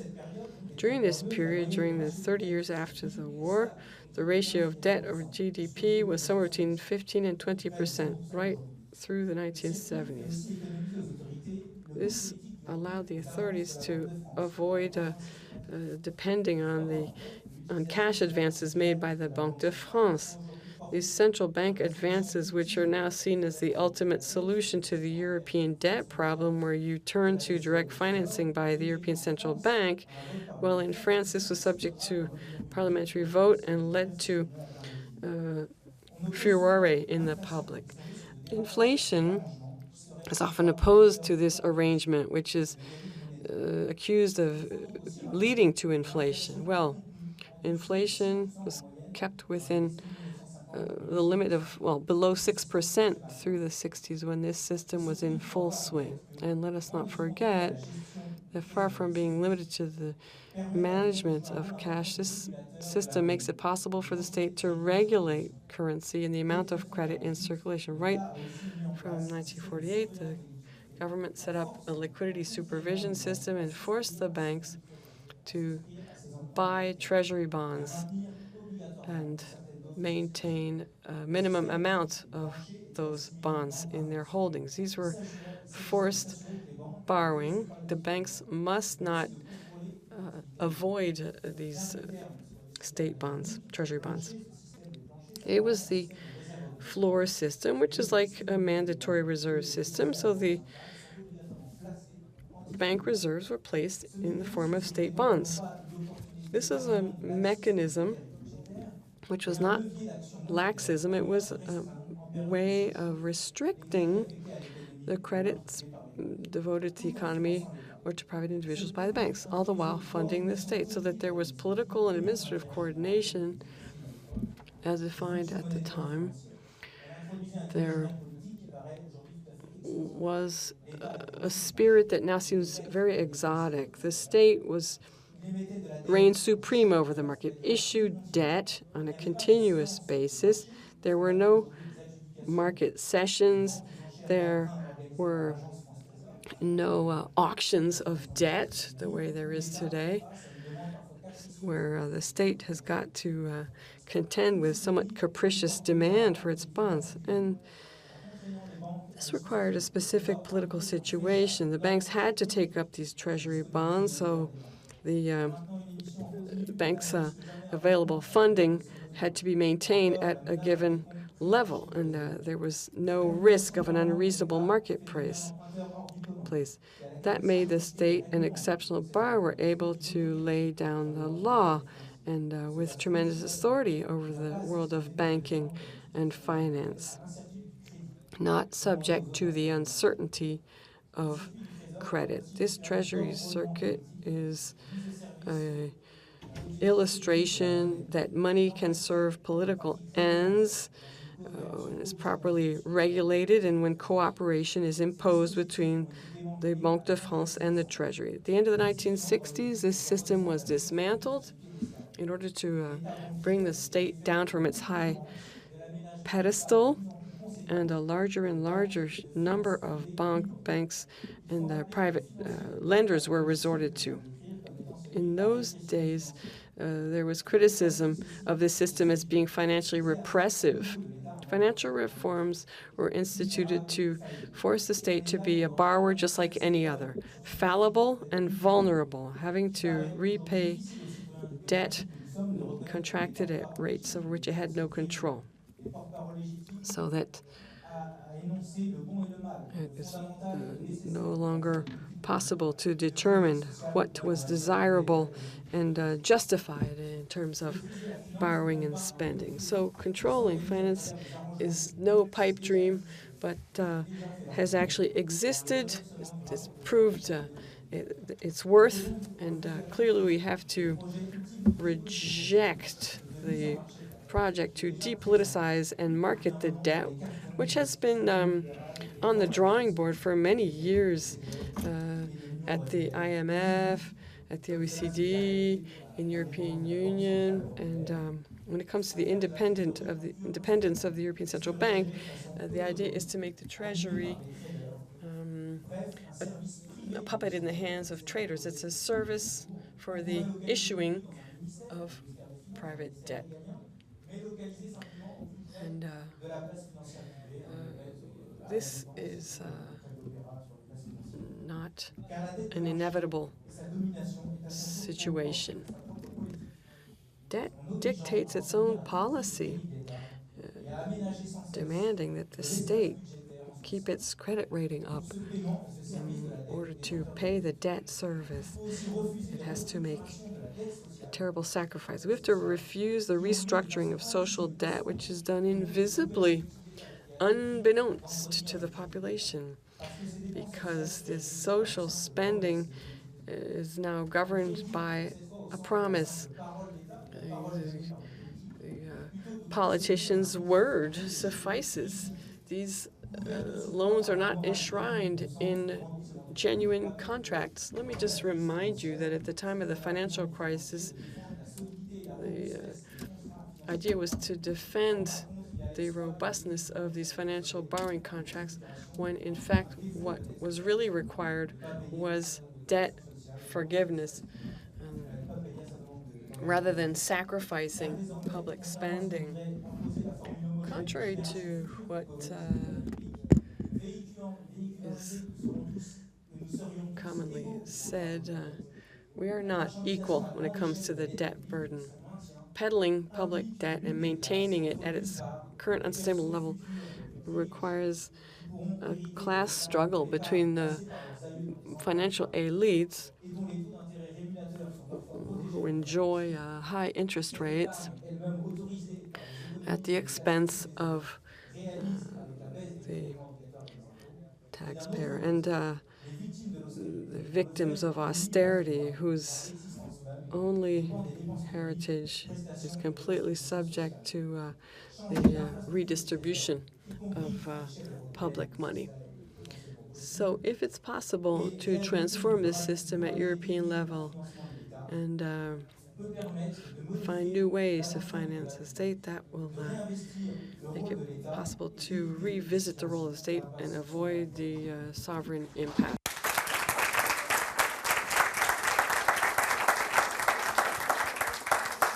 Merci Benjamin, et donc je vais maintenant donner la parole. Thank you, Benjamin. And now, Margot Salomon will present the concrete consequences of austerity policies on human rights, all linked to public debt and what is done with it. Hello, everyone. I'm pleased to be here with the others. If you don't mind, I will continue in English.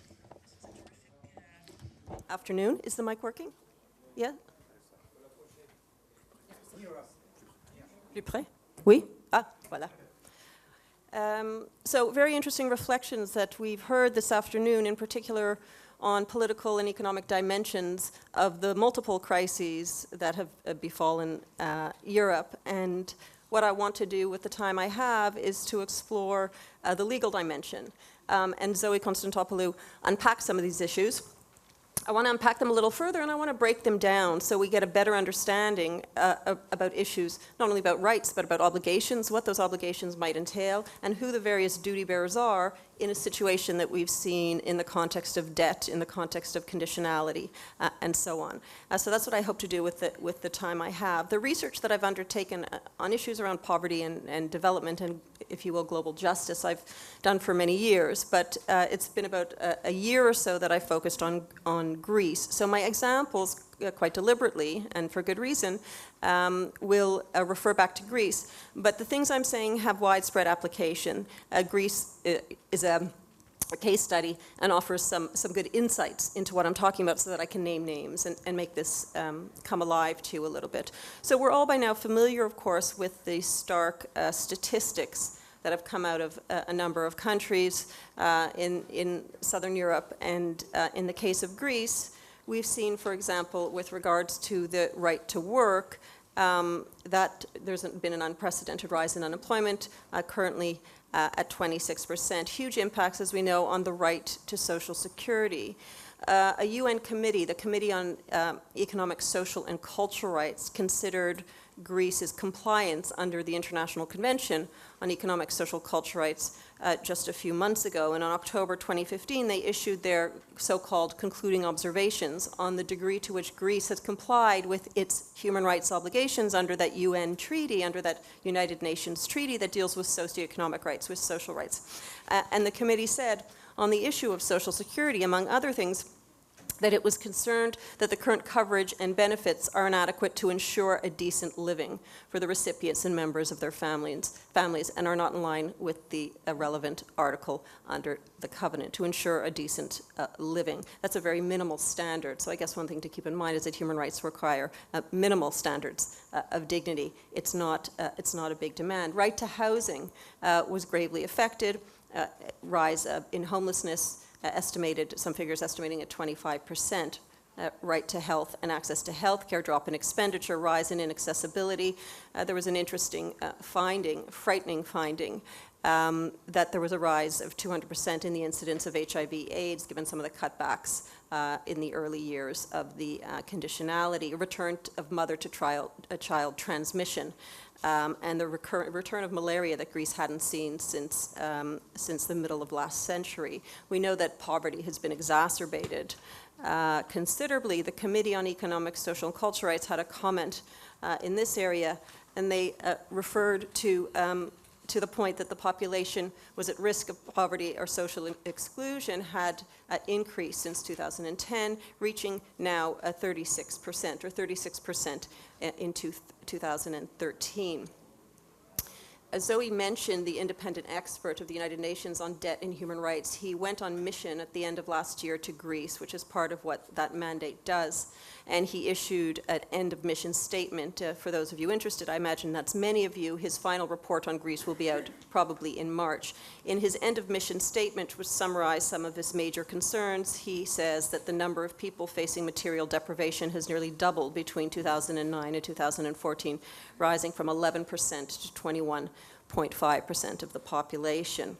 He goes on to quote, after more than 5 years of adjustment policies, indicators tracking economic social rights in Greece have not improved, says the independent expert. To the contrary, in many areas they've worsened. Human rights obligations of Greece and its international lenders towards right holders within the country continue to be sidelined, both in the design of the adjustment policies and in the implementation of much needed structural reforms. So he highlights something very important, the idea that there are obligations of Greece to its people, but there are obligations of other states acting in different formations. So the first thing I want to say a bit about is what these obligations are, how we might think about it. We understand what the rights are. I've just gone through a few of them. What are some of sort of the key obligations, the key doctrines? One is the idea of minimum essential levels of rights. So it is imperative and an obligation upon the states parties to, and now I'm dealing with one particular treaty, but there's comparable requirements under other treaties, for example, at the European level, that everybody has a minimum essential level of human rights. And this is not subject to progressive realization depending on expenditure and depending on available funds. This imposes an immediate obligation, a so-called core obligation.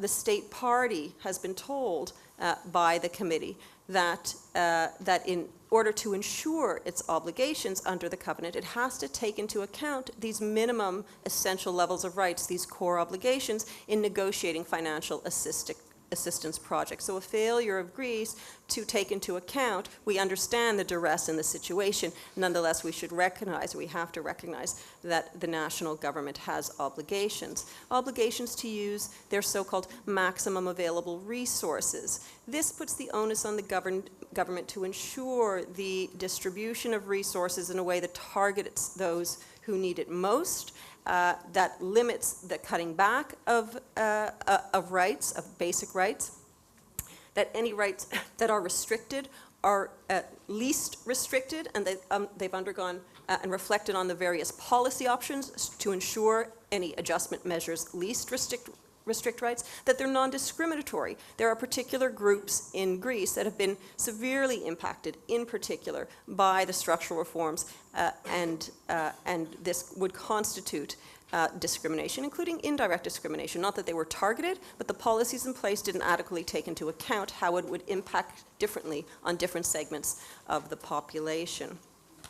The point here is that resource constraints cannot justify a violation of obligations, especially at the most minimal level. I've mentioned, and I'll say again more clearly, this principle of non-retrogression. So the idea that rights should not get worse, they shouldn't be taken away from you. Of course, there's all sorts of reasons and trade-offs and decisions that have to be made in budgetary decisions, in policy making, in economic policy making, but there's a presumption against retrogressive measures. The burden is on the state to justify what it's done, and I won't elaborate here, but there's a number of ways in which they would be required to justify that. I think the point that might be coming to the fore here is that there are a number of tests, there's a number of hurdles that states have to consider before they take on board the kinds of measures that we've seen implemented in Greece. So who has these duties? Well, by now it's become clear, and I mentioned it briefly at the beginning, that Greece, and we're using Greece as our example, has these duties. Greece is a duty bearer. The right holder's own government has obligations. The right holder's own state has obligations. So they're bound by their domestic laws, their constitutional laws, they're bound by European regional human rights treaties, they're bound by international treaties that they've ratified. What they cannot do as a result is argue that they have other international obligations that displace their human rights obligations. So what's interesting here in this room and in these days is that we come from a number of different disciplines. And what we see in a way is a tension that comes up between these different elements, the need for particular types of economic policy versus other obligations undertaking. Zoe mentioned the Social Rights Committee cases against Greece. There was a series of cases decided a few years ago. And the point I want to highlight here is that Greece, the government then, sought to argue when they were alleged to have violated the right to Social Security, they sought to argue that in fact bad things had happened and there were severe cutbacks and people were harmed, but it wasn't their fault because they were only doing what was required of them by the international creditors. They sought to displace their human rights obligations. The Committee on Social Rights rejected this argument in its entirety. Not that it didn't recognize that the creditors had played an important role, but that the fact that the creditors had obligations of their own didn't remove the obligations that Greece had to its own people, and that argument was rejected. So separate from a right holder's own government, there are other actors, other states acting in different formations. What obligations do they have? There's a number of treaties at the international level that outline obligations of international cooperation, obligations of international assistance and cooperation. Some human rights lawyers, scholars will refer to extraterritorial obligations, obligations that one country has to the people of another country. And that includes not only states when they're acting individually, but when, for example, Eurozone states are acting collectively and making decisions like they did in the first MOU and loan to Greece, which was a pooled bilateral loan by Eurozone states. It sounds very fancy, but it was just a bunch of Eurozone states getting together and putting their money together and getting together with the IMF and coming up with the terms under which that loan would be acceptable, extraterritorial obligations there. So Euro member states in the first MOU.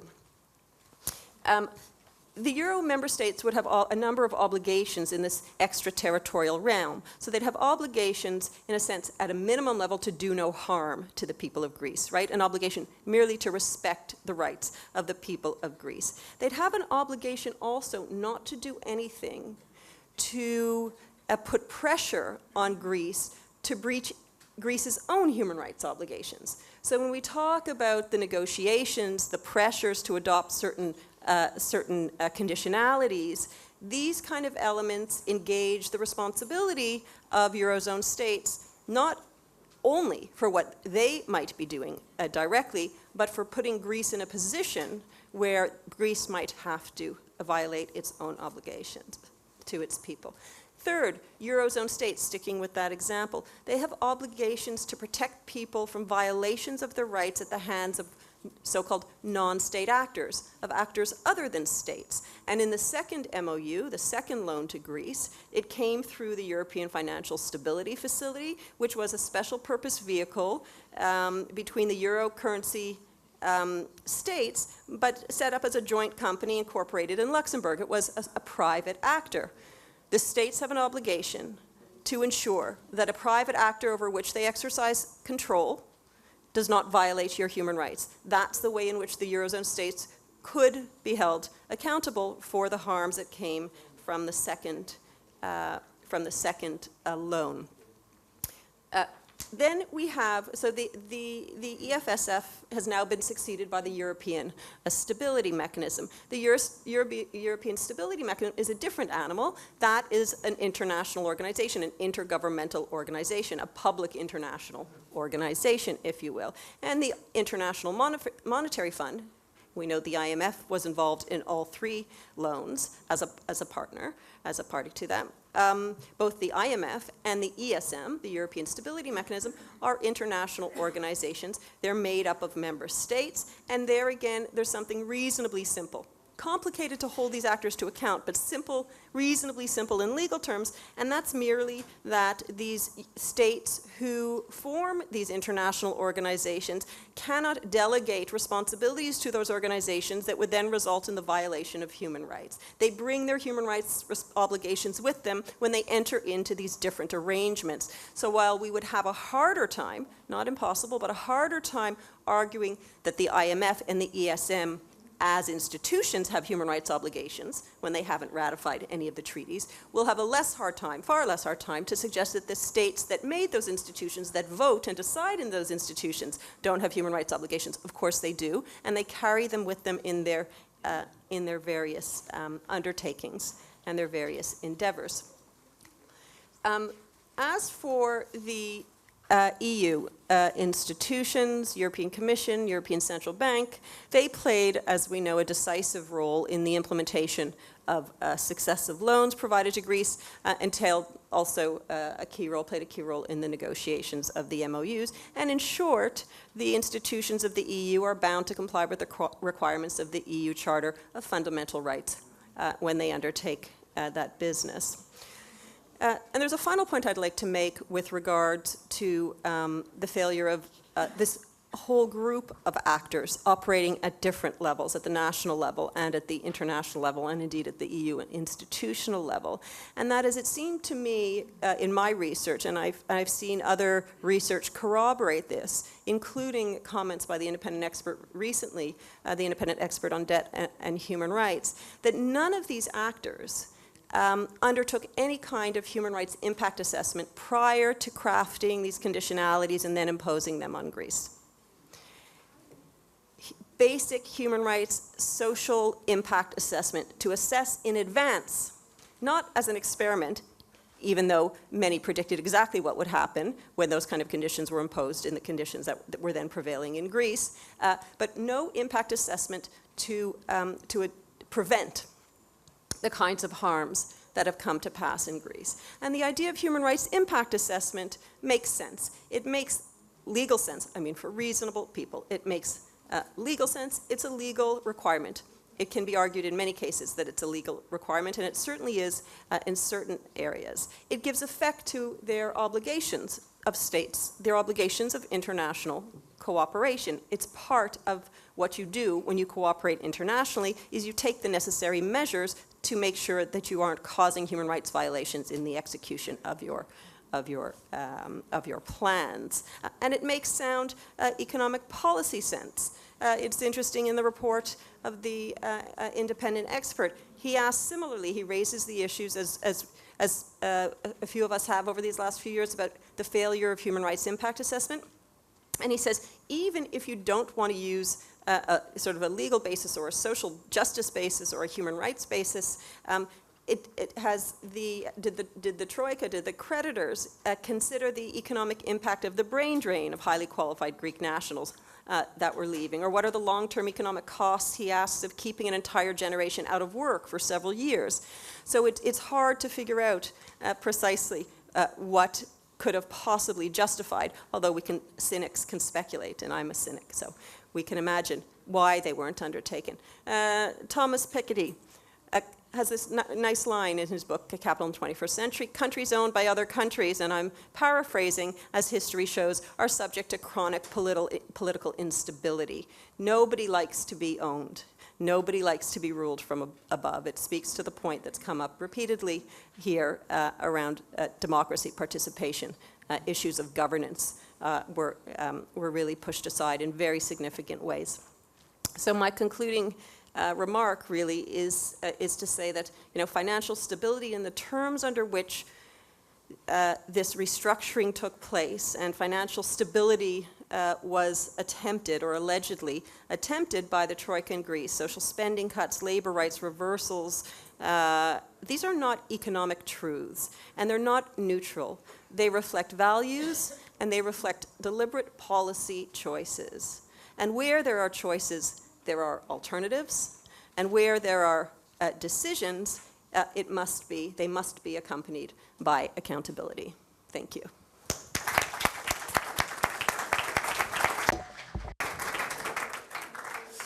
Merci. Donc après c'est.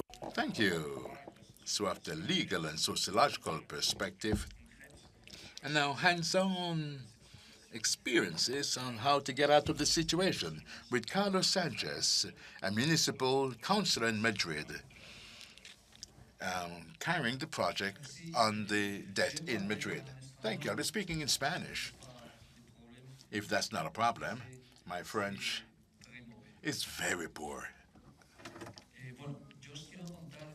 I would like to tell you about my recent experience developed in Madrid since a few months now, ever since candidacy reflecting left-wing forces calling for a change with the appointment of Aura Madrid, Madrid Today. So we managed to get the largest municipality in the entire country, thanks to several social movements and political forces. In the previous years, battles were waged against the debt as a tool for appointing people. People who have been working against the debt dating back to the 80s, when Latin American countries rose up. And the consequences of structural adjustments with veterans like Eric, militants, meeting with others. I too was there at the 50th anniversary of the creation of the International Monetary Fund. All of this mobilization led not only to many publications and books, but also led to many tools that were developed to fight against the debt.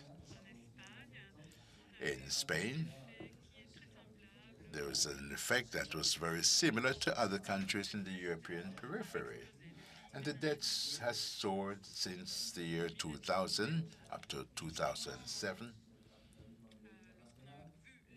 when we saw the last phase of the capitalism crisis. The origin of the crisis, in the case of this Spanish state, is that there is a specificity, even though we can see it elsewhere. But within the Spanish state between 2000 and 2007, what happened was an impressive boom in the private debt. The private debt was tripled between 2000 and 2007. The public debt over the same period, including the debt of municipalities or local authorities, did not really increase in absolute terms, but when the crisis occurred, as you know, the responsibility lied in the hands of the public authorities. It was public spending. That's what was said at the time. The successive Spanish governments and the media said that public spending was not well managed. Of course, that was untrue. At the time, the debt tripled, and it was a private debt. From that point on, there was another phase that we are all familiar with today. In other words, how to transform a private debt to the public domain and to build a bailout plan via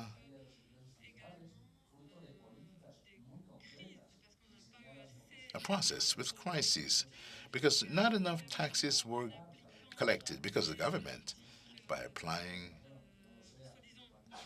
so-called socialist or left-wing policies, as well as the Popular Party, both the left wing and the right wing at the time, what they did led to a reduction in the state's ability to collect taxes.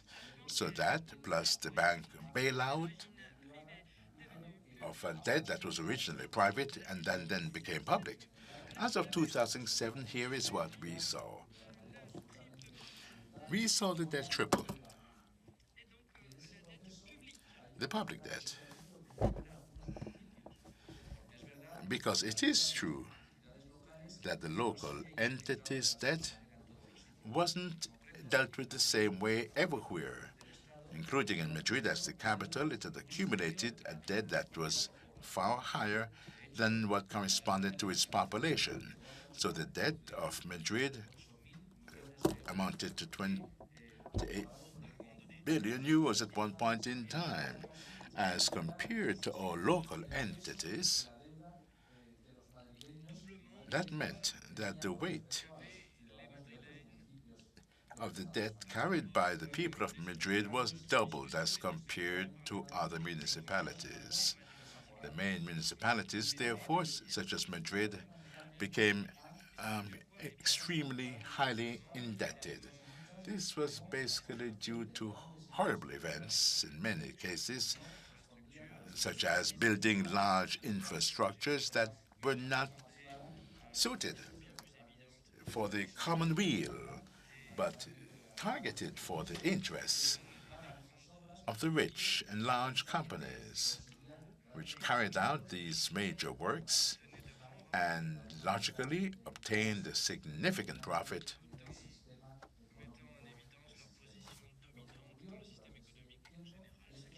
in the overall economy. These major infrastructure works led to an increase in the debt. And it's a bit like a drug. These companies delayed the effects of a crisis that occurred before, in actual fact. Without the massive funds being shifted to large companies, the Spanish state or the municipality of Madrid would have stepped in before that. But it then soared, and leading to this situation as seen elsewhere at local level, the Spanish state, well, there's no memorandum of understanding as with Greece or other countries, but that's things that are similar. The president of the government, the current president, I hope he'll cease to be president in the near future, Mr. Rajoy, said that there is no bailout plan for Spain, but the Spanish constitution was amended. According to Article 135, it is clearly stated that the payment of any social interest was subordinated to the payment of interest on the debt. In other words, rights were subordinated to some other rights. The rights of people, the popular classes, lower classes, the right to education or healthcare was subordinated to the payment of the debt. Article 135 of this constitutional amendment is the most visible element. Based on this, other laws, other norms were developed, forcing local governments to act in a certain way. Laws such as the financial stability law, it's a euphemism. It's all about saying that the interests of some must be advocated before the interests of others, must prevail over the interests of others. There's a very interesting example with Madrid. The Madrid local authority now has an excess, not a small amount, a huge excess amount. Small spending, liquor spending, and huge revenue. Why? Because of an increase in local taxes in Madrid. But that did not lead to an increase in spending, as one could have expected for such a city as Madrid. It's a rich but an extremely poor city at the same time, with huge social disparities, and spending has not increased. Why?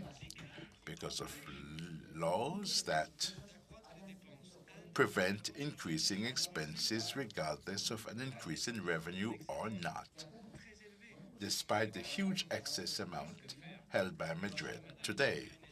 When Ahora Madrid wins the elections, there are two alternatives. Either you comply with the law or not.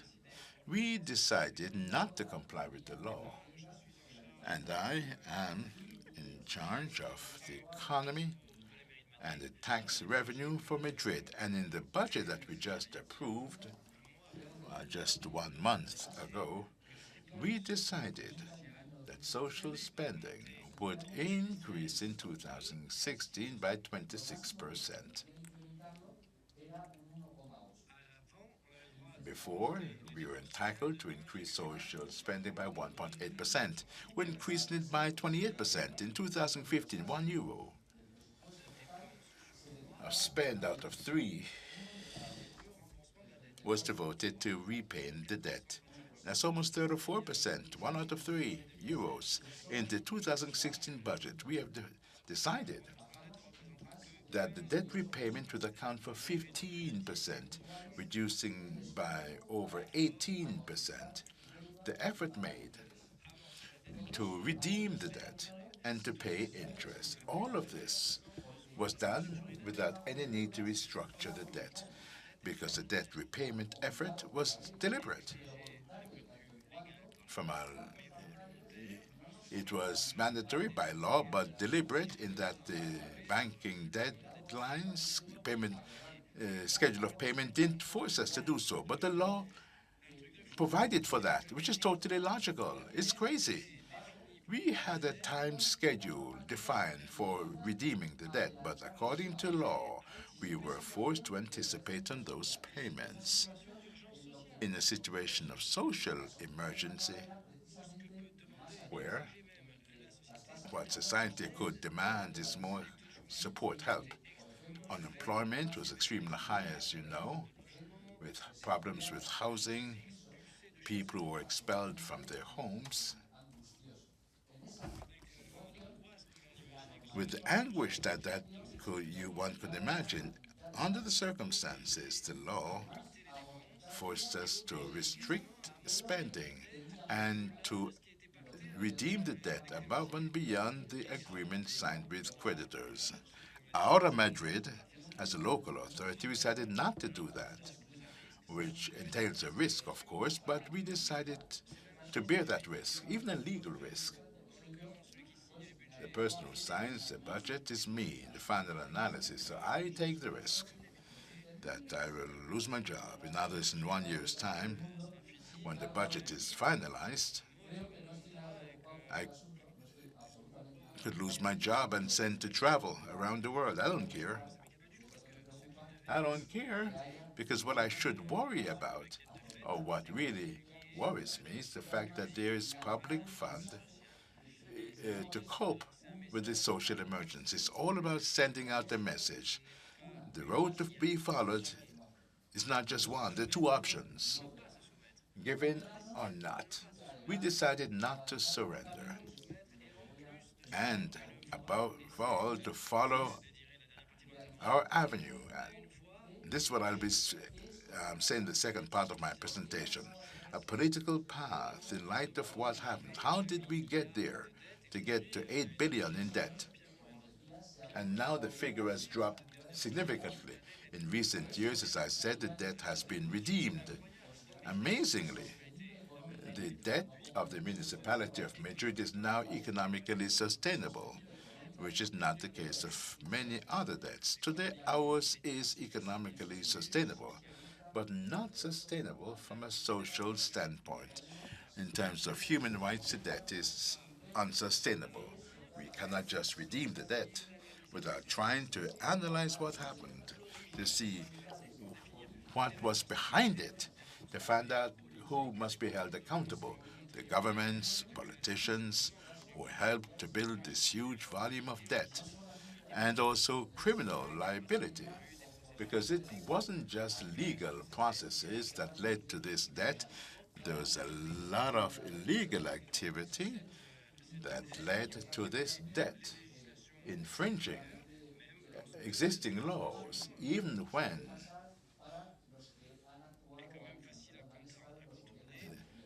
these laws could easily have been circumvented by those who set up the previous government.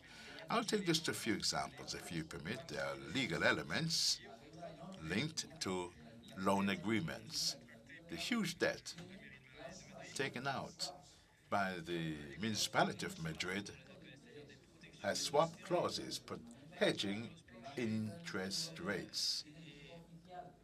Clauses on a floor price. The Euroboard's at 0.05%, and Madrid signed with a minimum rate of 5.5% payable up to the year 2030. 100 times higher. That's amazing when you think about it. Amazing. Unbelievable. Totally mad. This is totally illogical anyway. And some believe that it could be lawful. Well, yeah.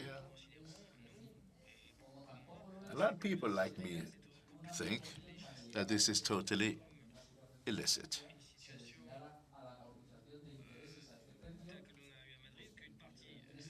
When you see that a good part of the budget is used to redeem that debt, whereas we're in a tricky social situation. It's hard to understand, and it's illegitimate.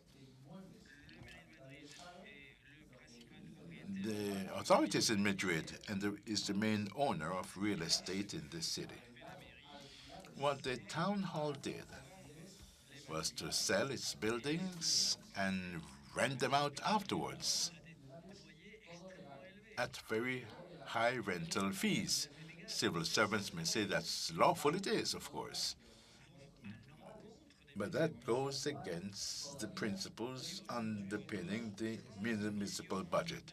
Still today, 30 million euros of the municipal budget is used for rental charges that could have been avoided. And the worst thing is it's lawful. We don't think that the floor prices are legitimate either. So these are just two out of many other examples that explain the debt in Madrid.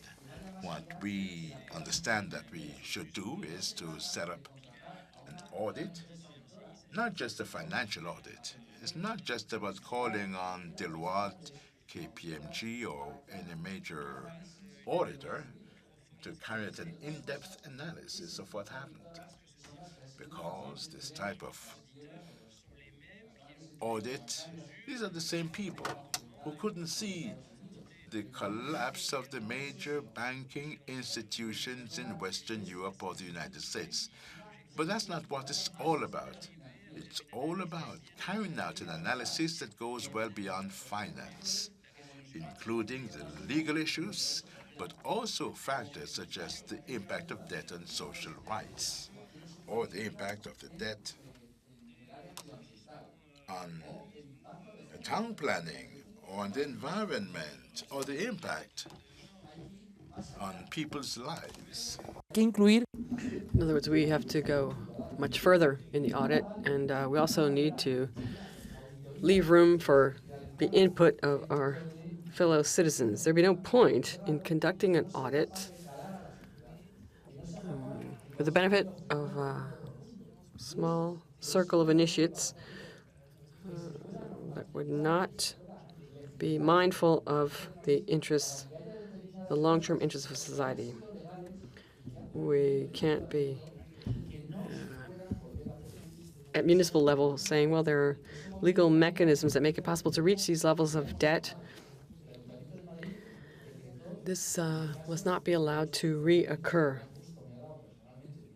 Madrid City Hall has ruled, and I signed the document, has ruled that we would no longer contract any more debt. We will no longer bankroll our requirements through debt. Now, it might be stating the obvious, but in today's day and age, this is revolutionary. We will no longer take out any loans. We will pay for whatever it is we need to buy and spend with taxpayers' money. This has made the bankers very nervous. It's made the right-wing parties very nervous. A few people on the left have felt nervous as well. Yes, it does sound crazy, but it's perfectly rational.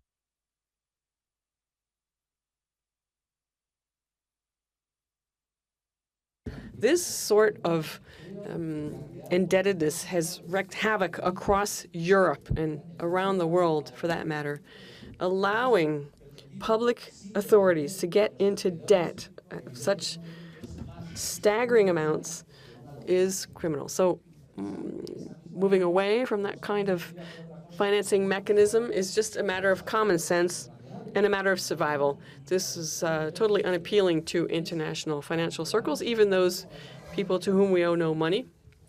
We canceled our contracts with the ratings agencies. The Madrid City Hall, which had an agreement with Standard & Poor's and that used to rate the Madrid City Hall's debt, well, we no longer have a contract with them. As long as we're in power, we feel that we no longer need to rely on this type of agency.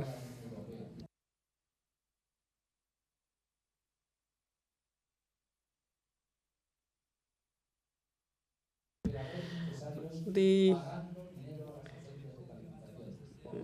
decision has been made to refuse to cooperate any further with these ratings agencies, Standard & Poor's and Fitch. We've also terminated our agreement with Fitch. We will no longer work with them. Now, we've just gotten started on the audit. It's quite a huge task.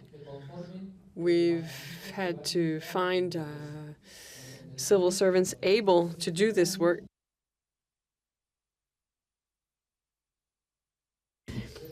We will be bringing in international experts to sit on the audit committee. We hope to bring in the people with the best reputations in Europe. We do hope to be able to arrive at a genuine audit with the input of our citizens and with the highest degree of scientific stringency. One last word. The municipal government has pledged to make the participation of the citizens binding. In other words, that their word will be binding. Thank you very kindly for your attention. Merci, Carlos. Et donc, Thank you, Carlos. Thank you very much for that feedback. It was most enlightening. We're now going to hear about the situation in Tunisia. Mabrouka Mbark is going to report on the situation there. She's working on a law designed to make it non-mandatory to pay off the debt. Today, I'm going to speak about Tunisia, and tomorrow you'll have the pleasure also to listen to somebody else who is going to talk about Tunisia, and she represents a Tunisian think tank, an economic think tank. Why is Tunisia represented here in this international conference? I think that Tunisia is such an extraordinary country that is going through an incredible momentum, and I think because of its revolutionary context, there's quite a lot of lesson learned, and I think it's really interesting to share. You know, Tunisia, it reminds me kind of like Greece. Remember, Greece was so bold to resist to the IMF and the World Bank and the Troika, and so what happened is that they bullied in an undemocratic way. They bullied Greece, right? Everybody knows this. Why did they do that? Because they don't want other countries to follow. So now you probably know about the Arab Spring, and without giving too much detail, in 2010, an unemployed young man immolated himself, and that sparked the Arab Spring. Tunisia got rid of his dictator, and then Egypt followed, Libya followed, Yemen, Syria. We're not going to discuss about is this a revolution or not. It is an ongoing process. But you could see the power that Tunisia can really create. And therefore, if Tunisia wants to audit its debt, Tunisia needs to be bullied by these international organizations. You do not want Tunisia to continue and do its, its audit. Because if Tunisia reconsider all the debt that the dictator left, what will the Egyptian do? What will the Libyan do? And if Syria one day will become stable and democratic, what would they do? You imagine the impact is enormous. So from that context, you understand why Tunisia was scrutinized in a good way for some lesson learned, but also the country to watch out. Tunisia also is a very interesting case because it has one disadvantage compared to European countries, but also a great advantage. The disadvantage is the revolutionary context. We're not going through only an economic crisis the way you all going through in Europe, but we also have a deep political crisis. And this is really hard when you want to come up with a new model of economy, audit your debt. When you have an unstable political environment, it's really difficult. However, Tunisia has an incredible advantage compared to European country. Let me explain this. In Tunisia, we know we didn't have democracy. We were living under dictatorship. So the future is clear. We are all going to work together to build democracy. That's not the case in Europe. In Europe, you all believe, or the majority believes they're living in democracy. And so it's really difficult to come up with a plan B when first you have to convince your fellow citizens that in fact we no longer live in a democracy the way we believe that existed in ancient Greece, for example. Democracy, demos kratos, the power to the people, that means decisions, you should trace decisions, important decisions, to the will of the people. Unfortunately, European treaties are infringing this. And, I can't really detail, but you all know the TPP, the Trans-Pacific Partnership, or TAFTA in French, is being negotiated in a complete dark. Nobody knows what's going on. And that's pretty incredible. You are a citizen of Europe and you don't know what's going on. Same thing for citizens in the United States. They have no idea. Barack Obama is discussing it in total obscurity, opacity. We don't know what's going on. They're even discussing, from what was leaked, to infringe the right of people to boycott an apartheid entity, for example. The most, I think, amazing experience, the most blatant proof that we're not in the democracy we believe in is, I remember at a time we were asked here in Europe to vote on a constitution. And I remember the result, and the result was no. But yet, the European treaties, the constitution is still implemented, and that's quite amazing. So I think Tunisia has this advantage. Everybody knows we're not a democracy, so we're going to work toward building a democracy. The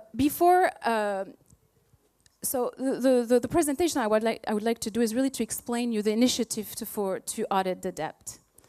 And even if it didn't work, what are the lessons that we can learn? So first, I'd like to kind of talk a little bit about the context and the history of the debt audit. Then I'd like to explain why it's not a fatality, that what we can do. And then from that, I will draw recommendations. My main point I wanted to do is that the debt audit cannot be an orphan strategy. It must fit into an overall strategy within one key, to my sense. One key is to reconsider the creation of money by the commercial banks. I think to me is the key point. You can't just do debt audit if you don't fit it in a broader strategy. So first of all, the context in Tunisia. You all know, so Tunisia went through a revolution. It's still an ongoing revolution. Today, events throughout the country proves that, you know, it's an ongoing process. I like to call it a passive revolution, the way Antonio Gramsci describes it, in a way that the disruption happened. However, the people who owned wealth and capital still remained. Therefore, it's what I call a passive revolution. In 2012, the president at the time called for a debt audit. We had this momentum of revolution. So at the time, a lot of political parties were excited about the debt audit, and they committed to it. And after the announcement of the president, Rafael Correa, the president of Ecuador, offered to help. And an organization called ACET, Auditons les créances envers la Tunisie, decided to help and draft a bill. And the bill was then pushed to the National Constituent Assembly. The National Constituent Assembly was the transitional parliament. And there were two strengths in this bill. The first is that the way Assad wrote this bill, it was inspired by Ecuador, but also Norway. We don't really talk about Norway, but Norway did actually an audit of the loan that it gave.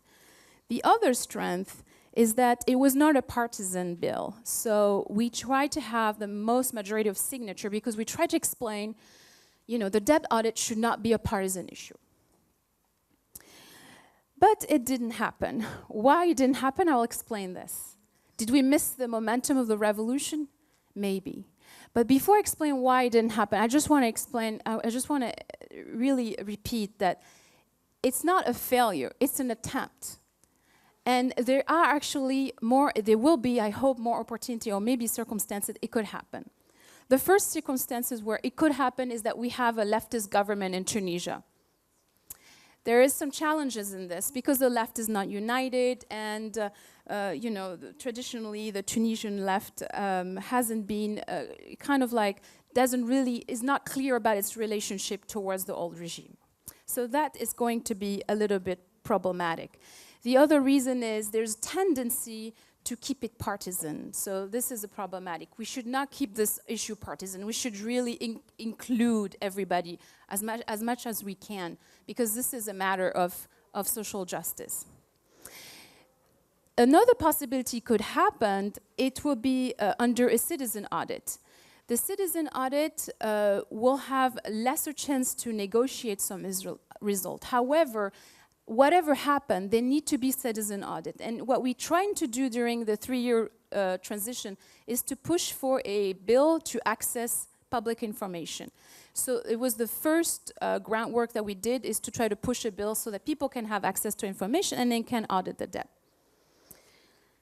The third possibility will be to include the debt audit in something that was never done before, but the transitional justice process. In fact, in Tunisia, we have a Truth and Dignity Committee, like in South Africa. But if you look at transitional justice everywhere in the world, and if it happened or called reconciliation, etc.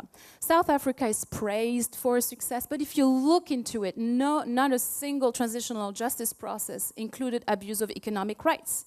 It's always abuse of human rights. So the president of the committee today, she wants to go after criminal abuses, financial abuses. So that will be very interesting. In that way, the debt audit could fit in. She will probably encounter difficulties, but I think it's very bold that she wants to pioneer, at least her committee wants to pioneer in including the debt audit into the transitional justice process, because it is a transitional justice issue. The other way we could try to replug the fight for debt audit is in Tunisia we wrote a constitution, and I was a member of the committee that wrote the preamble and fundamental rights. Something we were able to plug in. There's a couple of things that we managed to plug in at the last minute because like the fact that natural resources belong to the people, for example. The fact that domestic economy has a priority to treaties. These kinds of things. We actually plugged an institution that is called the Institution to Protect Future Generation. So protecting the future generation, what does it mean? It means, natural resources, be careful, don't spend everything, but it's also debt, because you're going to leave debt to the future generation. So there is opportunity in the future to plug the debt audit and having a debt, observatory within this instance that exists in the Constitution is not created yet. So I wanted to start with, we should not be desperate in Tunisia. It didn't work, the first attempt, but we have many, many opportunities. It can happen in the future. So why did it fail? First of all, as you can understand, the context, which is a revolutionary context, is very difficult. But most importantly, you can understand, if you want to audit your debt, the donors, the IMF and the World Bank, are not going to sit quietly and say nothing. Of course, they were afraid. And as I said, and this was actually told me directly by somebody representing a state. I won't disclose the state, but she said, we are afraid of the domino effect. So it was clear. Then François Hollande he did two announcements. We will help Tunisia to decrease its debt. Two big announcements. The first was really welcomed positively, but nothing happened. Second announcement, positive media coverage, but nothing happened. So France has been doing a lot of announcements, but nothing happened. And what the Club of Paris, which came to Tunisia and start negotiating, because I understand they want to negotiate because they don't want you to audit the debt.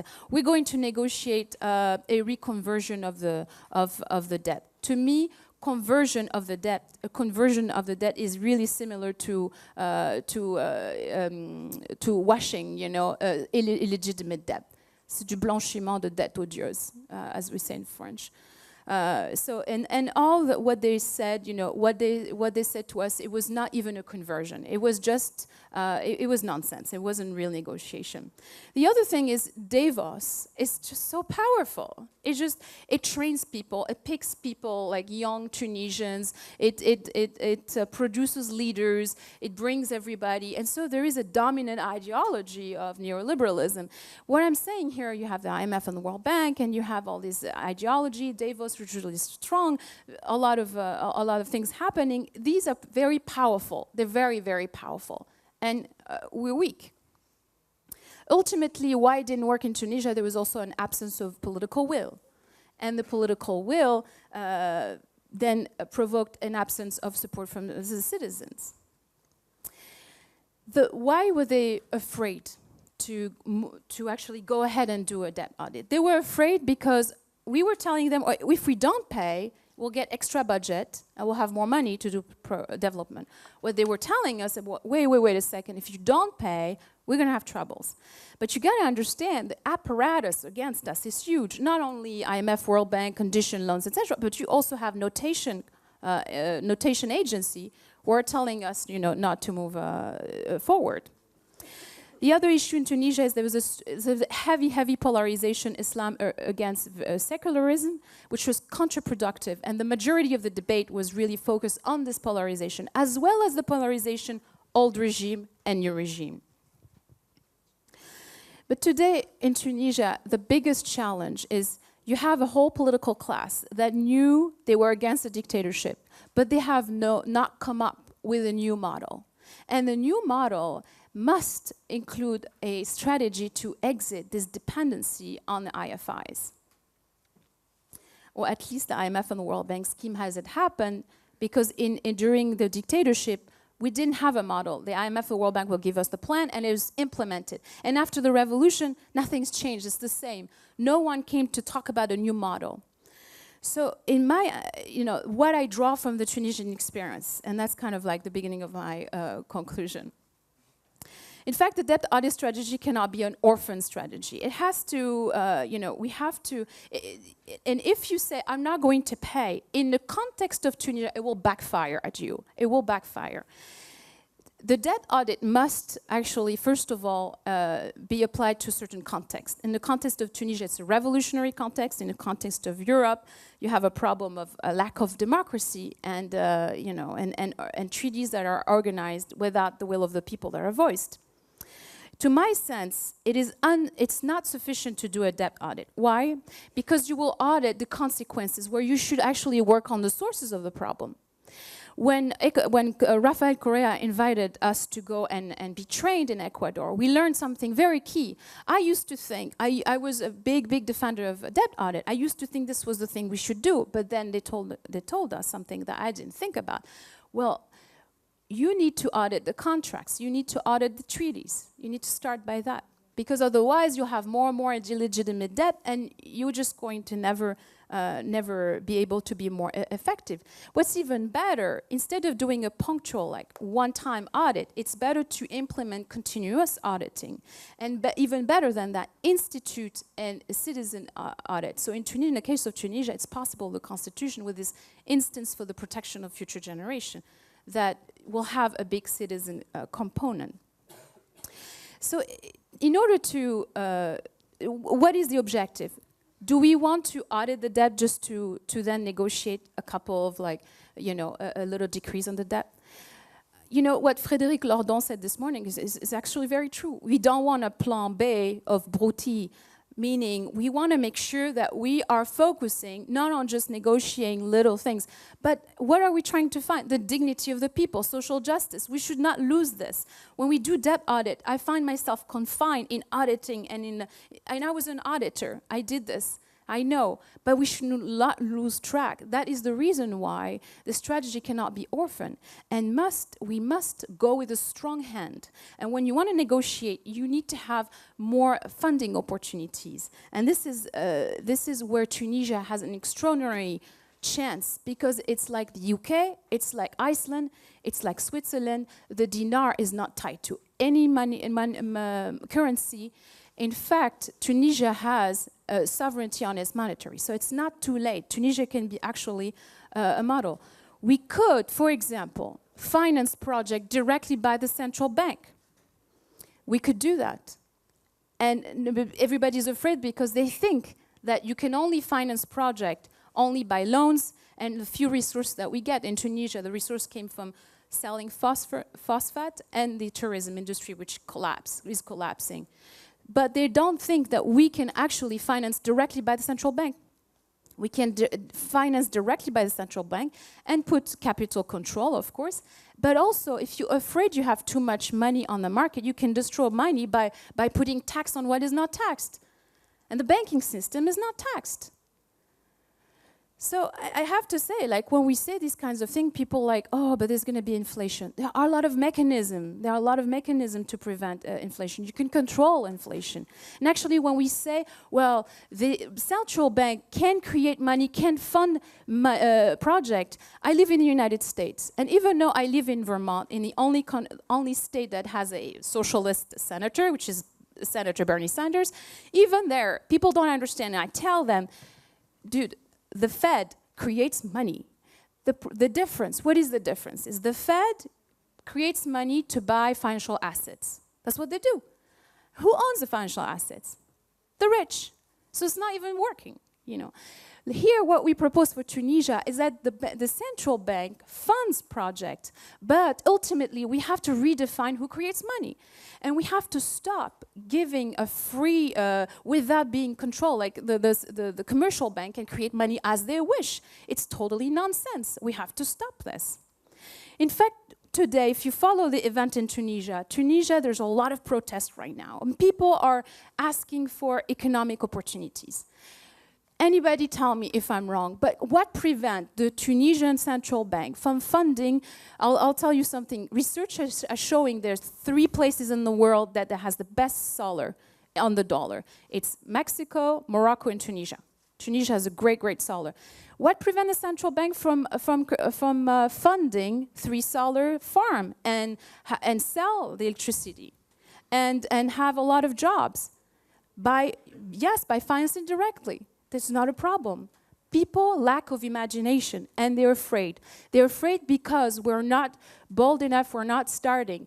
And in fact, I really wish to see Iceland moving more, it being even more bold. People talk about Iceland saying they put the banker in jail, but what Iceland did is much bigger than that. They have a law, a bill, that is to stop the creation of money by the commercial banks. But this law is stuck. What is happening? Why is it stuck?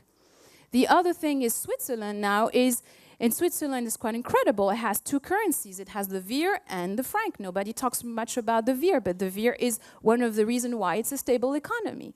So I think in Tunisia, we should create another currency. We should follow these models, but ultimately we need real models. We need to say, all these people, why are you afraid? Look at Iceland, look at Switzerland, they're doing it. They have sovereign money, which, in Europe, they don't. In Europe, you're tight. This is the thing, this is the beauty about Tunisia. We can do it, but not in Europe. In Europe, you have to reconsider your democracy first and make sure you can do it, because you can't do it. So just as a final, sorry, okay. All right. Basically what I'm saying is we really need to, I think talking about the debt audit without really talking about the center issues, how the money is created, I think it's nonsense. You have to have a strong hand to go there, because you have to convince the political class, you have to convince your partners, you have to convince IFIs, and you have to convince your people that you're strong and you have real ideas, and they're not like balonies, they're real idea and it works. And in the end, I'm so happy that the Plan B is happening, this conference is happening, because I wish to see more international solidarity. In fact, something happened while I was an MP in Tunisia. A Swiss MP, a member of parliament, I had no idea, he was from the left. He actually emailed me, and he said, I don't know you, but I know you pushed for the debt audit. I want to tell you something. There's a treaty that was just voted in Switzerland, and it's really bad for Tunisia. And I voted against, but it passed. So hurry up and try to do something. You gotta stop this treaty. This kind of solidarity is quite amazing, and I think we should have a platform to have MPs to actually discuss with each other and find ways to stop some of the very bad treaties. The other thing I'd like to see, besides more solidarity between parliamentaries, is actually, this is kind of a dream. I see the Club of Paris. I see the Club of London. Well, it's quite time we have another club here. And we tried, when we were in Ecuador, we started what we wanted to be the Club of Quito. And this will be, you can call it the Club of Athens or whatever, but a club of country that will show an alternative to the Club of London and Club of Paris. Countries that are bold enough to actually do a debt audit, but not only, but actually reconsider the model and redefine the democracy. Thank you very much.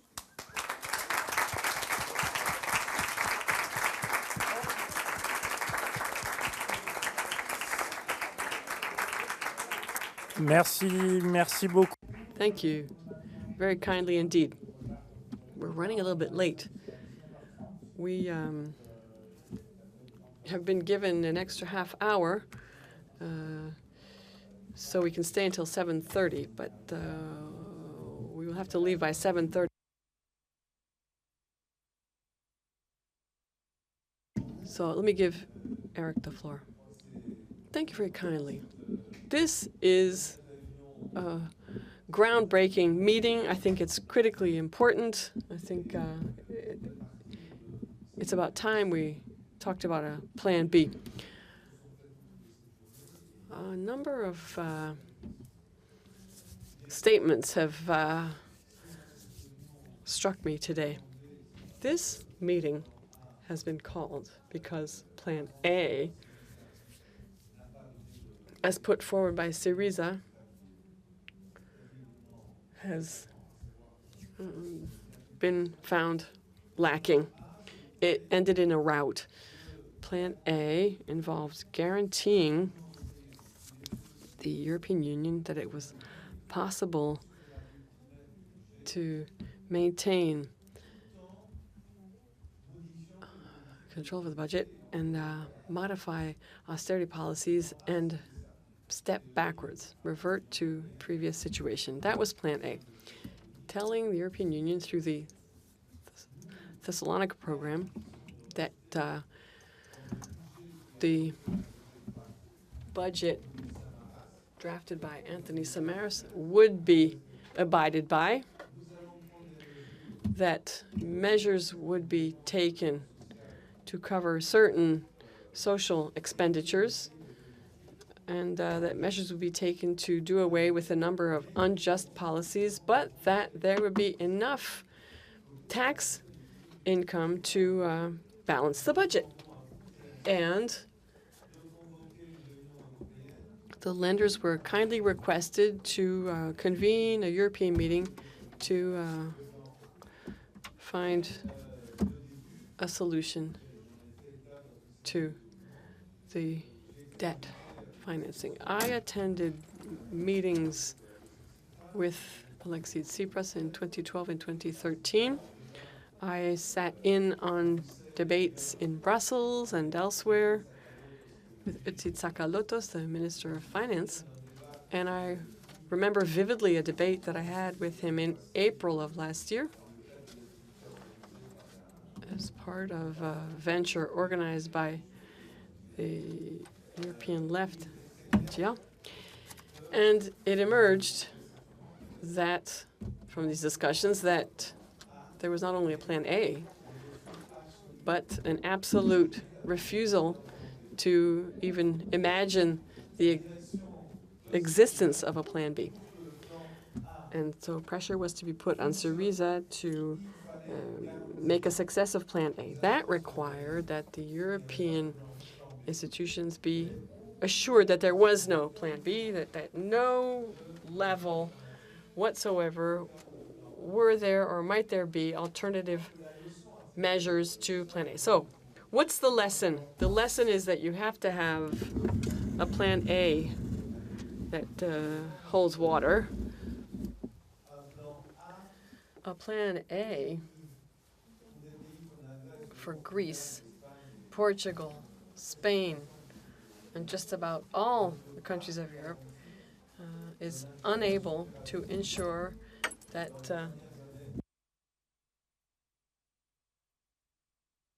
superávit primaire in the first years of the legislation. If Plan A asserts that you're going to go back to austerity measures that are antagonistic to the guarantee of balancing the budget, then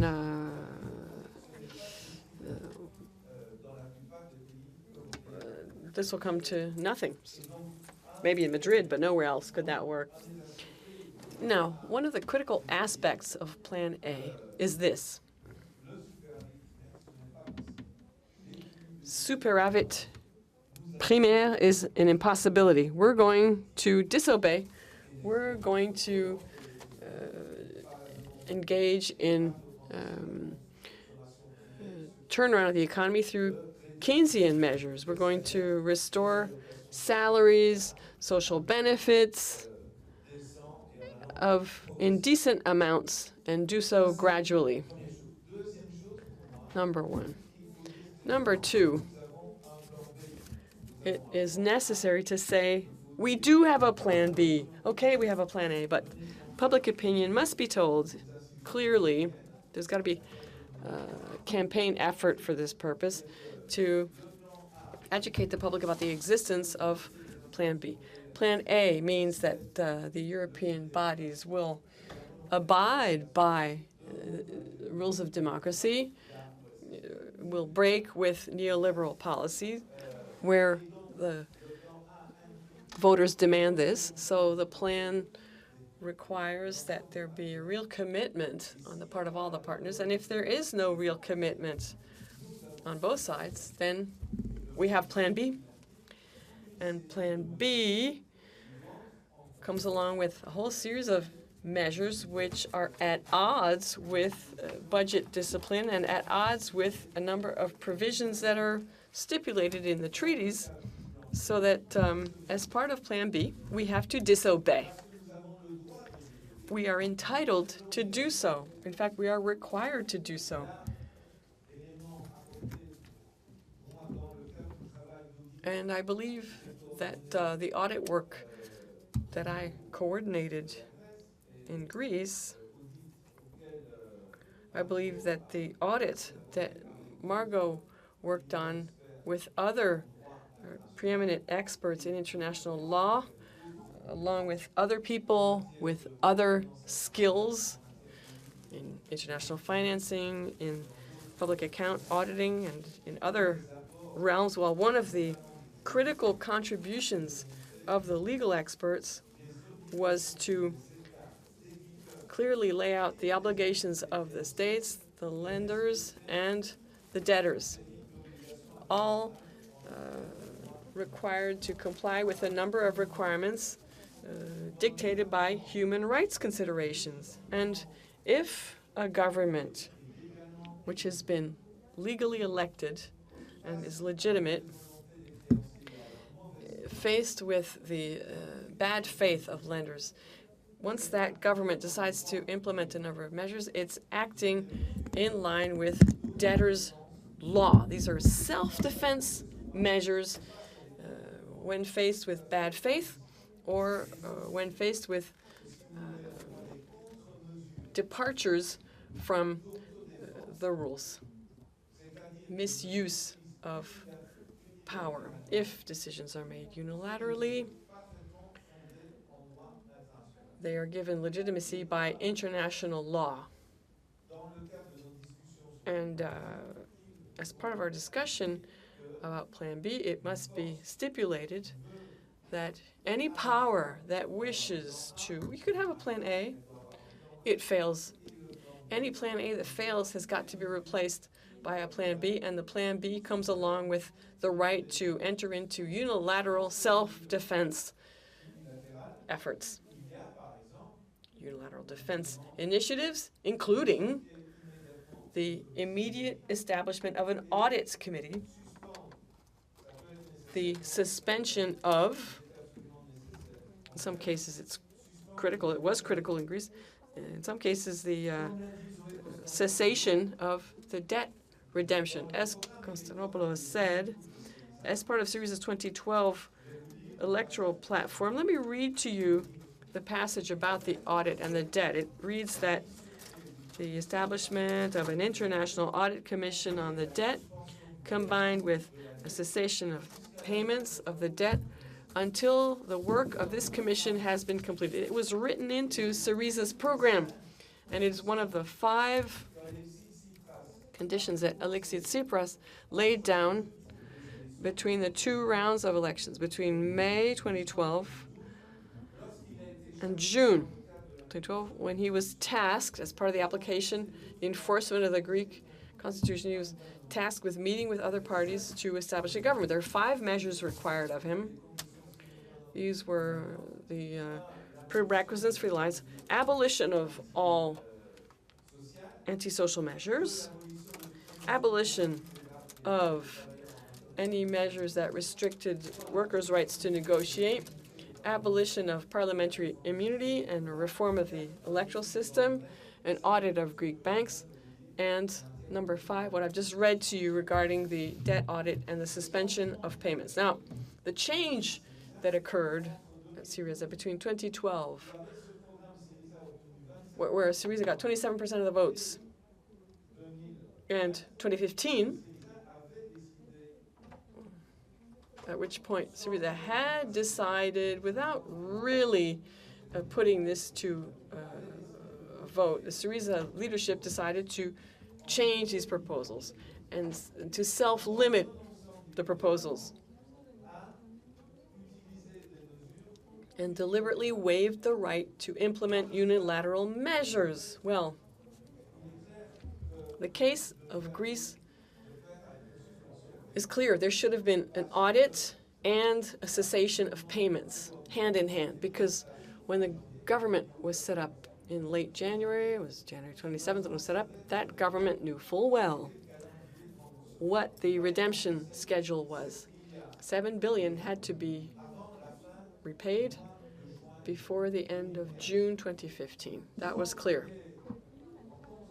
Without there being, in exchange, any guarantee that the lenders would provide further financial resources. You know, quite often the lenders provide additional financial resources that are then used to redeem the debt, to pay off the very lenders. Well, that was not provided. And so on February 20th, an agreement was signed by Yanis Varoufakis and Jerome Dijsselbloem, representing the Eurogroup. And the agreement clearly stipulated that Greece was committed to the redemption schedule, would pay the specified amounts, and would make proposals to the Eurogroup, that the Eurogroup would consider these proposals and then approve those proposals or not approve them during the 4-month extension of the second memorandum, which was supposed to end on February 28th of last year, which was extended for a further 4 months. This was an awful agreement. It was lethal. A couple of days before February 20th, what should have been done is to say, Plan A, the Thessaloniki program, is not acceptable. The Greek voters won't have it. We have pledged to balance the 2015 budget. The proposal has been rejected. We will take self-defense measures. And among the self-defense measures, there would have been the audit in application, as Zoe Konstantopoulou told us, of paragraph 9 of Article 7 of the 472, that said that those states subject to structural adjustments and under financial assistance may conduct an audit in order to, his reading from the legislation, explain why the debt has reached an unsustainable level and may scrutinize the debt for any illegality. Article 7 of Regulation 472 of the European Union, that Alexis Tsipras could have stood on to say, I am going to call for this audit that Samaras did not carry out. It's provided for by the regulation, and I will associate it with the cessation of payments. We'll combine it. In self-defense, we will see what the audit reveals. Of course, other measures should have been taken. Other measures should have been taken. This is something that is common, I think, to all of our views. Capital controls. And in the case of Greece, I think we all agree on this, there was a need to resolve the banking crisis. 40 billion euro had already been injected into the Greek banks on January 27th without the Greek bank situation having been improved. And the state had become the main shareholder of the 4 main Greek banks. So there should have been a modification of the status of the shares held by the state through the Greek Stability Fund. The legal status of the shares should have been modified. The shares, preferential shares, should have been transformed into ordinary shares, which would have allowed the state to act as the main shareholder of the banks that it was, to launch a banking resolution process that, and this is something that economists should provide input into. The Greek banks should have been declared bankrupt, and the banking sector should have been made public, and the deposits should have been guaranteed. To me, this really should have been part of Plan B.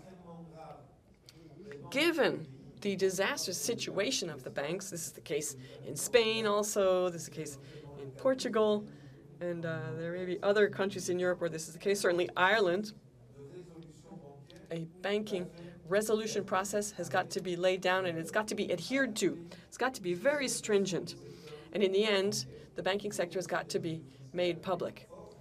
And there have got to be strong tax measures, production, consumption, and job creation have all got to be given a boost. And we have to solve, make a decision, stay or exit the euro. Since 2013, I have been absolutely convinced that a country such as Greece should have exited the euro. Now, clearly, Syriza's outlook was different, and it was elected on January 27th on the strength of the platform that they would stay in the Eurozone. So, to me, Plan B, as of February 20th, did not contain this measure of exiting the euro. There were disobedience measures, there were unilateral measures in Plan B, there were measures designed to implement the Thessaloniki program. And among the measures that could have been taken on the monetary front was the creation of a complementary currency. Fabio Di Masi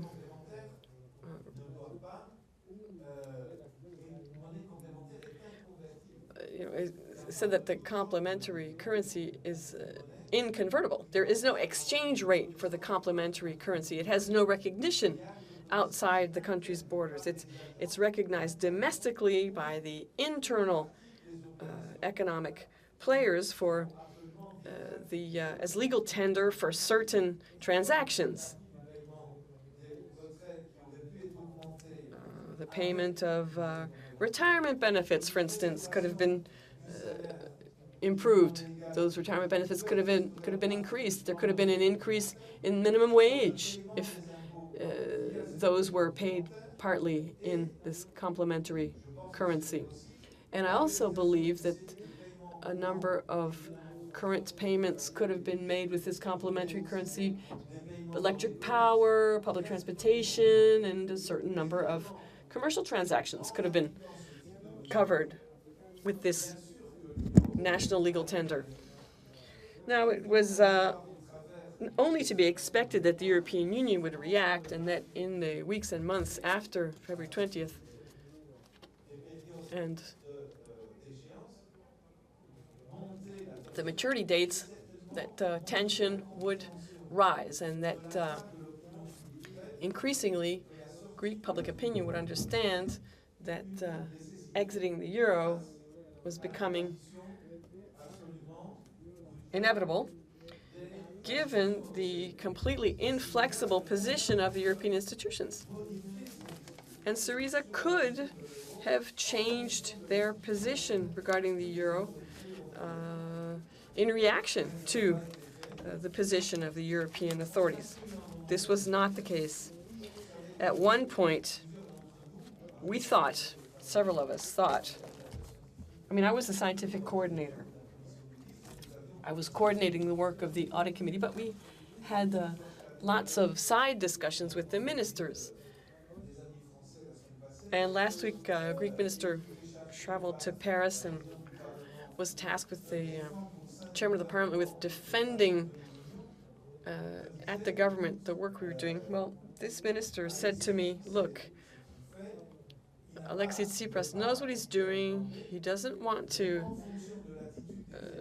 create a plan B, but because of the lender's attitude, he's going to be firmer. So we don't have a plan B, but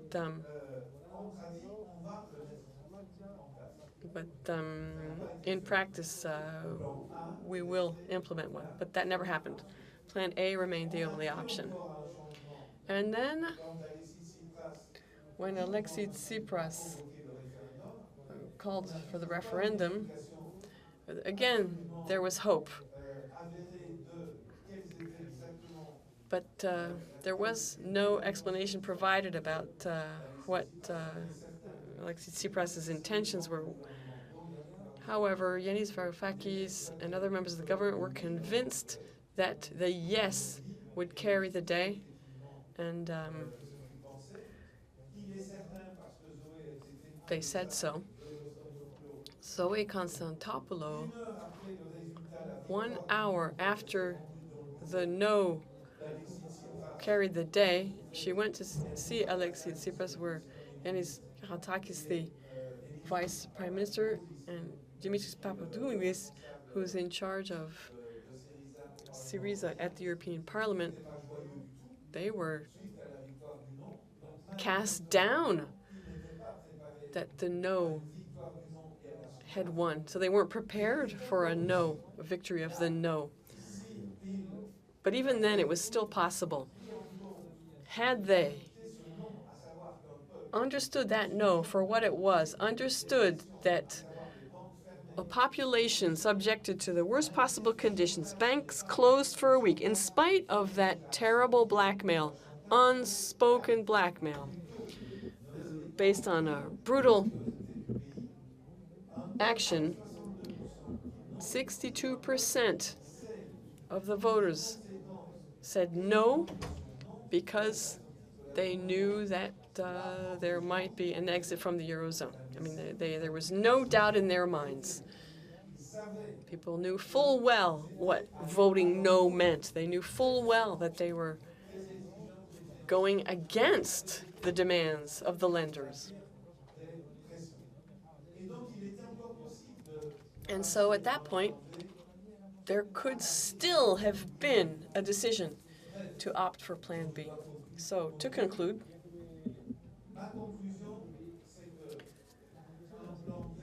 a Plan B must contain measures that are unilateral measures of defense when a debtor country is faced with lenders and institutions that have trampled fundamental rights and international obligations that they must comply with.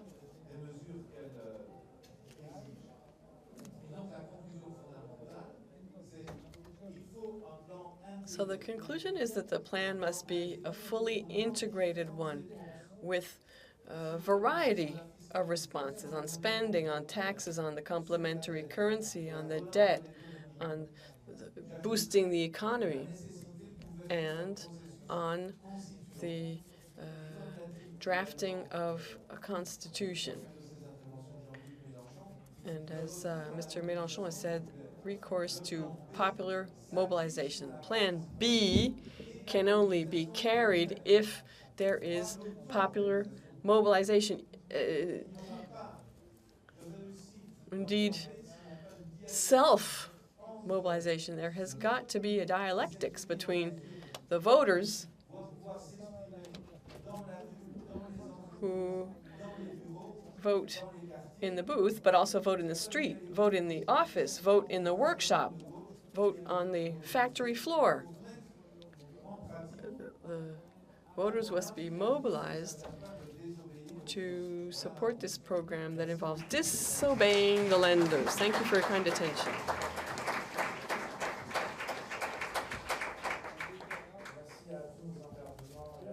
Thank you. Well, that's going to be the end of the meeting because we must leave the room. But of course, you're welcome to chat with our brothers and sisters individually. And tomorrow we will start at 10 o'clock sharp. Thank you very kindly.